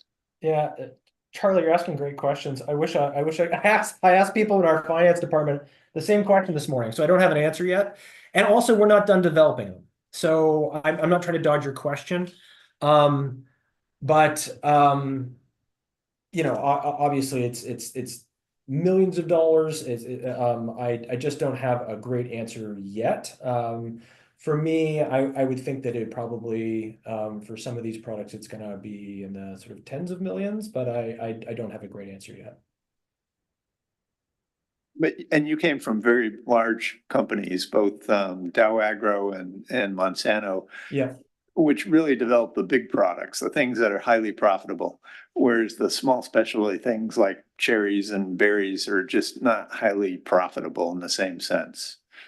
And isn't that one reason a lot of companies don't take those on, plus the regulatory burdens too? I think it's so it's a very fair point. I think there's another element here in what we're talking about with cherries and berries and these kinds of things, is that it was just too hard. Like breeding cherry trees, you would never do it. You're not going to get a return for 100 years, right? I mean that's not entirely a great argument what I just said, because obviously like innovation occurs. Look at apples, right? So there is innovation that occurs, but to your point, that by and large, regulatory being a substantial factor in determining what crops you worked on and the kinds of traits, yeah, it was one of the largest factors in terms of the burdens that it imposed. And it is what I would say largely has led to the sort of concentration that's occurred in terms of not just, there's not a lot of companies that do it because it is so hard in biotech and GMO, and the regulatory burdens have been so high that you just don't bother to do anything that couldn't be used on 90 million acres of corn, right? And so it has been a huge factor, which is why in part what I'm doing here is saying, please, let's not do that again, because it will kill it. It will drive that same kind of problem, and which means that it's not being maximized. The technologies or innovations aren't being maximized in terms of their potential to solve these problems and create new businesses and jobs and et cetera, which is really important. If we go the wrong way with this. And for me right now, the best system in the world is Canada. Or some of these Latin American countries. And I think that the US is headed in the right direction. But it's playing a little catch up right now. So to your point, yes, those are massive factors. These things are really expensive and difficult to do, even with these newer technologies. It is hard and it is expensive. And if we add burdensome regulatory in there, the investment and the democratization of it won't occur. Thank you. Yep. Okay, anybody online have any questions? Anybody else in here have any questions? Dan, thanks very much for a really good presentation and for engaging with all our questions. Really, really appreciate it. Yeah, thank you very much. It's a pleasure. And thank you to Venus and others for inviting me and Pairwise to it. And that I would say thank you and enjoy your time in Pennsylvania. Thanks, will do. Okay, thank you. Okay, so like I said, we have no public comment. So we can check that part of the agenda off. We have about 20 more minutes, which is really just time for us to have a general discussion about anything or things that came up today that we want to talk about, with respect to, I mean, kind of like we've just been doing with this biotech issue and people understanding it better, getting to ask questions, because that will help us tomorrow with what we have to do tomorrow. But also any of the earlier presentations, is there anything you heard, anything that it makes you think about with regard to the recommendations we've got tomorrow? If not, then the next question is, I mean, is there anything you heard that I guess we could say this would be putting it on a parking lot that you think should be something that we should look at more in the next, 2 or 3 months till November, or making a recommendation for a next charter or a charge? Emily. I thought, I mean, I couldn't process quickly enough because I was asking questions, but it seemed like some of that, I would want to look back at the recommendations on like gene editing and GMO that we have. and just see if there's anything to include in them. And I actually don't know like who that group is. I'm happy to take a look and like email them tonight or tomorrow if I see anything else. Okay. Jeff, do you want me to look at it and tell you if I have any suggestions? I think to Who are you? that, I think to that point, right, if somebody does go through stuff and you come up with something that you suggest modifying, right, speak with the work group lead, ideally sooner rather than later. Because it'd be nice if we can all come into tomorrow morning knowing what that's gonna be, and I know it's not like there's a boatload of time for that. And then, right, you'll be able to highlight to us, hey, after conversation, yeah, we thought we should be modifying what we said based on today's presentation, or adding or subtracting, whatever. And then we'll just highlight that in yellow, as I think I said earlier, and try to resend it out to folks. Was there anything else? Somewhat related to that. Sure. I think if we had heard from Dan in one of our work group meetings, it probably would have been very beneficial for us. And our recommendation may have changed some. I don't think it would have changed a lot, but maybe some. So I mean, I don't think we need to make any huge changes to it now, but it may be something to consider moving forward, because I think it is a really important issue that the next group may want to take on. Yep. Thanks for that. Accepting all and any recommendations. Just get with me later. Graciela? I just have a whole bunch of random thoughts of, sure. That I just got a lot of random thoughts about the different presentations. I think that one thing that we can look into the future is a little bit more into the structure of the co-op associations. You know, the presentation was a little bit confusing in terms of, are we talking of real co-ops or just associations and partnerships? And because that would have great importance in terms of the opportunities of very small rural communities to join and be part of them, because of their idiosyncrasy. Sometimes these communities don't want to join groups, don't want to participate. They want their independence, so the questions on how, so what does it mean to be a member of one of these partnerships? How do they join? How these co-op decide what projects they do with them? I think is will inform more the type of recommendations that we can do. The changing the subject in the with the Tic Tacs, and my thought is that because the Tic Tacs were created mostly through proposals, that's why there is so much difference in around the country in terms of how they function. But there is a great opportunity there to use tools that the regulation has, like, for example, in a small potable water systems, the regulation asks the people to have sanitary surveys, and that's a needs survey. So I think that creating something by which the Tic Tacs can learn about the needs of these communities, so they can then approach them for helping them in the even deciding if they need to write proposals or do different things to improve their water system might be something to look into. in that direction also, FEMA does need assessments after disasters that they actually contract EPA to help with those need assessment in the area of potable water, and there is information there.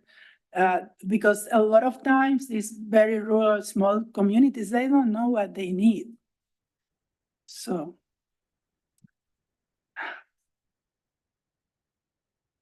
So I appreciate the thoughts. Are you suggesting this is language that should be added to the recommendations we're gonna be voting on tomorrow, or that for the future consideration? I think that for the future, I think that we should look into,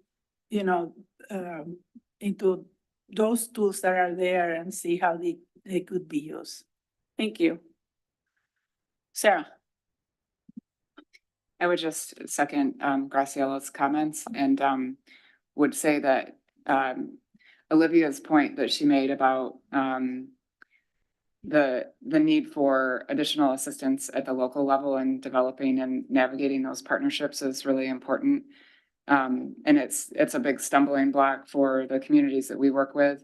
It requires a lot of engagement at the front end and a lot of ongoing participation. So they really need partners on the ground, not just for the partnerships themselves, but for the planning work that needs to happen to get to Graciela's point about they don't know what they need, and they need some handholding, for lack of a better term, to get them through and navigate some of these processes. And so we keep running into that over and over in Michigan, and I know that it's a national phenomenon, and we have actually started down the road of trying to identify solutions that would embed capacity at the local level within existing organizations to be that additional capacity, so that we don't have to kind of engineer at the back end all of this technical assistance to get people to a point where they can apply for grants or administer grants. And so we have some research or white paper forthcoming about local and regional capacity being provided to communities through regional planning agencies and economic development organizations. I think conservation districts are potentially another vehicle for that. But I agree with Graciela that maybe this is something that we can spend more time on in the future, because I think we keep coming up against the same issues and keep coming up against these issues with the same solutions. So we can't really expect much different. So this local and regional capacity, I think, is an important addition maybe for the future conversations. Can I just react? I'm sorry, I don't mean to butt in line, Chris. Just want to react to this comment, because the next charge of the FRRCC isn't written yet. And so part of what I think the value of the conversation this week is also sort of understanding what is untapped and sort of unresolved in terms of issues that we've already been wrestling with. So I don't know how soon the administrator will issue the new charge, but this committee expires in October, so it's sometime in the next several months. I definitely have been feeling like this sort of rural question of how the agency provides better and more effective support around all of the new federal resources and investments, like we were in the Upper Peninsula 2 weeks ago. I mean, it's coming through loud and clear that we still have a lot more work to do in this space. And so this feels like a committee that can be helpful with that. And also with the new Ag and Rural Office, we hopefully will have a bit more staff capacity within the new headquarters team to specifically dedicate to the non-ag side of rural. And we just haven't had the bandwidth to do that until now. So I do feel like this should be a mix in the future of this committee's work. So thank you. Yes. Yeah, let me take a running leap on top of this dog pile too. Yeah, absolutely. I think, we had conversations, and again, I think it tees up very well about the LGAC and interaction with that advisory committee.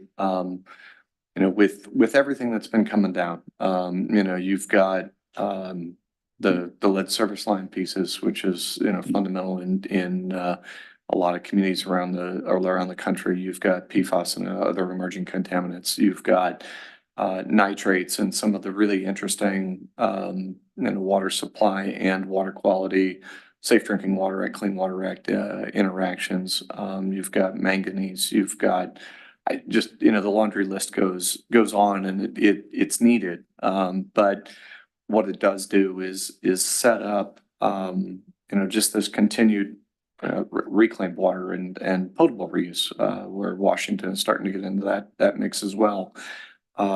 You're in an environment where that need to coordinate on the local level, and the associations of counties, the leagues of cities, the utility councils, the water and sewer districts, the PUDs. You've got some really ready-made partners at the local government level that you bring the conservation districts into it as well. There's some really good conversations, I think, that are already taking place.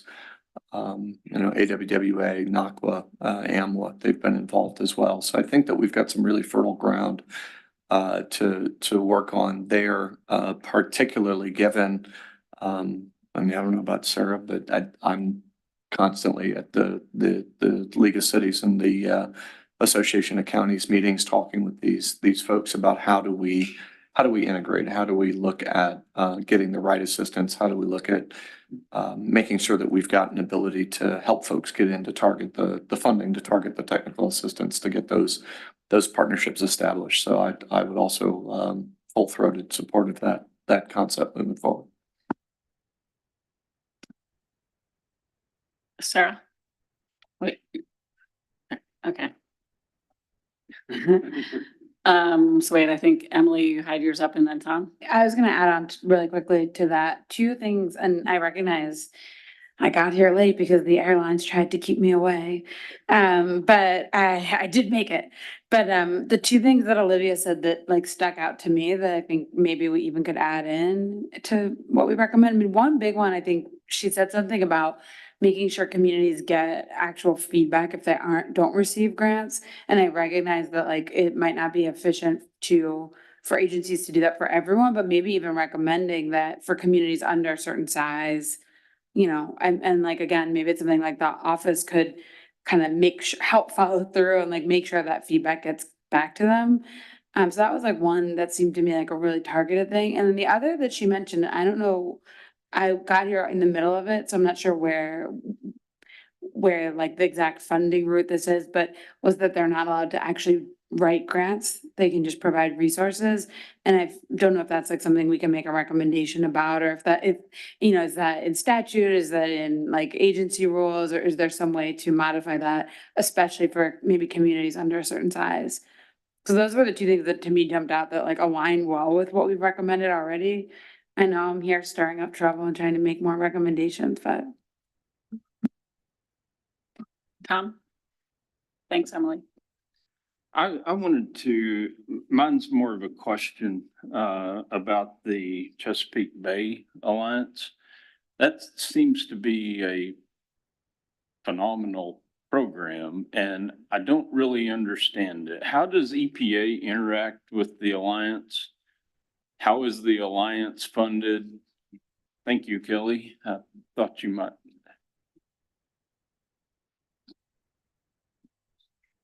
Yeah, the way EPA interacts with the Alliance is we have a funding program called the Innovative Nutrient and Sediment Reduction Program that's administered by the National Fish and Wildlife Foundation. And so through that program, it's usually about $12 million a year that we give out in grants to promote nutrient and sediment reduction activities.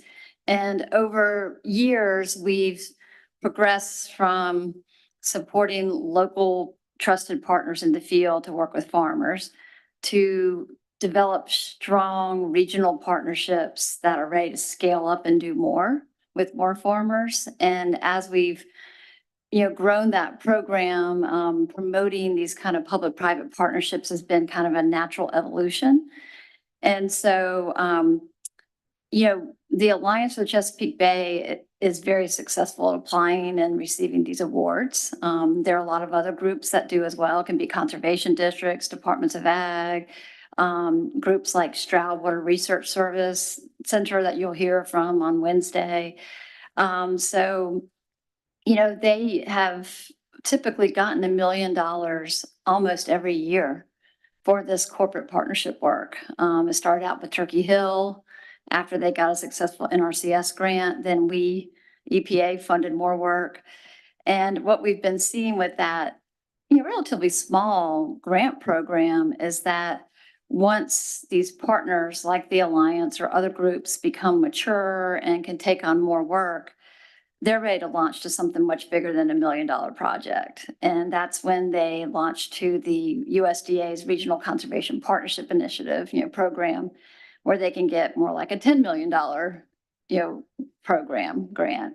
And that's what allowed them to launch to a climate smart commodities grant. And so we feel like the role we're playing is investing in partners that farmers trust, and they know what practices they're promoting and what watersheds to get the greatest benefit to the Chesapeake Bay.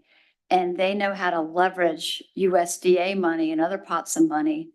And so basically we are funding an outreach arm that is targeting the Farm Bill programs when USDA staff can't get out in the field and do it as much. And that's not really their philosophy either to, you know, I mean, they're doing more targeting, but it's not as direct and proactive as these local partners in the Bay watershed.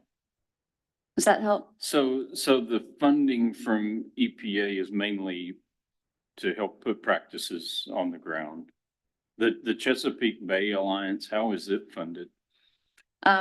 It receives this EPA money I just mentioned, but they get grants from USDA as well, and also private.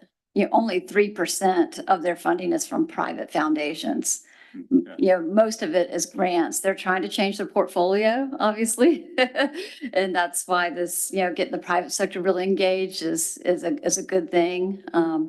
But it's very grant dominated. The whole desire is that as business, food companies demand a certain level of performance, and the private sector invests and puts money on the table, that it gets built into how you run your business and how food's produced. And the grant funding demand goes down, the private sector funding and commitment goes up. And it's something that could be more sustainable. And y'all might think I'm crazy with that, but that's what we'd love to see happen. Less reliance on having to compete for grants all the time and have it just cooked into how things run. So several years ago, Kelly and I were talking earlier, there was a real challenge in this area to connect to the farmers. And how do we get farmers to do the things necessary to meet the Chesapeake Bay TMDL? And it sounds like they've really made a lot of progress, and I'm just trying to think, how do we replicate that across the US? And Dave, I don't want to put you on the spot, but do you have anything to add as a real live farmer in the region? Doing a lot of conservation work. Well, I think one of the things that really has helped here in Pennsylvania is to improve that interaction between the Department of Environmental Protection in Pennsylvania. They had to work at improving their image with farmers. And there's been some setbacks along the way, but then they've reevaluated some of those things, and I think have improved over time. When I sat on the Chesapeake Bay Phase 3 WIP, we had a very good conversation with DEP at that point in time. And when there's 5 farmers sitting around the table talking about how the WIP needs to be something the farmers have some confidence in, the watershed implementation plan, the WIP, they listened to us. I mean, there was CAFOs around that table, and they explained what those regs were, how those regs were holding us back and not actually helping water quality. So I think in some ways, EPA or DEP in this case, they gained the trust because they listened. And Yeah, Farm I think Bureau that's was a really big good part point. of helping that with think about the survey that Penn State did. That was a voluntary survey. and it was anonymous, so you could respond as a farmer completely to that survey. It was washed through Penn State's, and a number of those, not as much of that survey actually got into the Chesapeake Bay model as what we had hoped would happen. But I think in total, that improved that interaction between farmers and DEP. Sarah?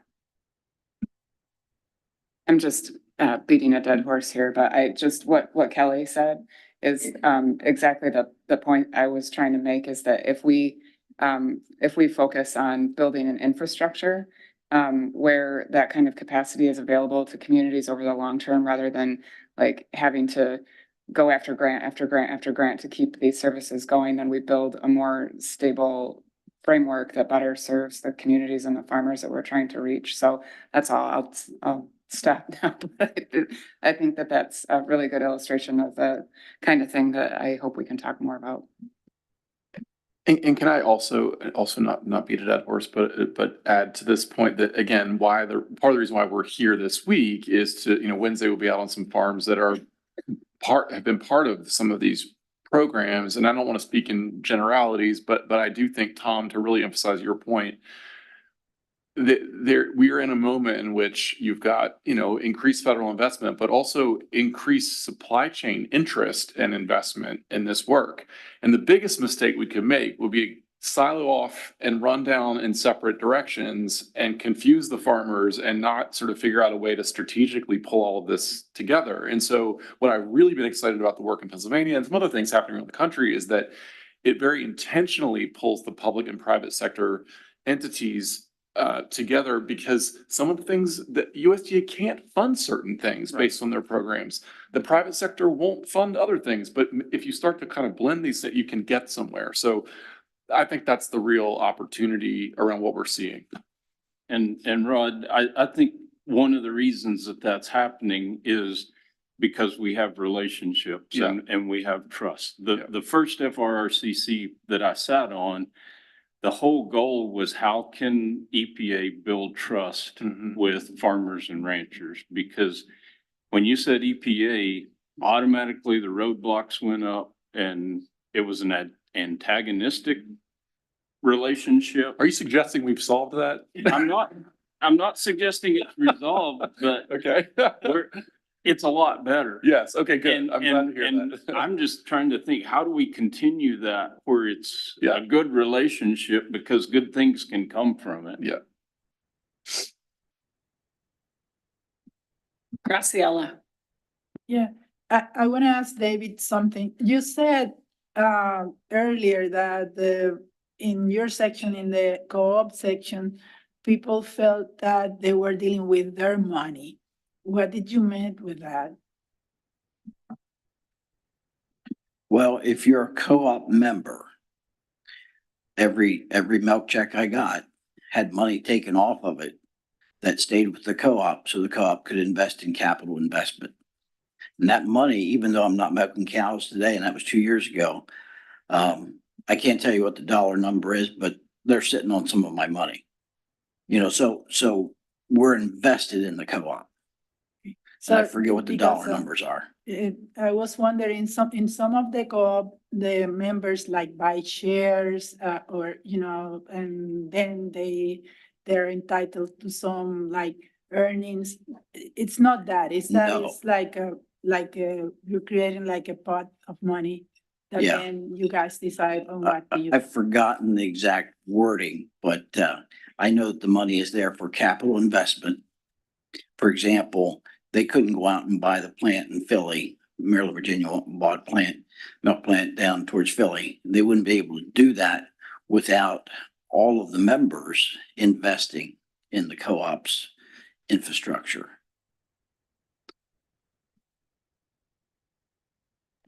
Okay, Ryan, I think you're gonna be the last one.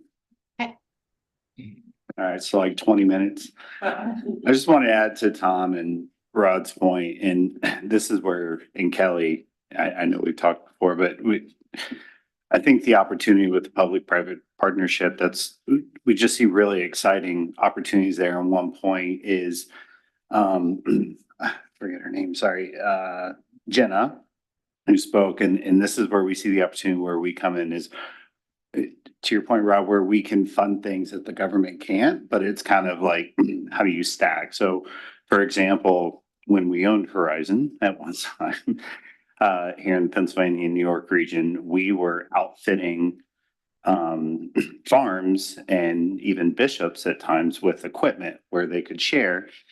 And to Jenna's point that they were okay with that because that money came from Danone.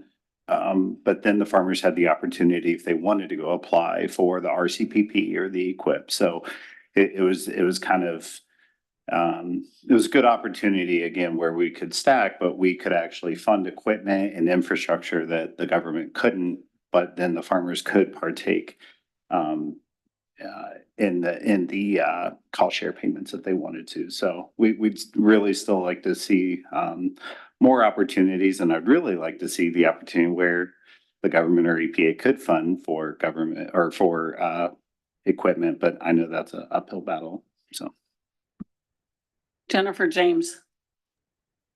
Thank you. I don't know whether you could see my hand or not. Sorry if it took a while. That's okay. No, a lot of good conversation. I just wanted to, I'm on the ad hoc work group number 1, and most of our recommendations are around the public-private partnerships and like that, but we do have a recommendation in here that is solar for all, and I just wanted to lift up some of my concerns about that from the work group. I don't know whether the other members of the work group share this or not, but I'd like for other people on the committee to hear my concerns.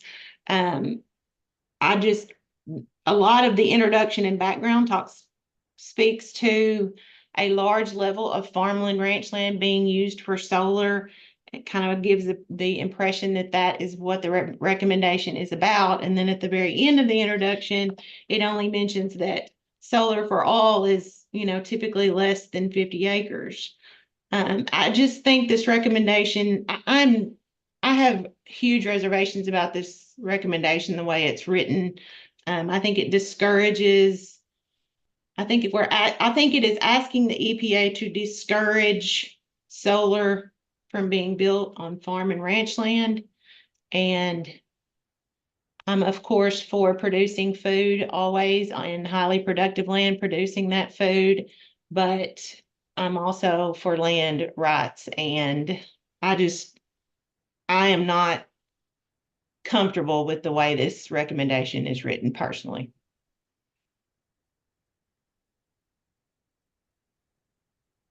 Thank you, Jennifer. Does anyone else have any reactions to that?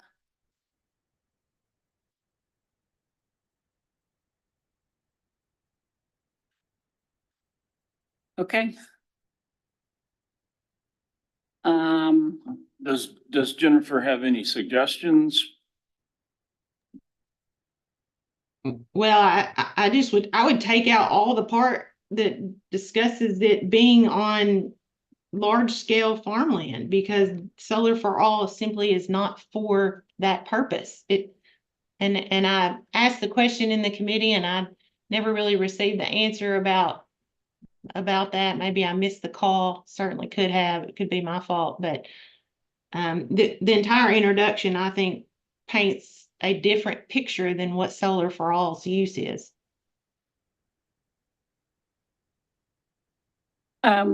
I did go through and make some edits in response to that work group conversation, Jennifer, and then I think the next meeting or 2 meetings later, I went through and articulated where I had made edits. So what you're saying now, I apologize, because if that's what you meant, I did not understand that you were taking issue with the introduction.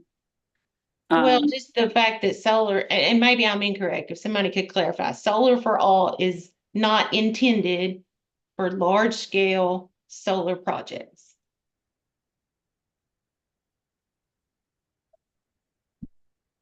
I don't want to, I'm not intimately familiar with the program. I think its primary focus is on is sort of rooftop residential, right? But there is a community solar provision.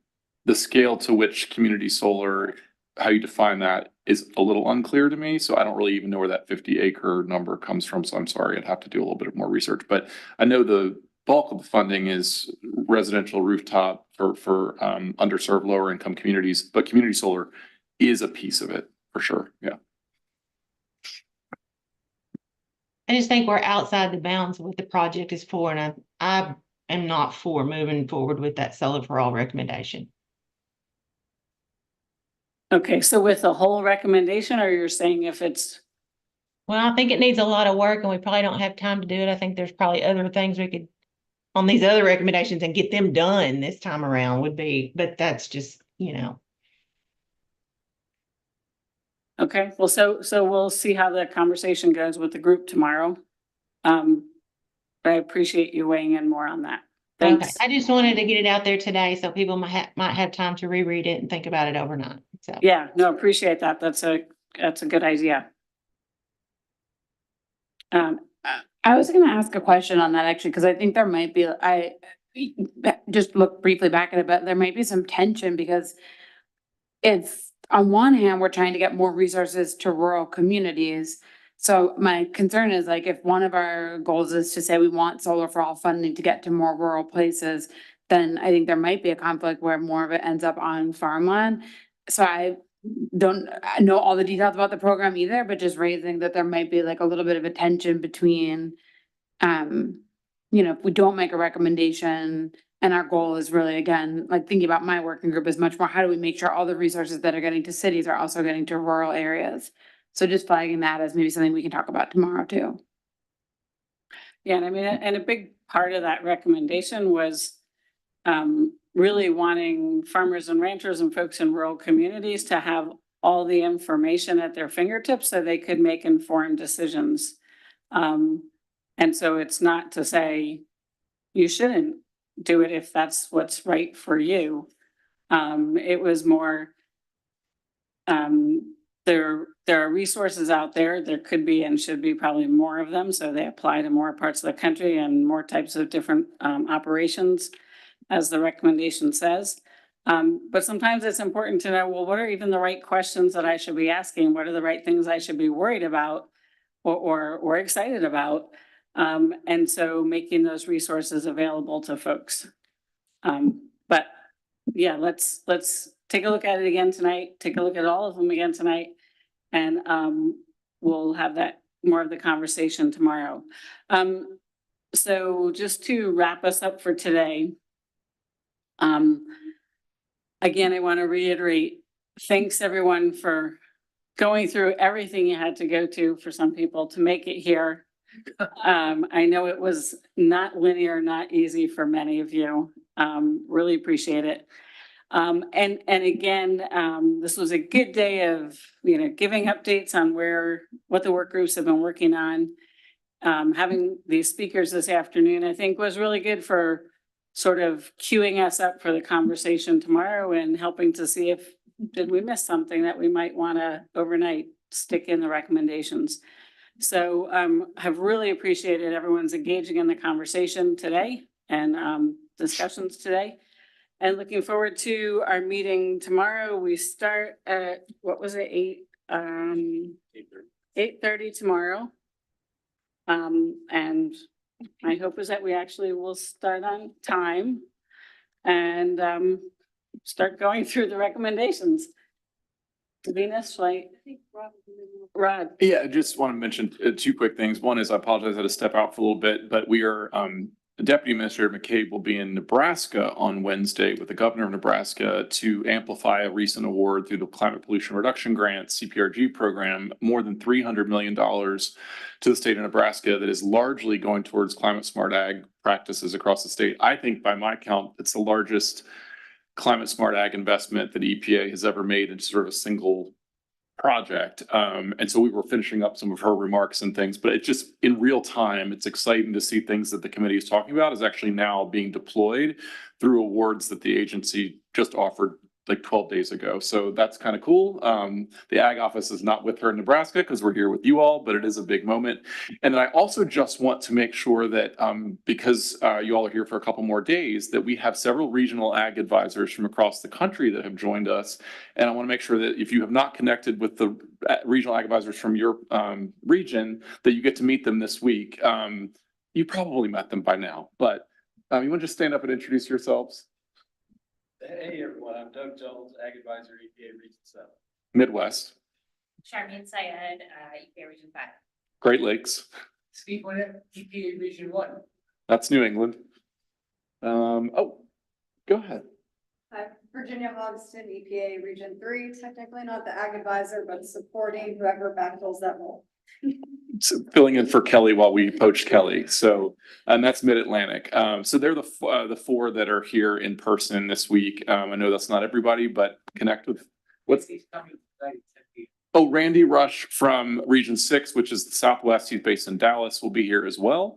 So we actually have half of them here this week. I just wanted you all to see that they were here, and please, and others are online, but in terms of like dinner or coffees or hallway conversations, these folks are here for you. So that's important to recognize them. So thank you for that, Rod. Thank you for our regional ag advisors for making the trip. Thank you all for your engagement today. We certainly appreciate that. I just want to just make sure that we close out. If anybody online or in person has any thoughts they'd like to share with the committee, that can be done up until August 21st. Long day, you all. And please submit any written correspondence to FRRCC.epa.gov. Again, that email address is FRRCC.epa.gov. If there are any members of the press that heard anything that they'd like to have further engagement, please feel free to reach out to our press office. They can be reached at press@epa.gov. Again, that email address is press@epa.gov. They'd be happy to assist you. At this point, I guess we will conclude our meeting, and we look forward to seeing you all bright and early tomorrow at 8:30 a.m. Thank you. So we're on our own for dinner.